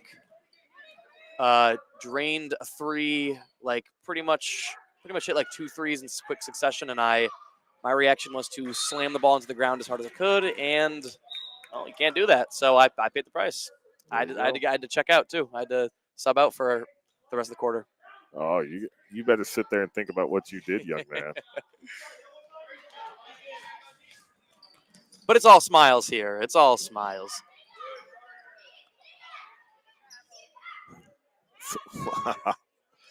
Oh, wow. Oh, split it.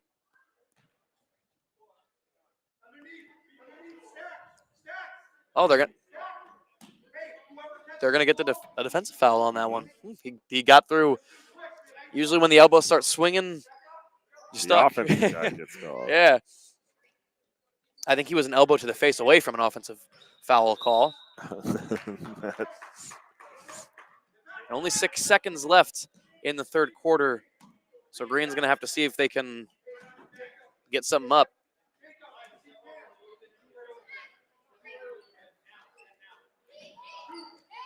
FIBA. Oh, you can't. Yep. There's the travel call, but you had the whistle, and then you can't do that. I mean, like we said, this is a teaching method. Oh, the roll technique. Oh, and I don't think the clock operators knew. They're going to reset it to 3. Yes. Oh, they are going to reset it. So White's going to roll the ball out to avoid the start of the game clock. So teaching moments all the way around. From on the court to off the court. But I will have to say we actually have the scoreboard representing the right bench. We do. There we go. That might be a first on the. It only took 5 games to get. There it is again. There's Wyatt. Oh, just missed the pass, and time expires in the third. So your score after 3 is Griswold Green 14, Griswold White 4.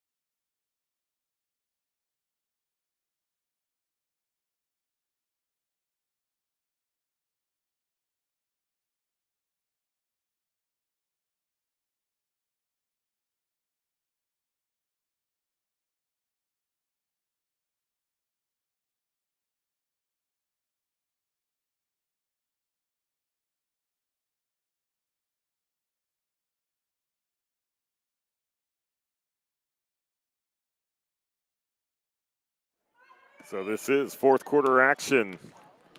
Boys Micros, Griswold Youth basketball. Griswold Green with a 10-point lead over Griswold White. You've got a jump. Possession Green. That'll be Nico Trunzoletto bringing it in.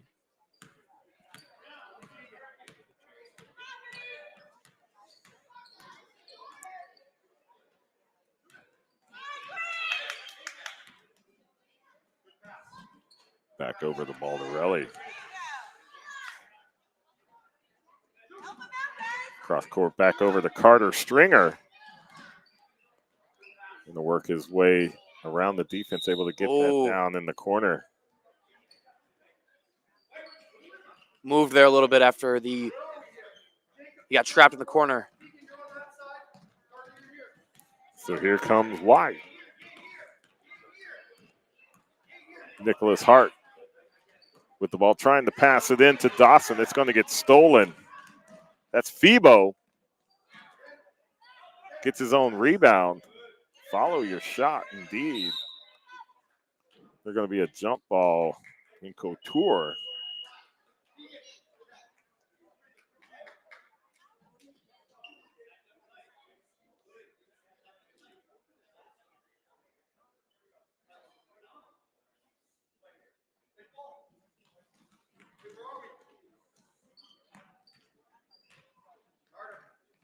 So White inbounding it.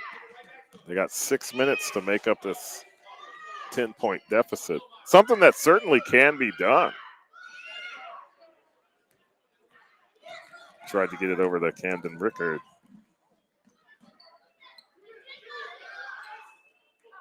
Shots up and off the rim. Green comes up with the rebound. Nico throws it back up. Goes long. Green gets the rebound and immediately surrounded. 4-on-1. They still get it off. Take the shot, but it doesn't fall. White gets the rebound. They're going to bring it back. That's Lucas Dawson. Baldarelli just steals it all alone, puts it in for 2. Baldarelli with his second basket of the game. Hadn't scored since the first.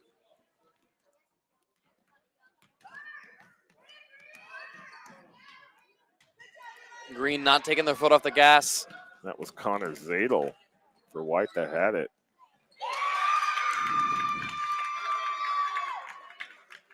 Baldarelli with another bucket here in the fourth.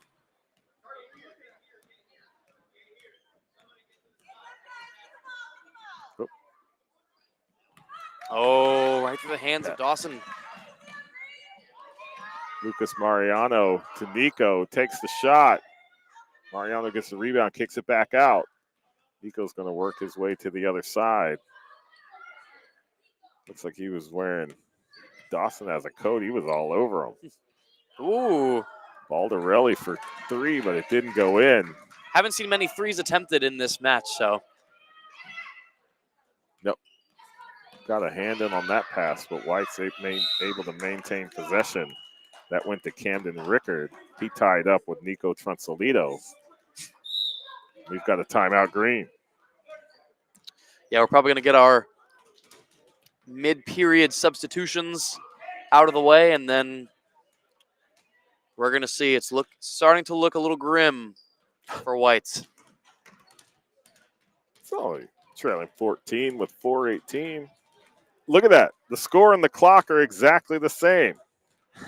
Oh, yeah, would you look at that? 4:18. All right, take a picture of that.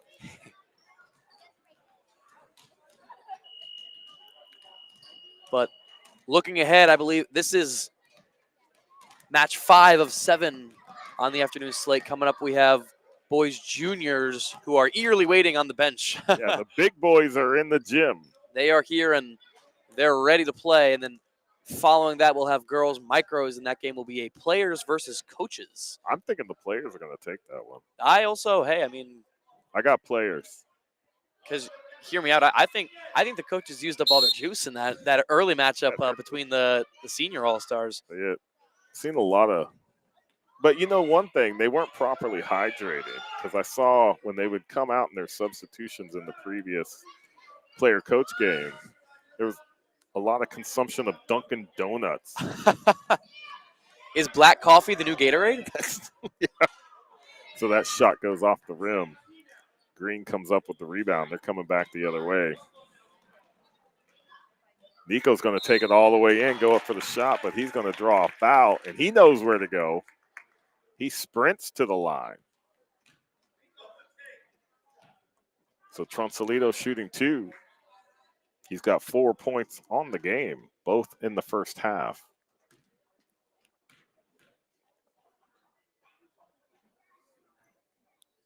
Off the back of the rim.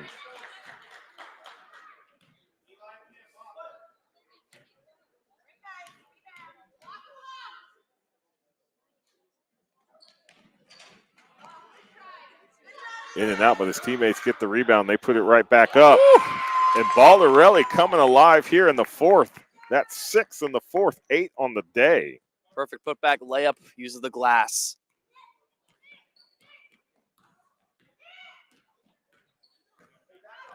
Nicholas Hart. Oh. Didn't even see Nico come around the corner and tied him up. And see, that's one thing that in this age group specifically you want to start to try and weed out is accidentally putting yourself into a trap. Baldarelli on the steal and the shot. Gets his own rebound, puts it up. Misses. White comes up with the rebound. That's Lucas Dawson. Oh, nice spin to the inside. Puts a shot up off the rim. Green comes up with the rebound. They're going to give it to Baldarelli. Why not? He's hot. Had an open lane to the inside. Ooh. traveled. Basket's not going to count.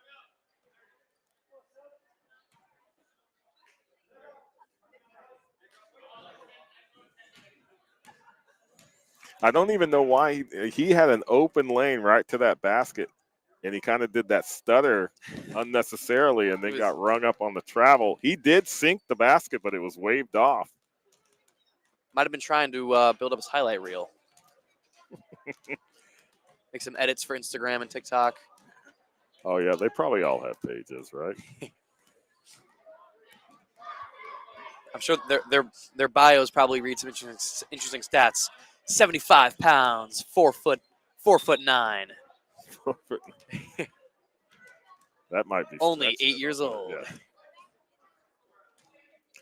Averaging 5 points a game. Yeah.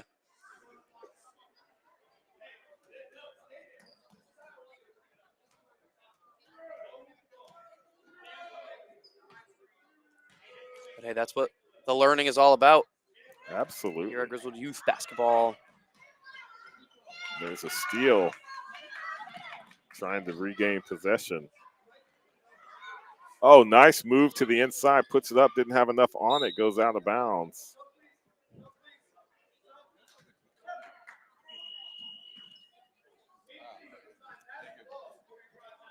Two minutes left in the game.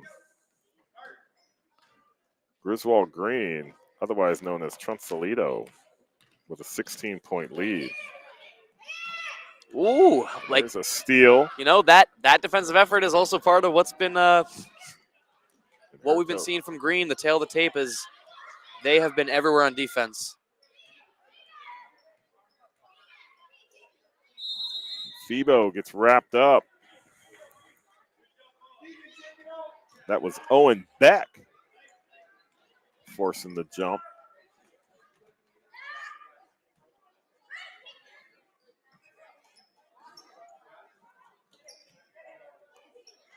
We'll call that a pass down to Febo underneath.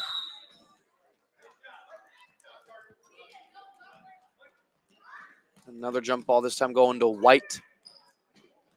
Just 1:30 left. They're going to see, can they cut this deficit? There they go. Had players cutting across the middle, but they lose possession out of bounds, so we're going to go the other way.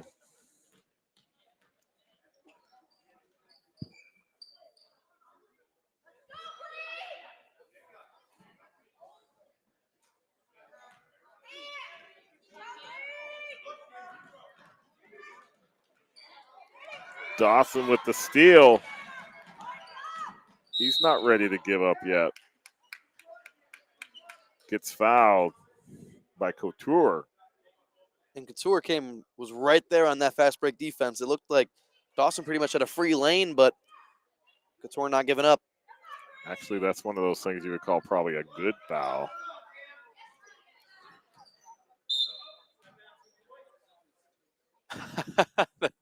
The hand's going up for Febo. He thought he saved it. Officials disagree. Oh, that inbound hits the bottom of the board. But Febo working his way down to the other end. He's going to put it up. And that's another interesting thing about this level of basketball. When the ball makes contact, typically with the side of the backboard, it's called out of bounds. Yeah. But here they let him play. Yeah, they're letting him play live.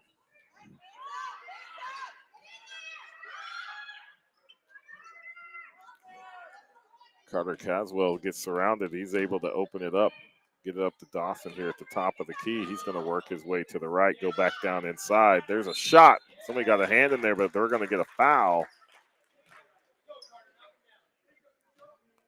So Carter Caswell coming to the line here in the fourth, 23 seconds left. Caswell with 2 points all the way back in the first period.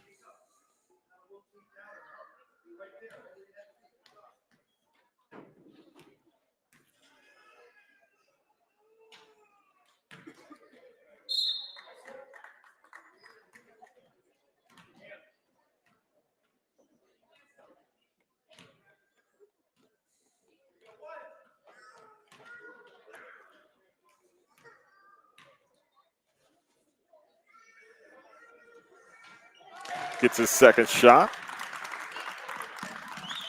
So they did cut the deficit with 19 seconds left. It's 20-5. Griswold Green over Griswold White.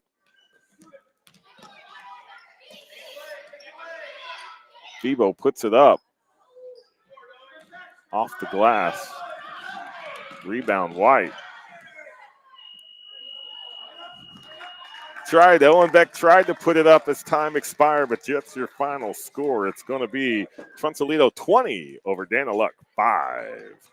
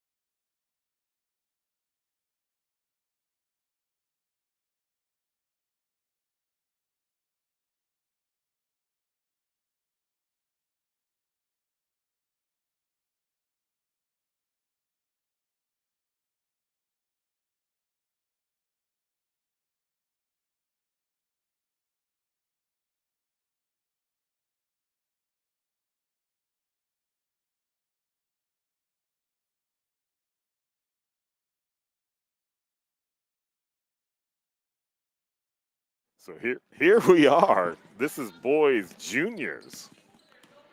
30 seconds into this game. Once again, sitting with the Griswold green, Griswold white. But this is the big boys here in game 6 of this continuing coverage of Griswold Youth basketball on SNSN. Make sure I get my microphone actually at my mouth. It probably sounds a little bit better.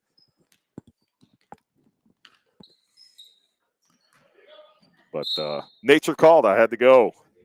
A little bit late. Apologize for that. But we're here for game 6 of 7 in this beautiful day for basketball. Actually, I don't know how it is outside because, well, I haven't been outside. I've been here inside the GMS gym. It's been several hours since we were outside. And I wouldn't have it any other way. But yeah, the nightcap, I guess we can call it a nightcap of today, is going to be girls micros, players versus coaches. My money's on the players. So was mine. As they got, that was white number 4's Benny Lucier got called. Foot was on the line. Ooh, cutting it tight. And let me just continue. I've been, for those just joining, I've been giving shout outs on Shoe Game today. I'm looking at right now on green. That's Kobe Souvenance wearing not just any colored shoes. He's wearing 2 different colored shoes. Yep. Some heterochromia going on the feet. We've got a nice pop of blue and neon green. I'm digging it. Was it done on purpose or did he get dressed in the dark? I don't know. Well, even though those shoes would glow. Do shoes come in different colors? Because I see that more and more. Like, can you buy pairs of shoes? I mean, you know what? If I had to guess, I think so. Because similar to a comment I had earlier, you know, as much as I do love Shoe Game, you know, at this age, you're changing shoe sizes like every few months. You know, Yeah, I'm not buying 2 just so you have different Do we colored think shoes. Kobe Souvenance is buying, or well, his parents are buying him 2 different pairs of shoes? I don't know. There's a bucket. That's Nick Lage.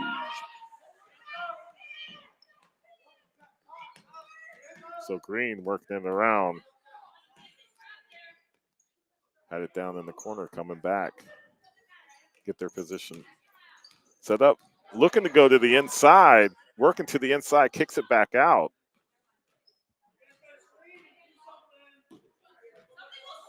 But Souvenance, people that have followed Griswold basketball definitely know that last name. As White comes up with the steal. We got Battle Royale. God, I think this is the 4th member of the Souvenance family that I have gotten a chance to watch play basketball. Maybe that's why he wears number 4. Maybe. With Jeff playing, I believe, at UConn every point.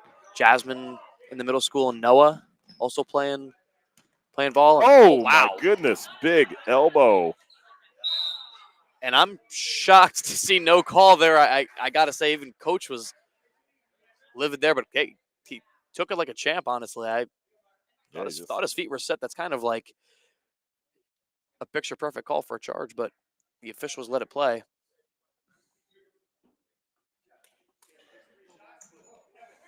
And now White has some opportunities. Max Dietrich at the free throw line.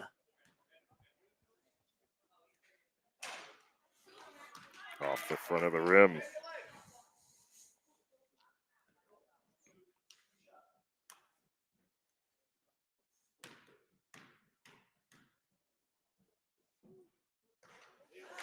Sinks his second. They're giving him 3. They are.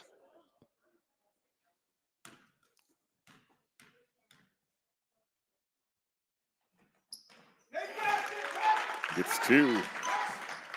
So with 2 out of 3, that puts Griswold White and up 4, and then they get the rebound and put it immediately back up. Didn't even get the chance to announce the score. Was that Capalbo? I think it was Capalbo to put that up and put it in.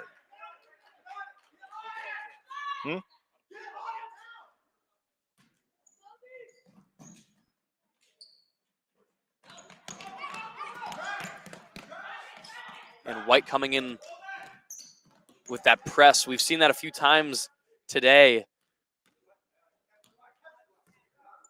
Yeah, probably the Micros game was the only game we hadn't seen a press in. Suvanot's cross court. Wow. Yes, we do have 2 number 4s on green. We have Kobe Suvanot's running point guard, and that's Alexander Smith at the other 4. So getting it underneath the Mason Barrett.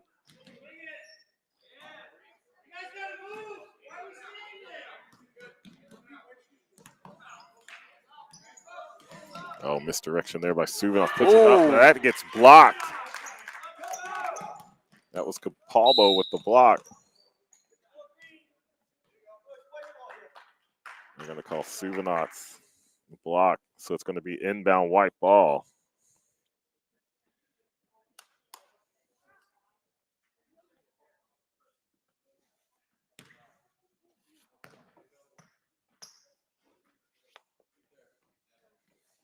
Chase Capalbo will inbound for White.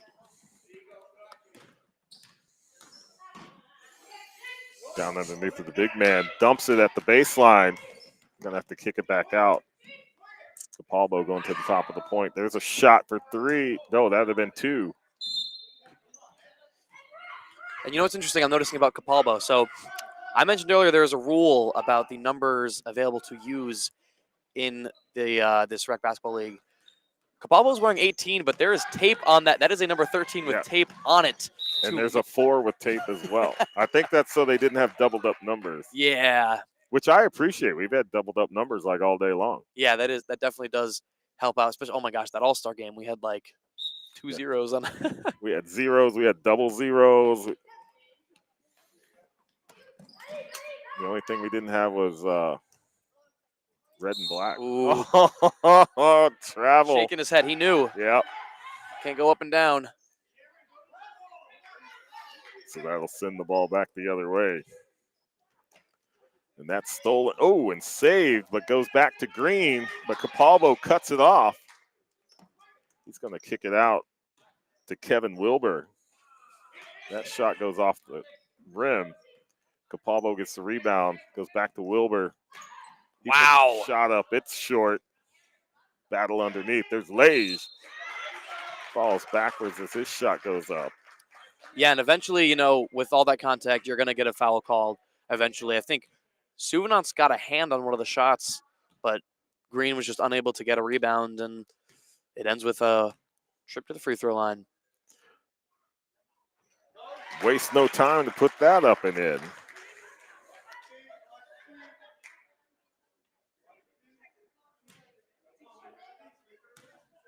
And he's just going with the straight black socks, black shoes. He's 1 for 1. Capalbo gets the rebound. He puts it up. Doesn't fall. Gets his own rebound. They're battling for it underneath.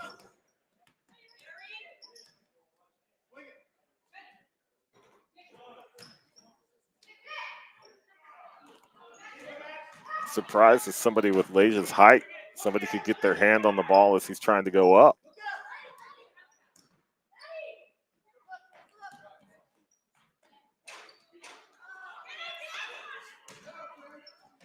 Suvanot finally comes up for it with Green. Battling down, he's going to put it in for 2. And just under a minute, Green finally able to get on the scoreboard off a layup from Suvanot's fast break, and I think Green's going to take over again. See, we spoke too soon because now our scoreboard's reversed again. Keeps us on our toes over here.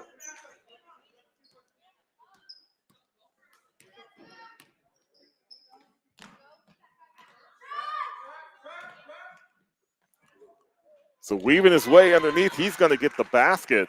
That's Mason Barrett. 7-4 with 32 seconds left in the first period. There's Capalbo going up.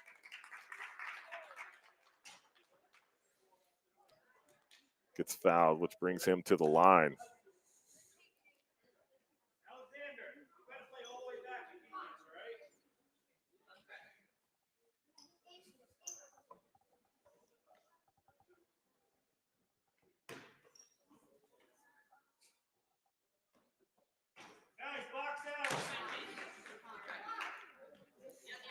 First shot goes off the rim.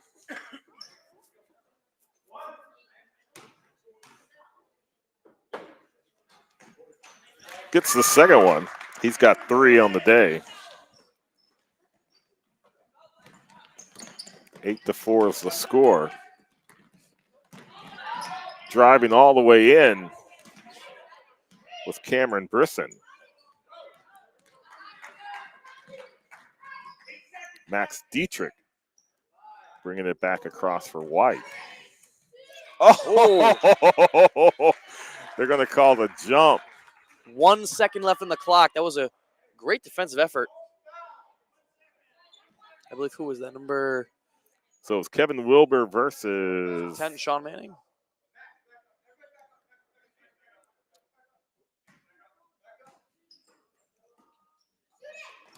Got to put it up. Huh. Time expires. So after 1, your score is Griswold White 8, Griswold Green 4.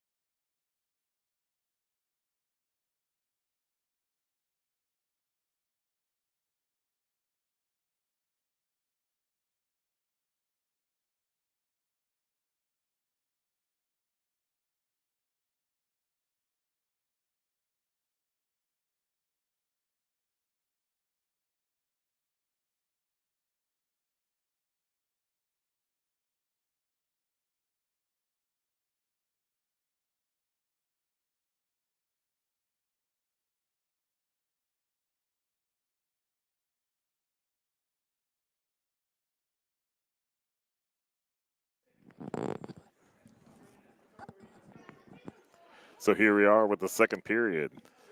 White's going to start with possession. We've got Jackson Thibodeau inbound in the ball.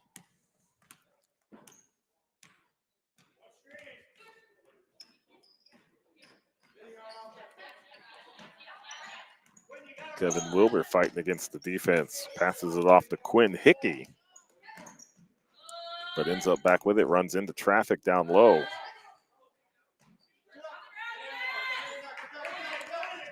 So White loses possession to Green.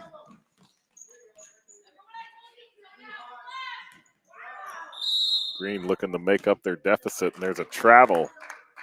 That's going to come back the other way. Yep, that was Mason Barrett. Had a good lane, just took 1 too many steps.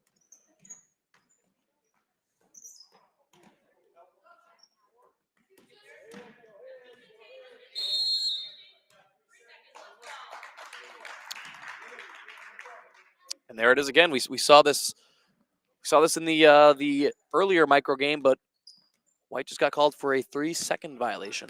But at this level, that's something we'd expect they'd be cognizant of.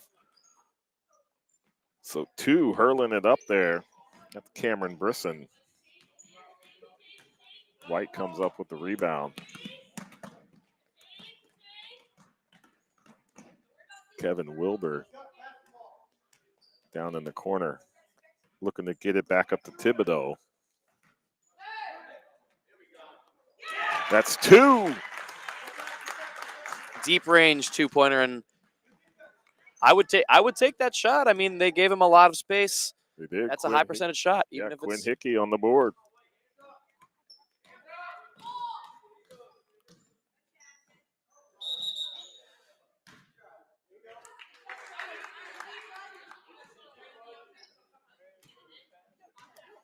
So it's going to come back the other way.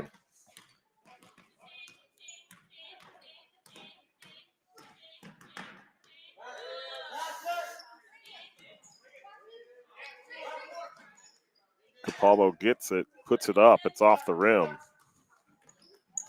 Barrett comes up with the rebound. He's going to bring it across himself. That was a well-defended team play from Green right there.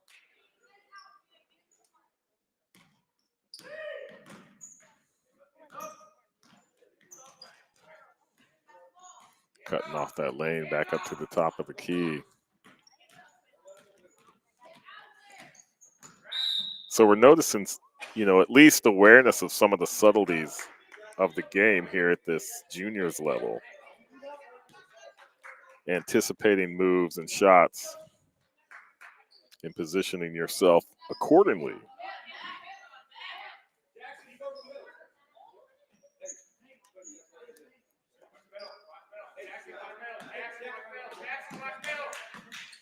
All the way up top to Suvanats.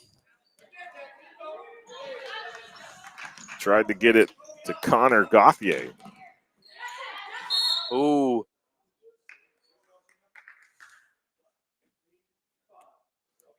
They're getting Connor Gauthier with use of the hands. I almost thought they were going to get White for backcourt, but the handsiness was on the opposite side of our view.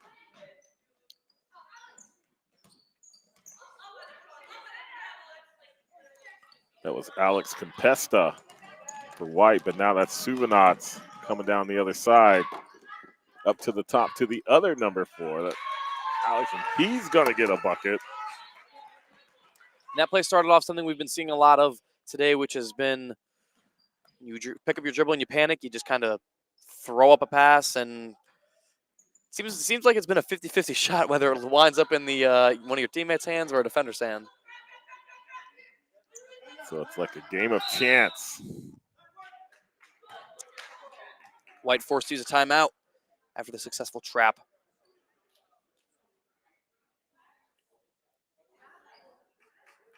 So we are in the middle of the second period. 4 points separate the two teams. White with a 4-point advantage over Green.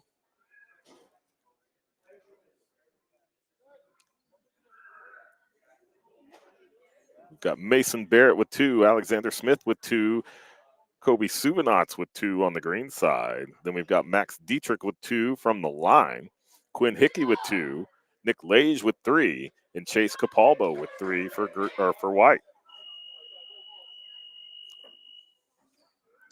And for those of you that missed the earlier announcement on the ECC Division II boys basketball tournament, Griswold lost to Wheeler 58-53, meaning the Lions will punch their ticket to the Sun in the Division II tournament. They'll face off the winner of the Stonington Tortolot game that is going on right now.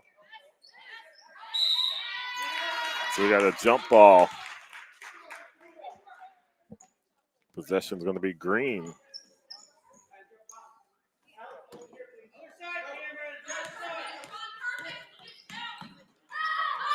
There's a shot for 3, and it goes in.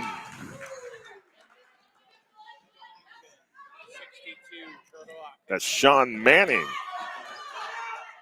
that final?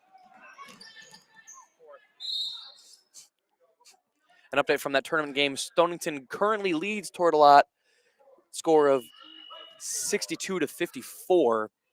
Be really interesting to see if both Tortolot and Wheeler get into the finals of that tournament, because they are two of the notoriously smallest teams in the ECC. Right, Small smaller schools. I mean, you're talking class size of 60 to 80.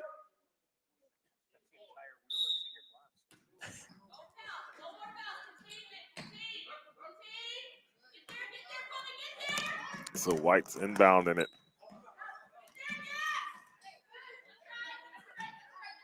Shot goes up. Lage with the rebound, puts it right back up. It doesn't fall. Oh. I think Jones was looking for a foul call there as he got body blocked a little bit. And Suvanats with 2. He's got 4 on the day. After almost an entire first quarter of no score, suddenly Green team is in the lead.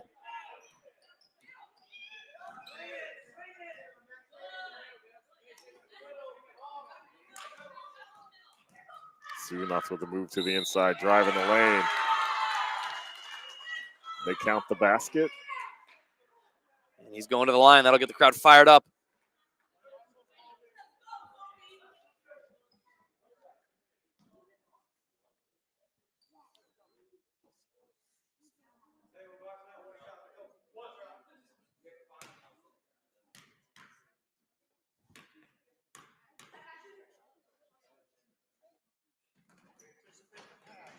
Off the back of the rim, and Lage comes down with the rebound for White. Pass down low to Max Dietrich. He gets the basket. Brings this game within 1. That play does not work without the beautiful pass from Kevin Wilbur. Underneath, that's going to score. And he's going to do the round the world tour on that one. That's Mason Barrett. He is fired up and for good reason. That was a tough shot to get off. He's going to the line. Chance for a 3-point play. And also with some multicolored kicks. Oh, yeah. More of what do we got? We got red, some yellow, green, and blue. I think a crayon box exploded. Oh, high arching shot falls.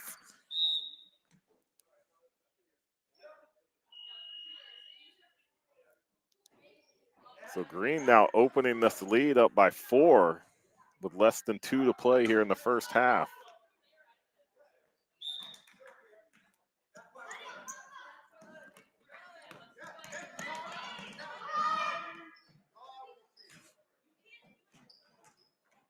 Suvanov and Wilbur battling at the bleachers. Or Dietrich. Now, I mentioned to you off the broadcast. Mm-hmm. Over my break in semesters, I got the chance to spend some time substituting at Griswold Public Schools.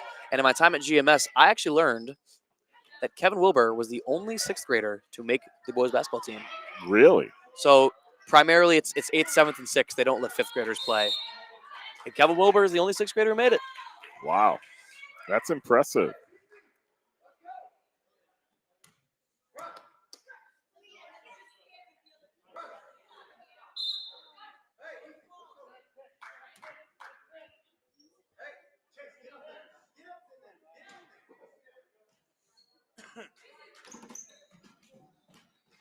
Bounce pass to the outside.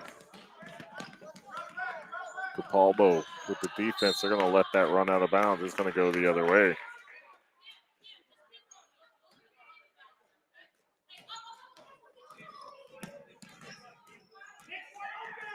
Little head fake around Suvanov. Salage underneath. He puts it up for an easy 2. He's quietly gotten 5 in this game. There's a steal by Capalbo. That shot goes up. Kevin Wilbur with a basket. And We're knotted up. Yep, that shot ties this game up.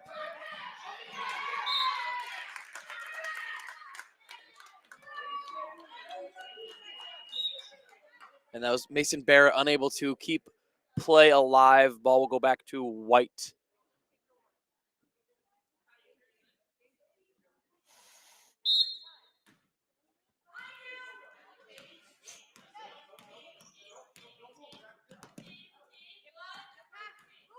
Wilbur to Dietrich to Capalbo down to Lage. Off the glass again. That's 4 in the second for Lage.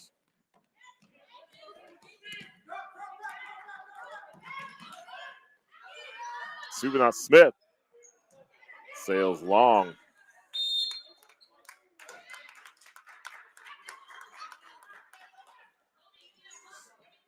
Does go out of bounds. White ball.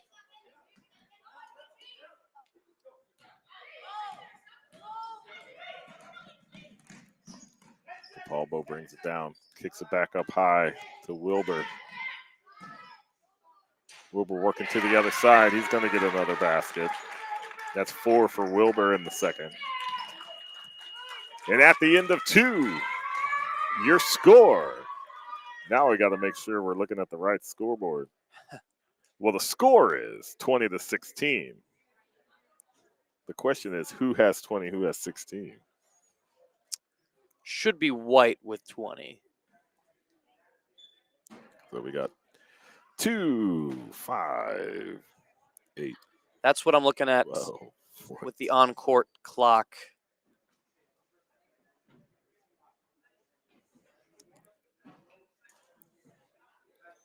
I think you're right.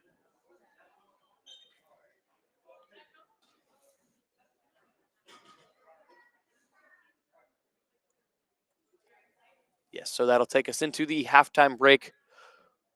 Griswold White up 20 to Griswold Green 16.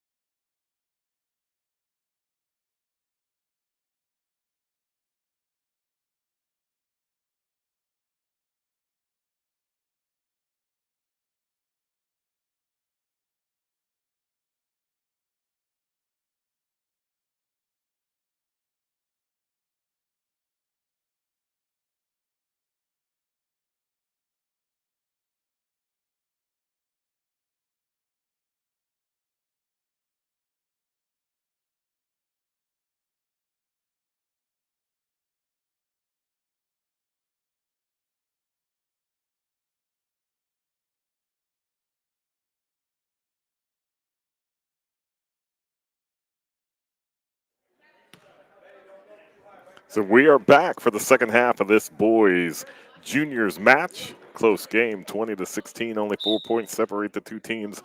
I am John Harden, still with Ryan Palillo, and I think Mike still over on the camera. The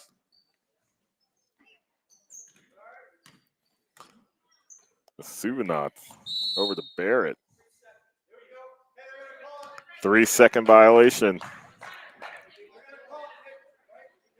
one's called on Connor Goff here. Second time we've seen this match. And, well, if they're not going to be lenient with it in the micros, they are definitely not going to let it fly here in the juniors. Oh, absolutely not.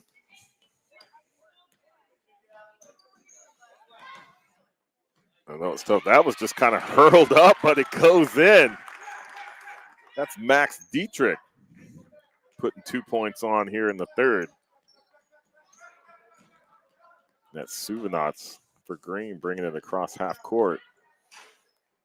Long shot that would have been 3. Dietrich gets the rebound.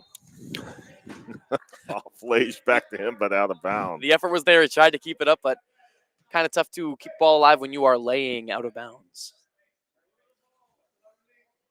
Clearly out of bounds. Tried. I mean, he might have had like half a foot in, but, you know, the rest of his body was out the door. And we had a foot violation at the baseline, so that's going to be a turnover back to White.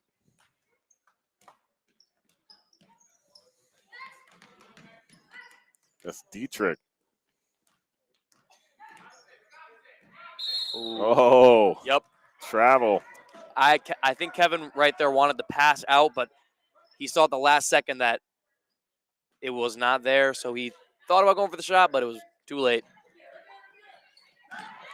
There's a steal. Capalbo literally rips it out of Barrett's hands. That shot goes up and it goes in. That's Benny Lucier.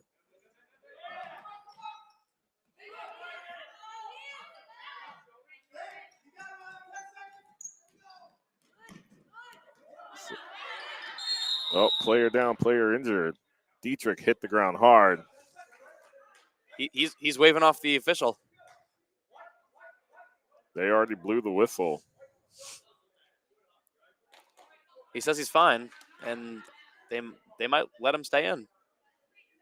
I think that's the discussion right now.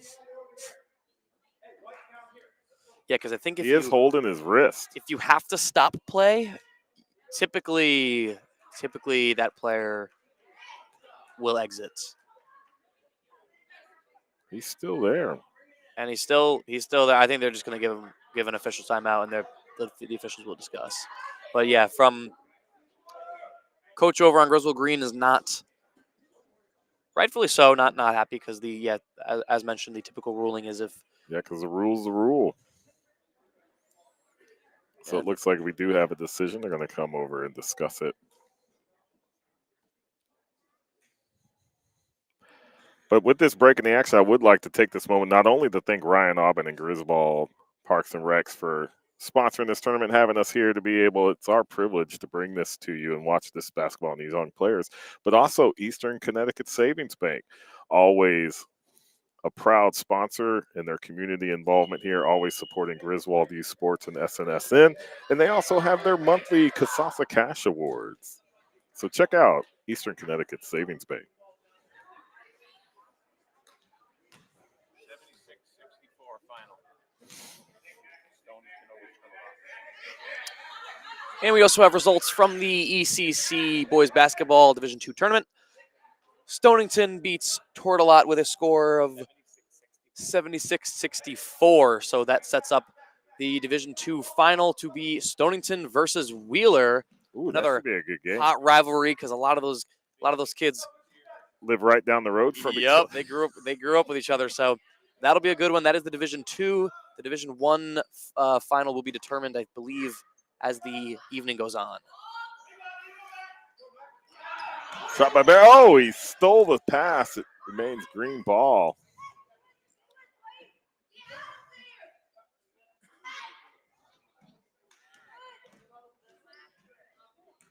Suvanov saves that from going out of bounds.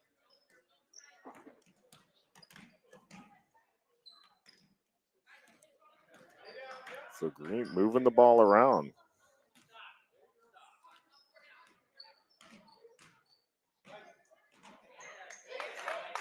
So alone, that was Lage all by himself underneath.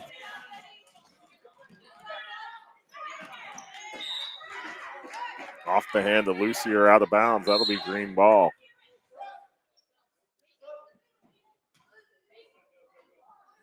Substitutions on the green side.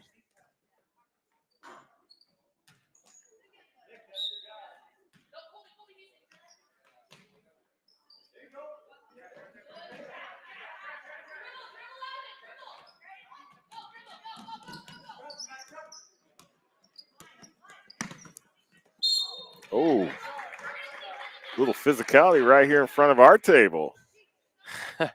Feels like we're right in the action. I think that's going to be addressed to White. That's Kevin Wilbur. Hit three guys trying to almost barricade the ball handler from crossing half court. Can't do that in this league. The green ball.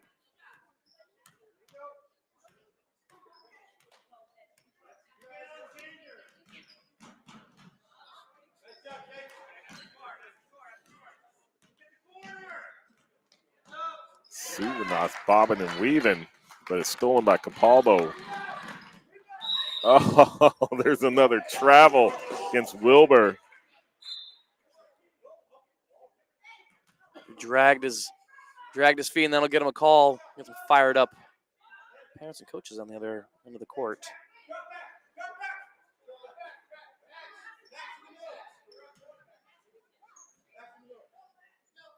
So 3:17 left to play here in the third period.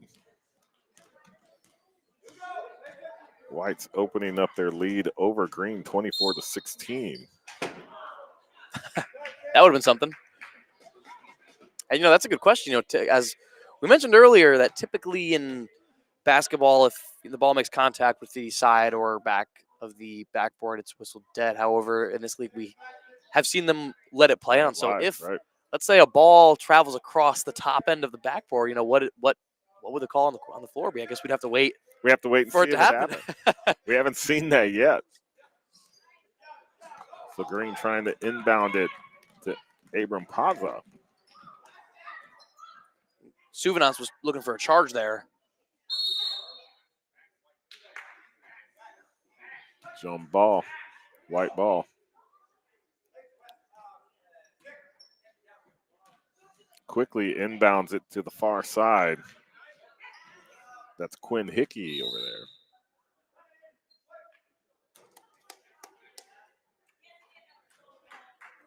Timeout on the court.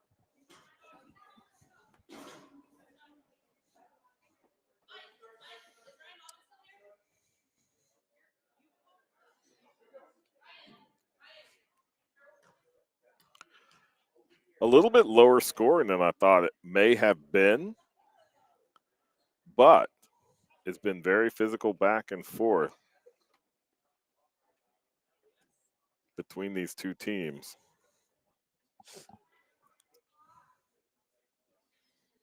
Yeah, I don't know if we're going to see a score like we saw earlier today. Again, when the coaches and parents took on the senior all-stars, that was a 48-69. Yeah, we almost had 70 points on this basketball court, which probably hasn't happened very frequently, if ever. But after this game ends, probably immediately after this game ends, based on our time schedule, we're in a little crunch here. The girls' micros will have a players versus coaches match. So feel free to stick around after that one here on SNSN. That will be a fun matchup to say the least. Oh, absolutely. If it lives up to the other player coach game, absolutely. This one being girls' micros. Shot sails against the board hard. Barrett comes up with the rebound. And John, if I recall correctly, you're taking the girls on that one. I am. I'm going players all the way in the next game.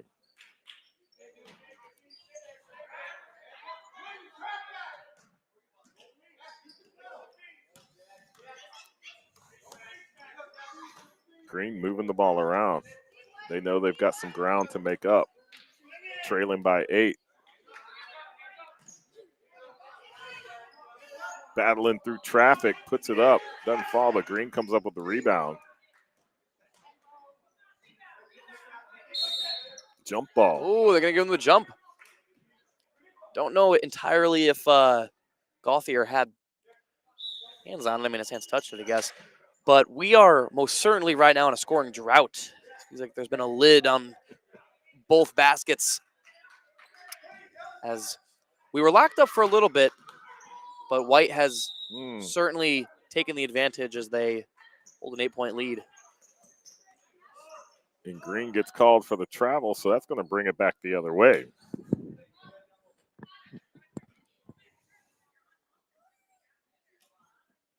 Substitution.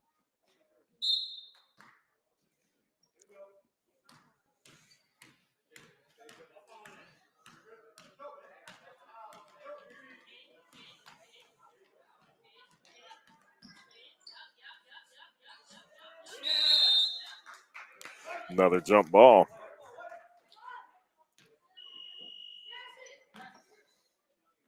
Another random buzzer. Yeah, we've had that couple times. That courtside game clock for a while, and it tends to buzz on its own. Capalbo gets the rebound, gets rejected by the rim. Barrett comes up with the rebound for Green, brings it back across himself. Weaving through traffic, puts it up. It's going to fall short. He's going to fight it from going out of bounds. Excellent effort by that young man.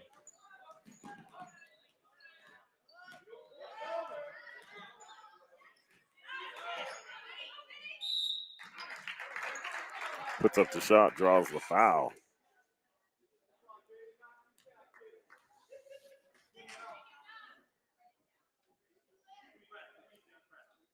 So Vinny Ware coming to the line for White.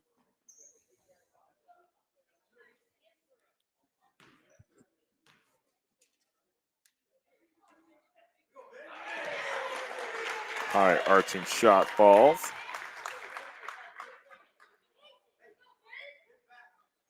That's only the 5th point scored here in the third, all for White.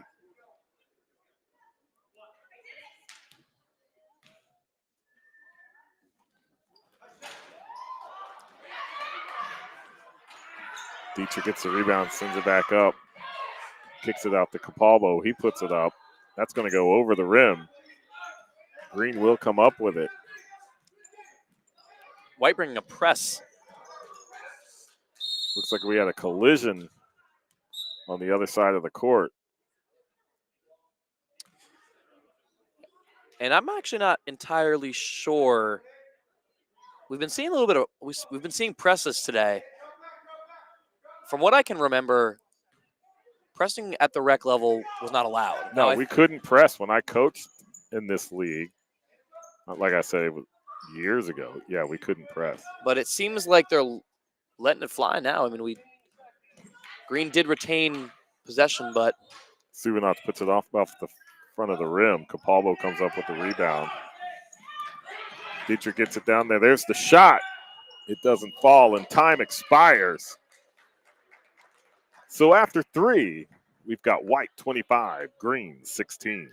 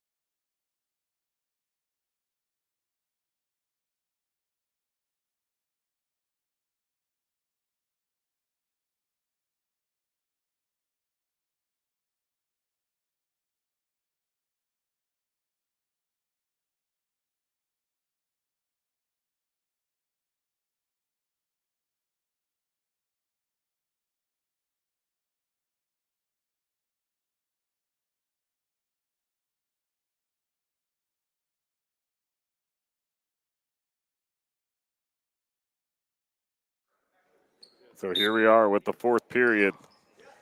White with a 9-point lead over Green. There's the shot. Leish puts it up on the rebound. He's going to get another 2. He's quietly getting it done today. and that basket puts White's lead into double digits.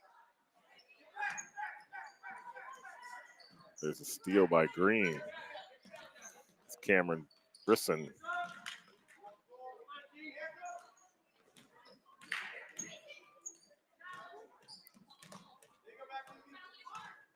Oh, nice move to the inside. Behind the back spin move to get an open shot.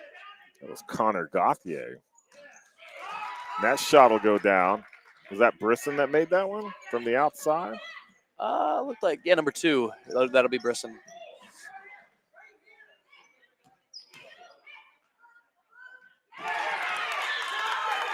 And that was Leish, fought through contact. You know, Leish might be one of those guys that on paper, you know, if you get him the ball every possession, you should find success. They got 3 in the first, 4 in the second, was quiet in the third, and then here with 4 in the fourth already. Wow. So it looks like Capalbo and Suvanov got together on the court.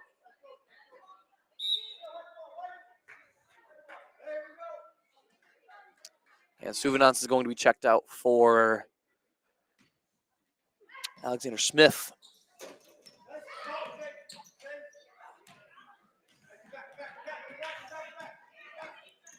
There's Barrett. Brings it across, passes over to Brisson, who goes down low.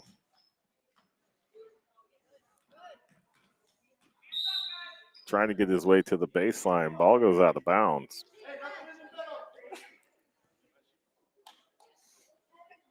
Goes off on White. It'll remain green ball.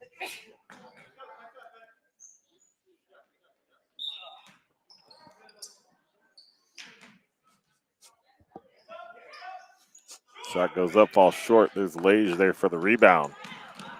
Oh, that's stolen. That's Barrett. Back in, Capalbo to Wilbur. Capalbo with the rebound. It misses.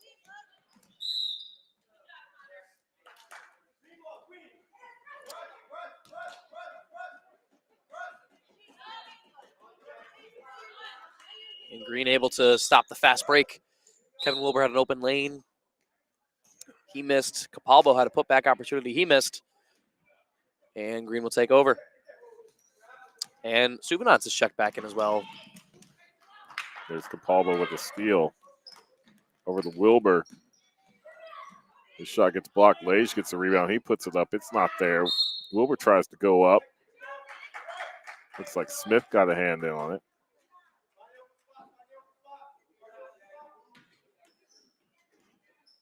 Oh. A couple times he's done that. He followed through on his pump fake a little too hard there. He pump faked himself out. Yeah, he wasn't a pump fake. He just took a jump shot and didn't let go. Well, actually drew the foul. He's coming to the line. Oh, wow.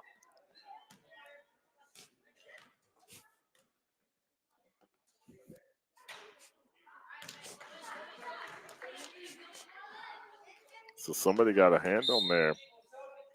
Fouled Lage, brings him to the line.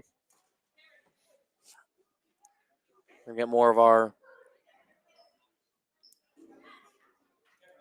mid-quarter substitutions. I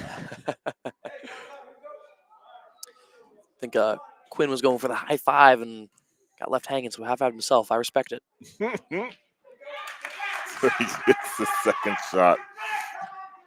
That's 5 here in the fourth for Lage.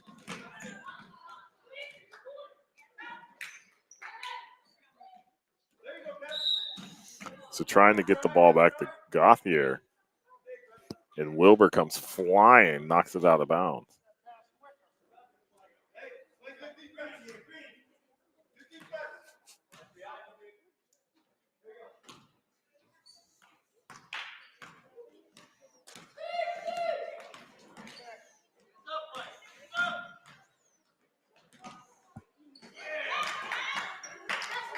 It's White with the steal.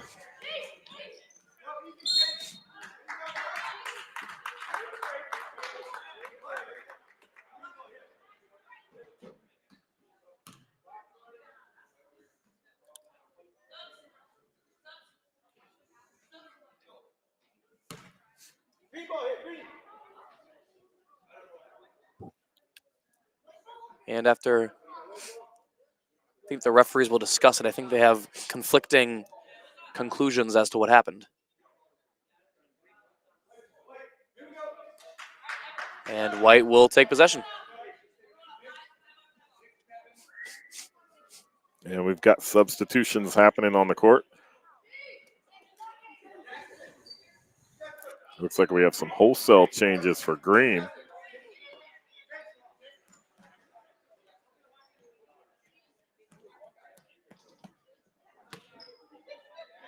Here we go. So Thibodeau inbounds for White. There's the shot. Sails long. They get the rebound. They put it up. Another jump ball.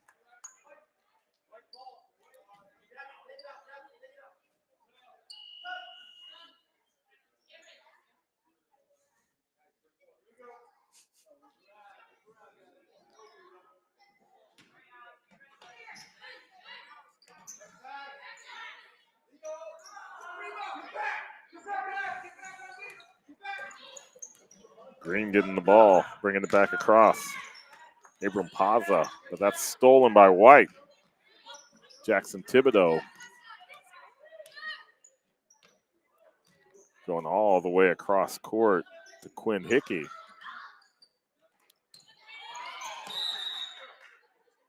Braden Hustis gets a hand in there.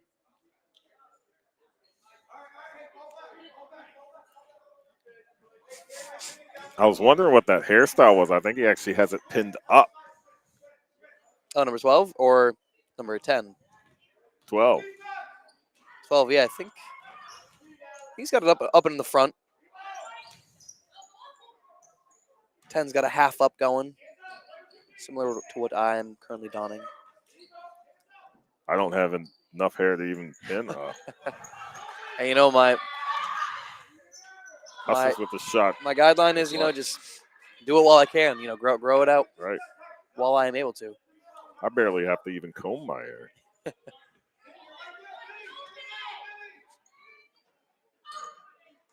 Oh, Sean Manning with the shot goes long off the rim.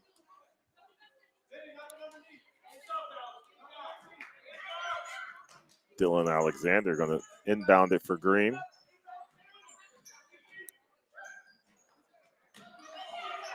Off the rim again for Manning. Over to Thibodeau. Thibodeau with the shot that rolls off the rim. Battle for it underneath. White comes up with the rebound. Out of bounds on White. It's going to be Green ball.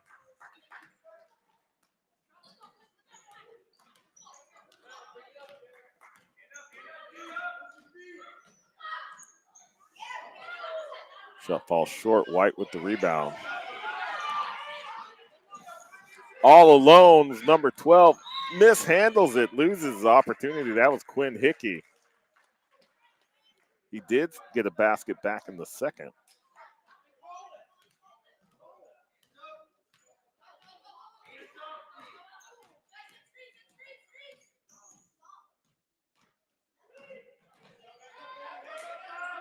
Sean Manning with the shot and the goal for three. Wait, yeah, is that right? Yeah, they gave him 3. That'll cut the lead to single digits.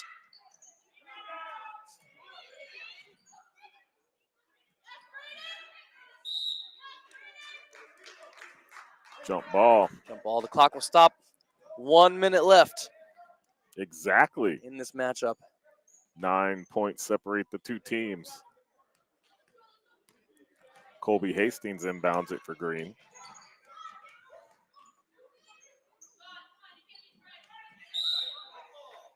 Another jump.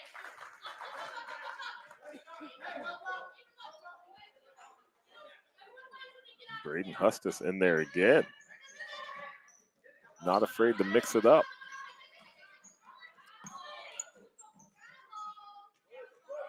Trying to find Thibodeau down low to bring it across. They got across. There they go.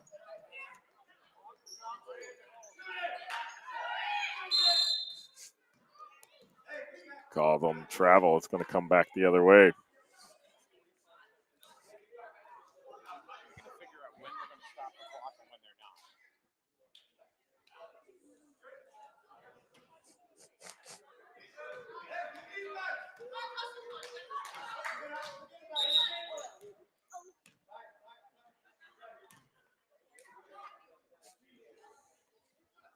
Shoe tying timeout. Whistled by the official.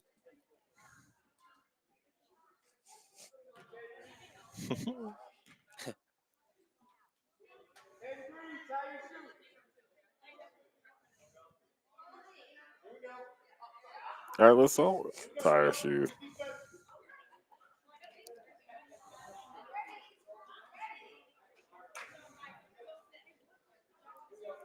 All right, I think everybody on the court is sufficiently laced up.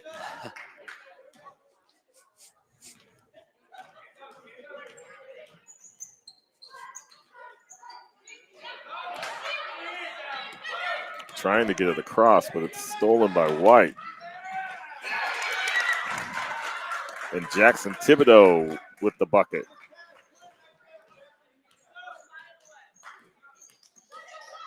Opens up the lead to 11. 3-point shot off the rim. Dylan Alexander was going up. Got fouled. Coming to the line.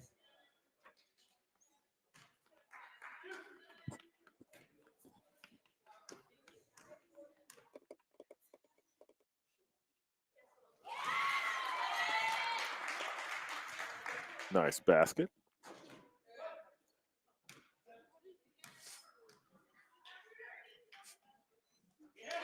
Two for two for Mr. Alexander.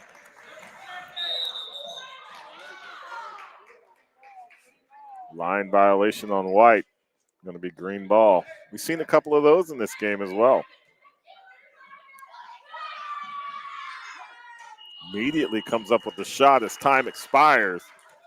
Your final score, White 32, Green 23.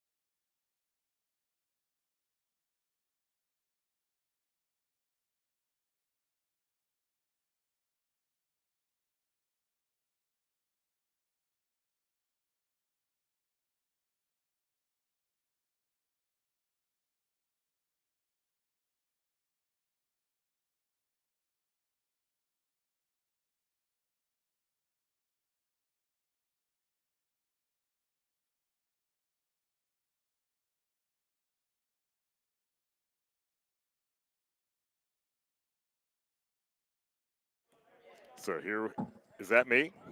All right, so here we are for Game 7.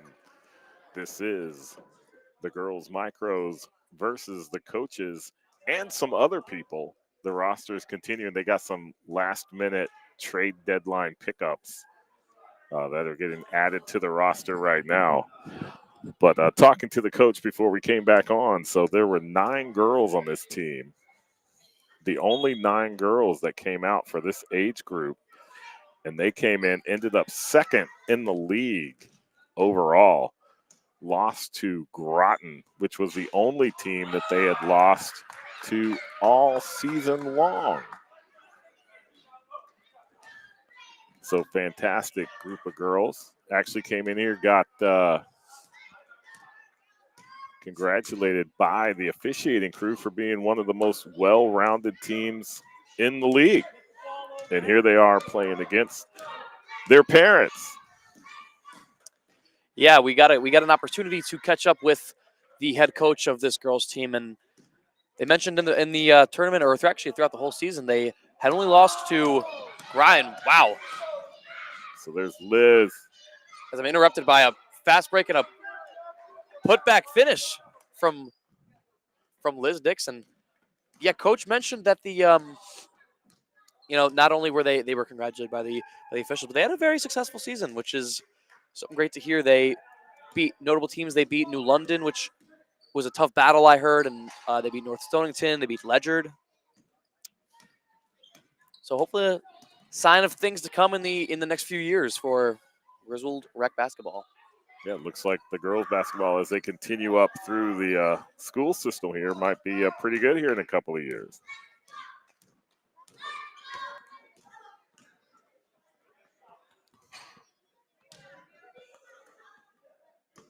So the parents with a 6-0 lead over the micros here early. That's Coach Ray DuPont. Kicking it out to Coach Doc. Going to go underneath. So moving it around. There's a shot. Anna Dixon takes the shot, falls.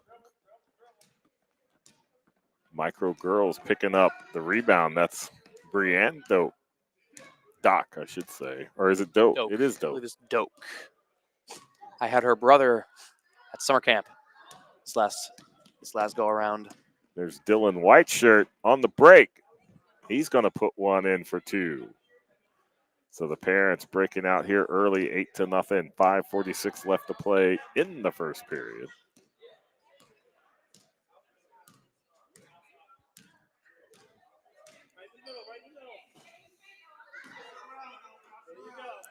So Haley Drobiak with the shot off the glass. Gets her own rebound. I think it surprised herself.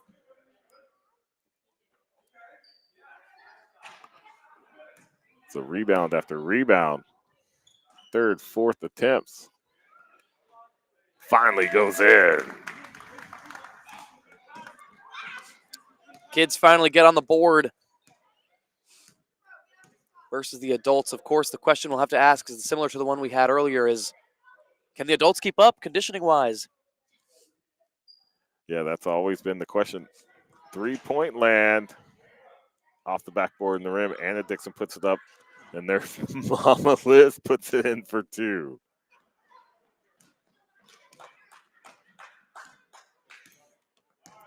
So here come the girl micros. Finding Drobiak back down underneath. She puts it up, and she sinks another one. She's got 4 on the day. She's got all of the girl points so far in this ball game. Dylan Whiteshirt to Jesse Doak. To DuPont. Oh, he misses it off the rim. And there's a 3-pointer from Dylan. They're breaking away, 13-4.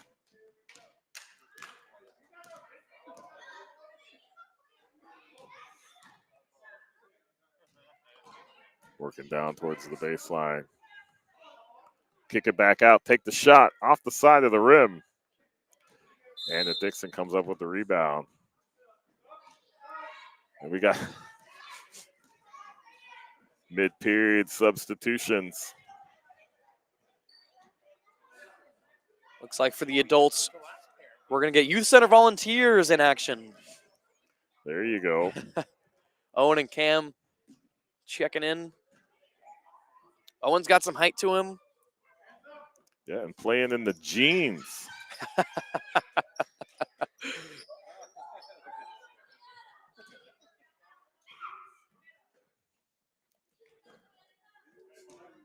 So Anna Dixon working across top, gets in the middle, takes the shot. It's going to fall short, but there's Owen with the rebound. He's going to put it right back up. So he comes into the game and immediately on the board with 2.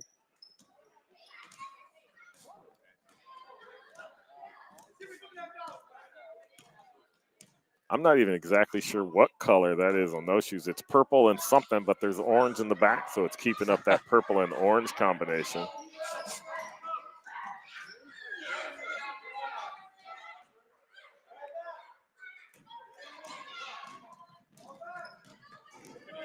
So the Micros battling back, looking to set something up.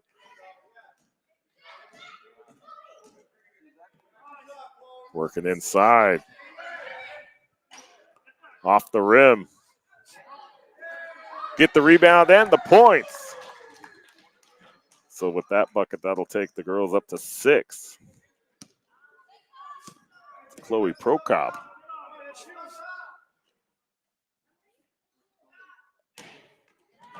Cam Apple goes long. Anna Dixon gets the pass, puts it in. She's got a bucket. Yeah, Anna Dixon might not fall into the category of adult, but she is in the older age bracket, so she qualifies So as. she counts. That's what I was saying. It's like parents and other people. We've got parents. We've got coaches, high school volunteers. We've got coaches. They were going to enter this game 1 man down. They only had 4 on their roster when we first got it. There's another bucket for the girls. Prokop with 4. Haley Drobiak with 4.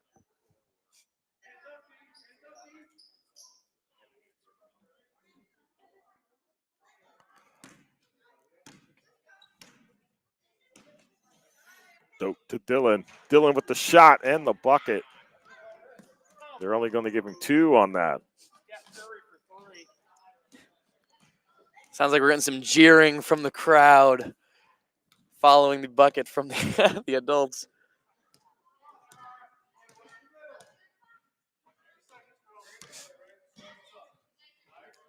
Going down underneath. That's Prokop.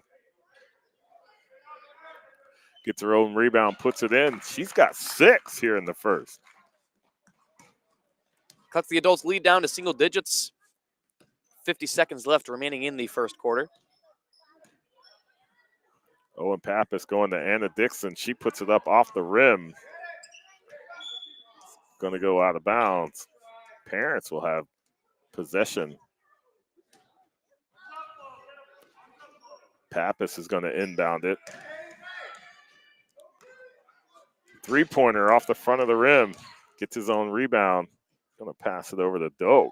He puts it up. That's going to fall short. And Owen misses it. He could have just placed it in the basket.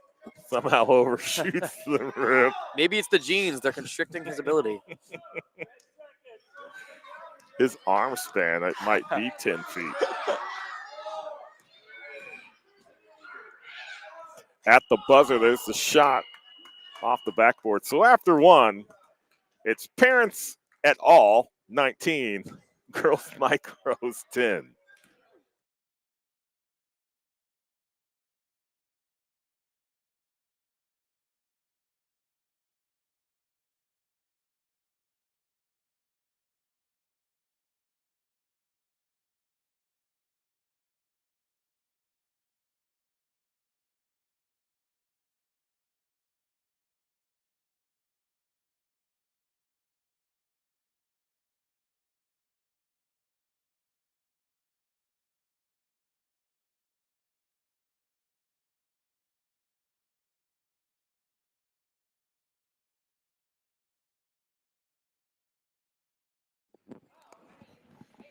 So start the second period.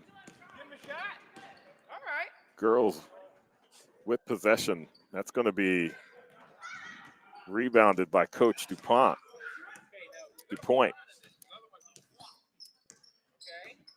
And also an update from our studio. We're getting a new camera broadcast for the game. Xavier Dixon now manning our nice camera. Oh, they wave off the three.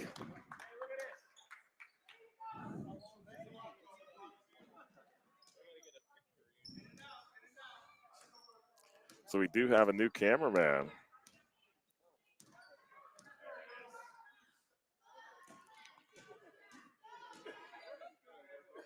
Drobiak with the shot, sails long. Cam with the rebound. Oh, a fast break opportunity here.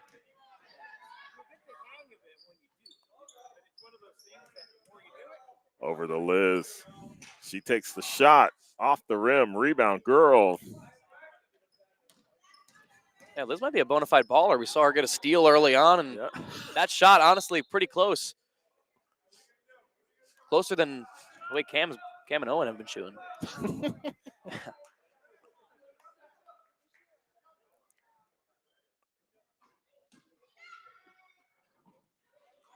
So they inbound the ball. That's Drobiak with the shot in and out. Oh, there's a steal. Ella Dixon with the steal and the bucket.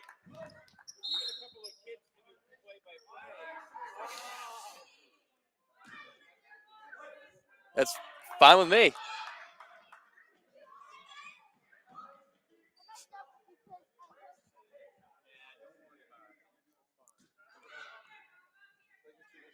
So the Micros bringing it within 7 with 6 minutes left here in the first half. Drobiak goes in and out, gets her own rebound, puts it back up, gets another rebound, puts it in. She's going to get that basket. She's got 6 on the day. So here come the parents, coaches, anybody that was here.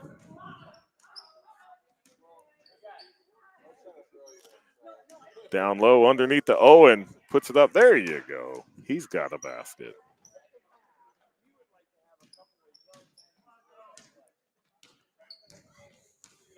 Micros are going to bring it across.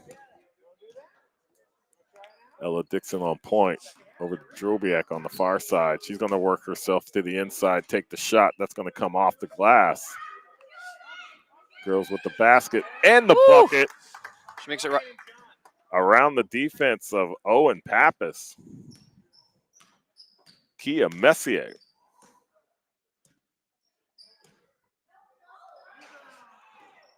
Off the rim. Micros with the rebound.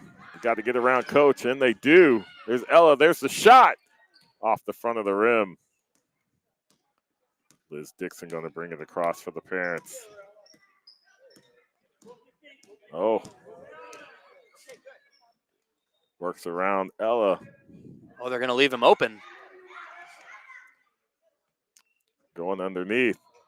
Cam with a basket. Oh, there's some boos from the crowd.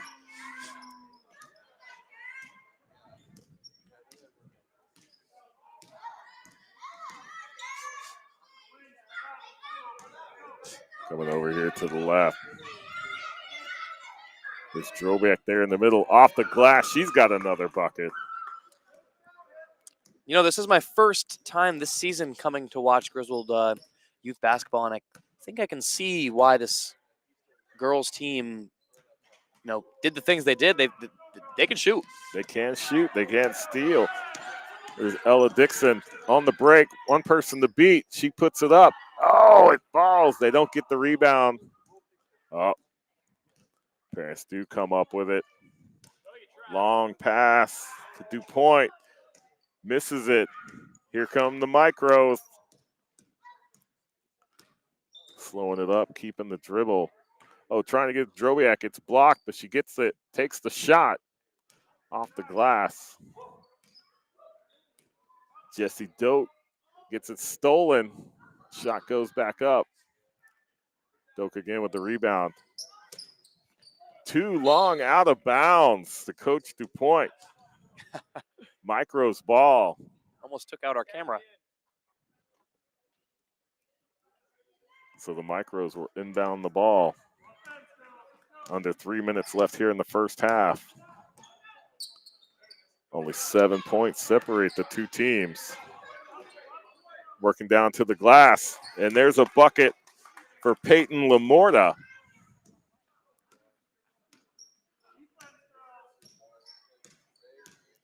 Here come the parents. DuPont to Doak to Appold. Underneath to Dixon. Oh, she misses it. Wow, they had the play set up perfectly for her. And there's Ella Dixon bringing it up. She takes the shot. She misses. Coach DuPont with the rebound. Down to Doig.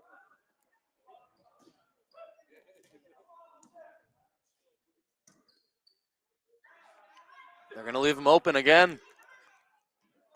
I think there may be something they know that we don't. Owen Pappas going down to the corner. Coach DuPont puts it up. Oh, it's not going to go in across the rim. Cam can't hold on to it. He's got slippery hands. Ella Dixon working her way down the lane. She's going to take it in off the glass. Drobiak with the rebound. She puts it back in. Off the glass again. Out of bounds. Here come the parents. Oh, little behind the back. Tried to pass it to Jesse underneath. It goes out of bounds. Turnover to the Micros. little call back to some primetime Magic Johnson. And the Micros bringing it within 3. 23-20. Just over a minute left to play in the first half. Here comes Liz Dixon. Oh, she splits the defense. Oh, misses the layup. Drobiak with the rebound. Dixon in hot pursuit. Drobiak driving the lane, puts it up. She's going to get another basket.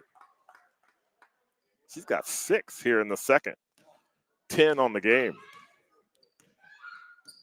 and all of a sudden, that big lead that the adults once had is now cut to just 1.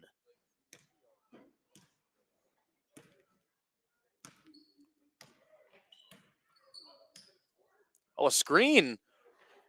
DuPont bricks it off the rim. Micros with the rebound.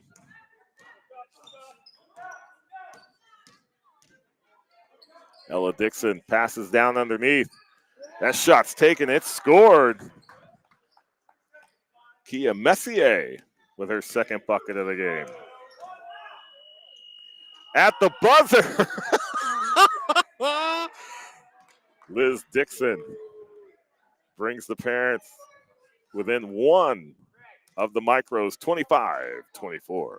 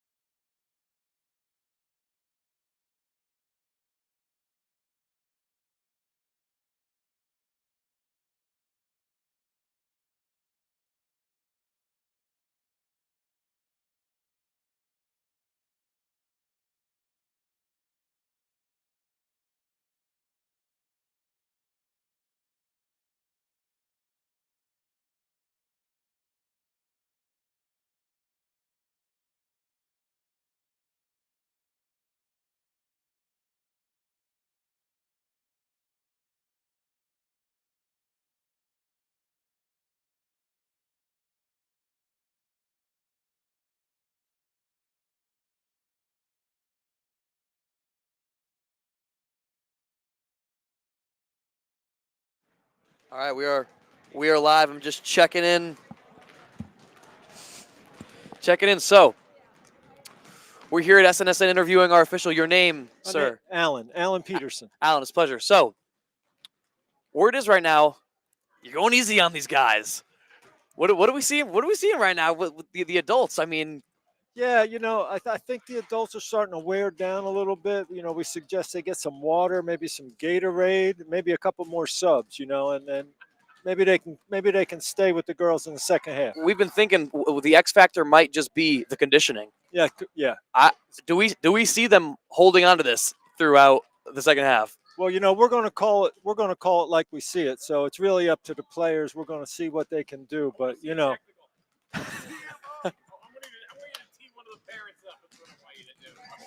Now we know typically in rec basketball, spectator heckling is usually a no-go. Now, in the case of the adults, could we maybe be a little lenient with having some people boo these adults? Because I don't know if there's a soul in this arena who really wants to see the adults win.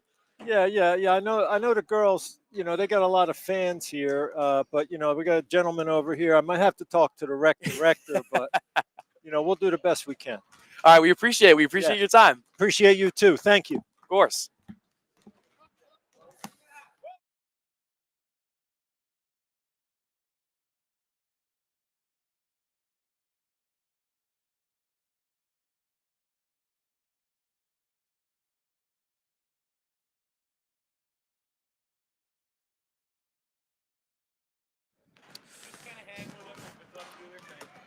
All right, here we go. So for the folks at home,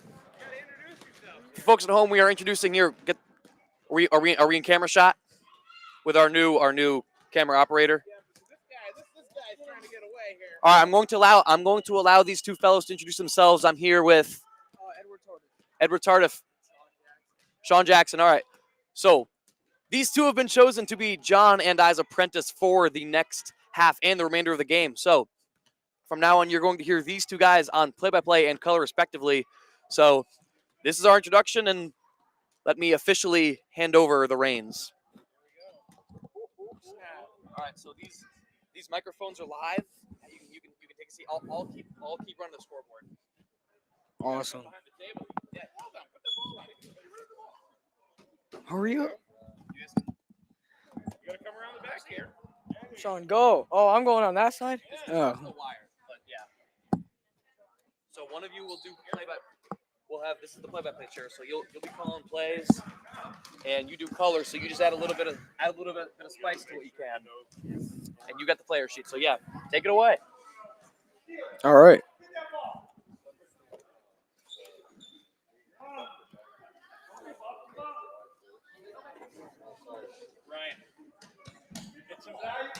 Looking for a pass.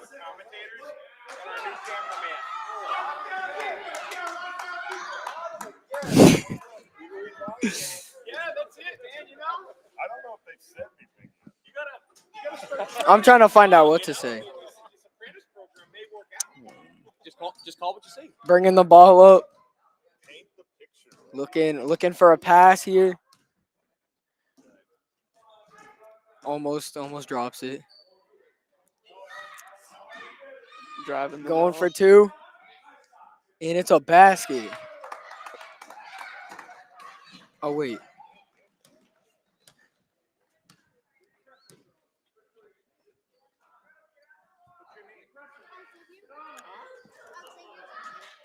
Looking for three. Oh, he drives in. Passes it out. Give me for three. Oh, he misses it. They're fighting for it. Well, And they call jump. we're pretty valuable. Jump. It's gonna be. You were in summer camp with me. How's it going? It's gonna be a white ball. He's got possession. I would love it. Shooting it. Misses Oh, it. miss. What's he doing? Passes it. It's a Top of the backboard.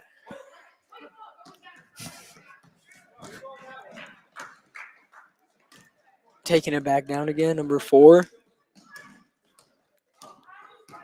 She passes it off for 2. And she keeps missing it. You got like numbers, names. Oh, snap. Gives it to. Always get caught. You put a headphone on. Maybe that's what teachers should do. Put Mic everyone headphones up? on, yeah, they'll just clam right up. For 2 again. Misses it. Griswold with the rebound. looking for a shot right here. Oh, she with the steals it. steal. Oh, and she gets it stolen on a Going fast back break. down Look at you. Oh, she picks it up with for 2. 2, and she misses it. Oh, he's going for it. Oh, he stops. And throws it out of bounds.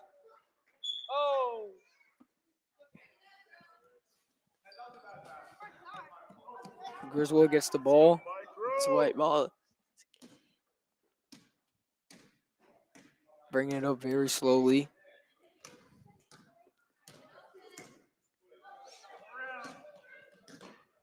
Passes it off for 2. Oh, she doesn't shoot it. For 2 points. And it's a make. What number was that?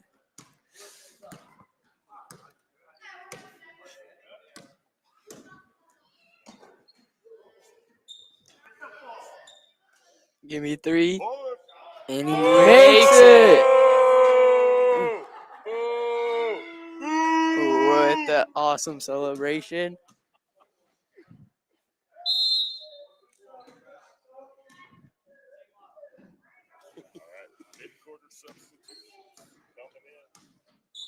Bringing in some subs. There's a lot of players on the court. I'm What going the this guy heck? in the pinch shot of the building.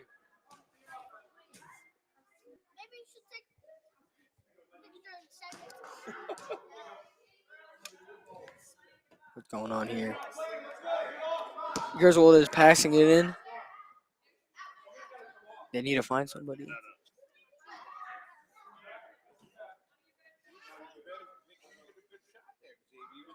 Number 12 passing it in.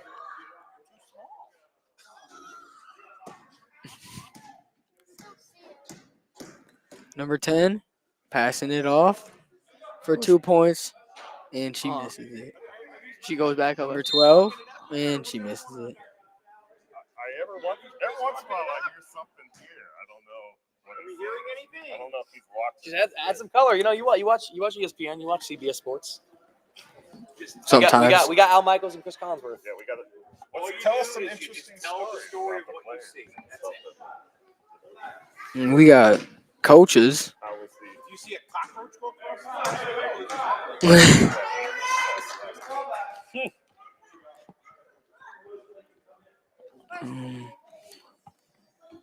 Waiting to shoot.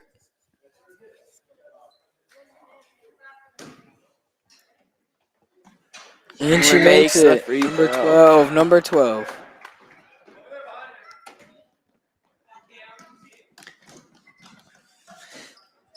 We got Cam bringing up the ball. Passing it to Dylan. And for 3. And he air ball. Oh, she's crossing her up. Okay. Gonna try to bring it up. Can't. For 3 points. Oh, he didn't shoot it. 3 seconds. Good thing I've never played center before.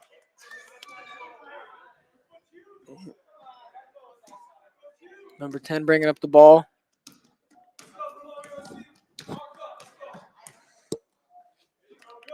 Passing it to number 11. He gets blocked. Passing it off again. Shoots it. Air and ball. Air ball.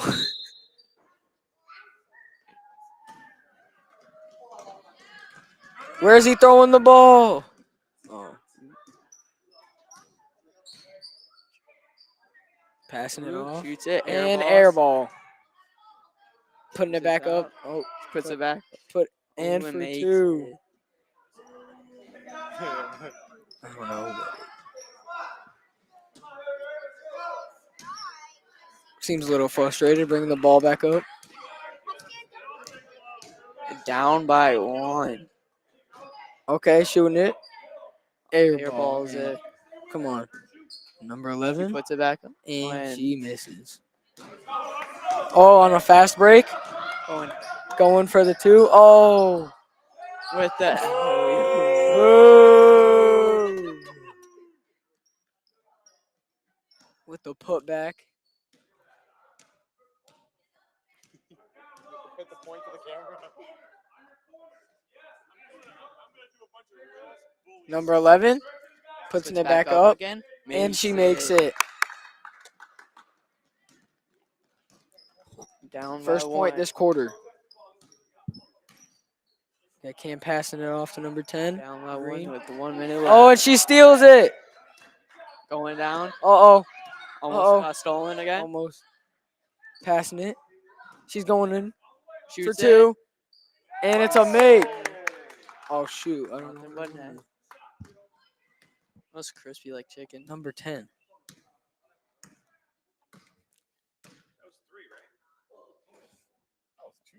Pass it. Is he gonna shoot it? Oh, For with 3, the and he bricks miss. it. Brick City. Brick City. She's going in for the fast break layup, and she makes it. that. Fulcrum. Number 10 again. Going, Dylan bringing the ball up. looking for someone to pass to. He can't find anybody. There we go. Down. Puts it up. And Misses brick. it. And she bricks that too. Bringing the ball up. And the quarter is over. A lot of bricks. Yeah, not that many makes.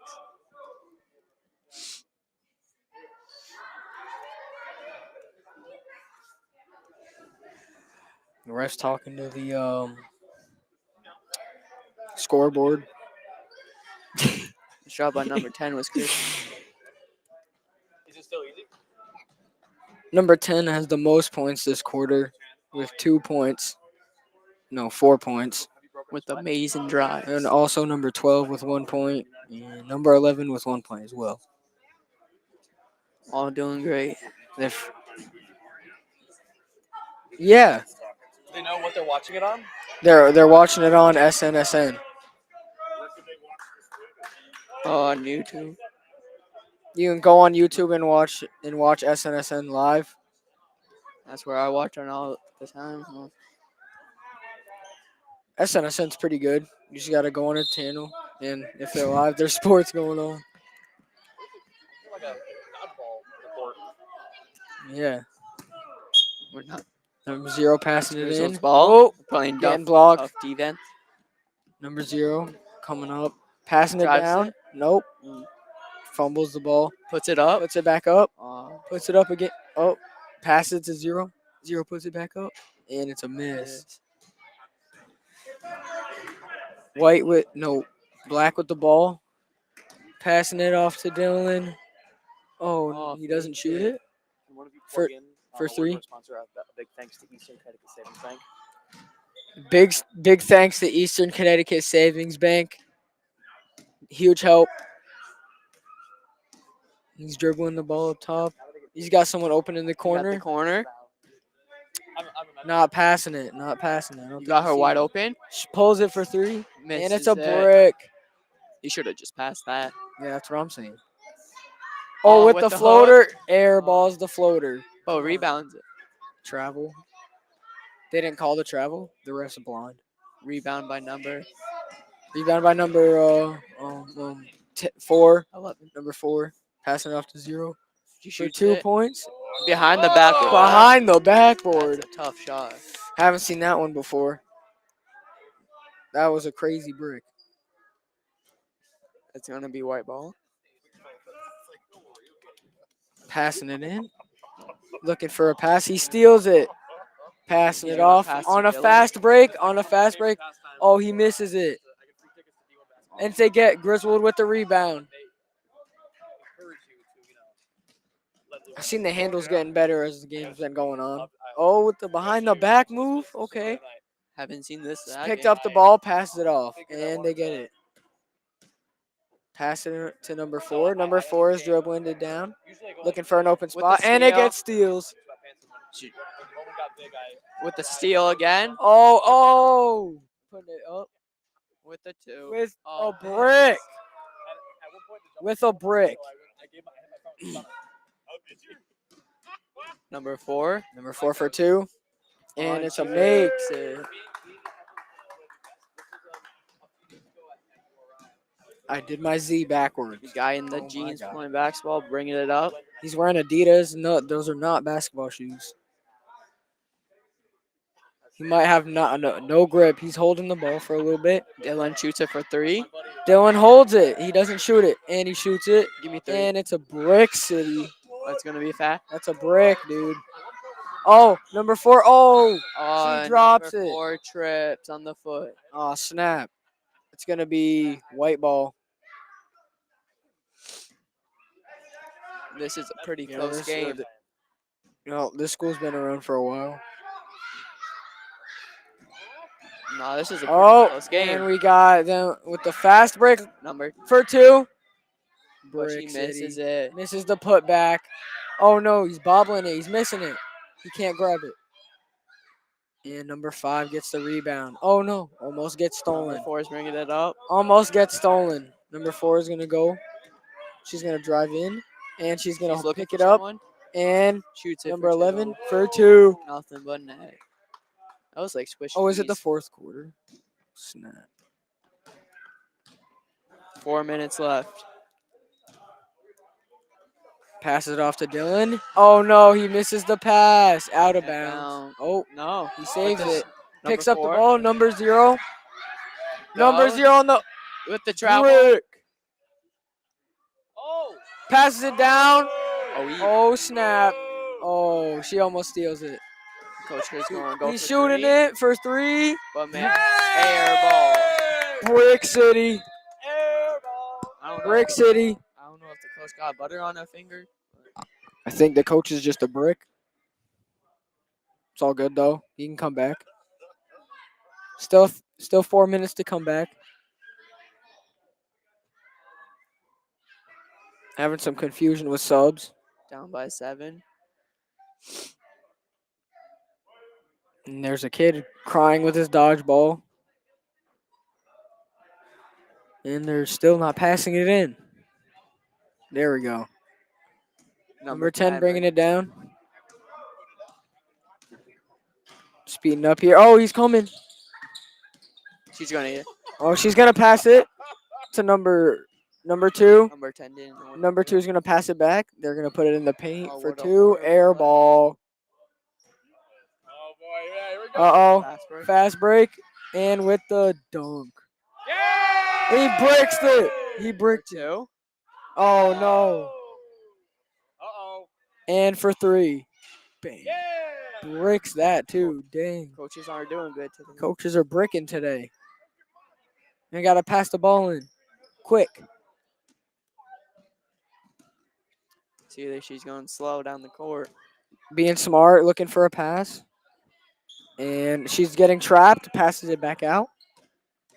She needs another pass. She almost missed it. Number 2 picks it up. Passes it in the paint. And she goes for 2. And she bricks it. Puts it back up. Another brick. Pat with a long pass. Is he going to shoot it for 3? In his mouth? In his Oh, mouth. Number 0. Number 0 almost someone drops open. it. And she bricks the layup.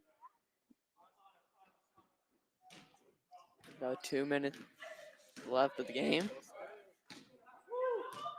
It's a close game. He's walking it up. He's walking it up. Wasting a whole lot of time here. They need to shoot a basket. For 3. Missed. Brick City. Oh my God. Yeah. Yo, he's like negative 10 for 10 right now. It's going hard. So when the adults do it. Here we go.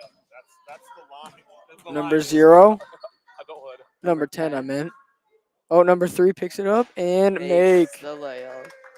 Coach is going to pass it in. Go to. Oh, they got a fast break here. Oh, nope. And they make it back Go, down. make sure passes it. Passes it over to Cam. And passes back for 3. No. And he drives it in. And he makes it. It's going to be a pretty close game here. It is a close game here. They need to make 7 points to get up. Oh, and she steals it at half With the for steal. the layup. And Brick one. City. Oh my God, that was a brick. That's going to be a travel. Absolute And a- brick. Hold on for it. Oh my God, that's a layup. Looks like these. I think Griswold's cooking right now. Looks like These they're coaches cannot shoot.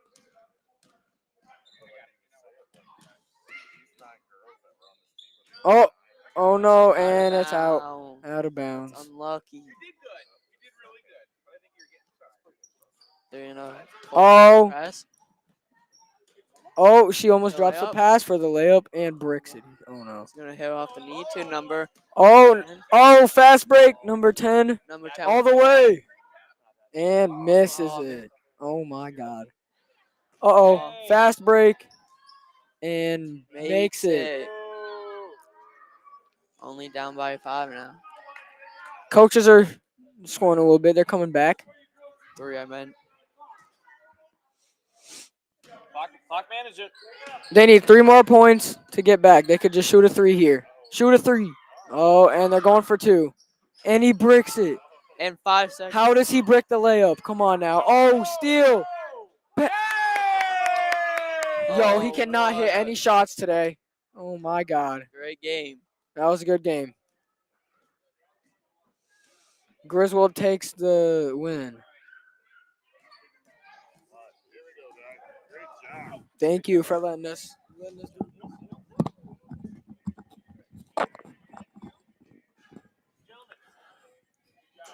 So the Griswold Micros were able to hold off the adults. Final score 41-38. And that will conclude our long action-packed day. Our marathon day of Griswold Youth Basketball, but actually it was a lot of fun. Hey, the camera's Really on us. fun. Look at that. We saw a lot of excellent basketball. And we finished up the day with a nice girls micro second in their division defeat the parents 41-38. Once again, I'd like to thank Ryan Aubin and Griswold Park and Rex for putting this on, allowing us to broadcast it for you. And as a reminder, we will be here next Saturday, beginning at 8:30, to start another day long. Well, I got to look at you. I normally don't look at the camera. So next weekend, Saturday, 8:30, game 1, another day of full Griswold Youth Basketball. You've been watching SNSN, the Streaming News and Sports Network. I'm John Harden along with Ryan Palillo. Mike Minarski on the camera when he's not eating McDonald's or giving it to alternate cameramen. So, Ryan, you going to be here next time? I'm going to see what my schedule permits me to do, but I will say I had a lot of fun today, and I would love to continue broadcasting with SNSN. Excellent. Fantastic. So until next time, goodbye.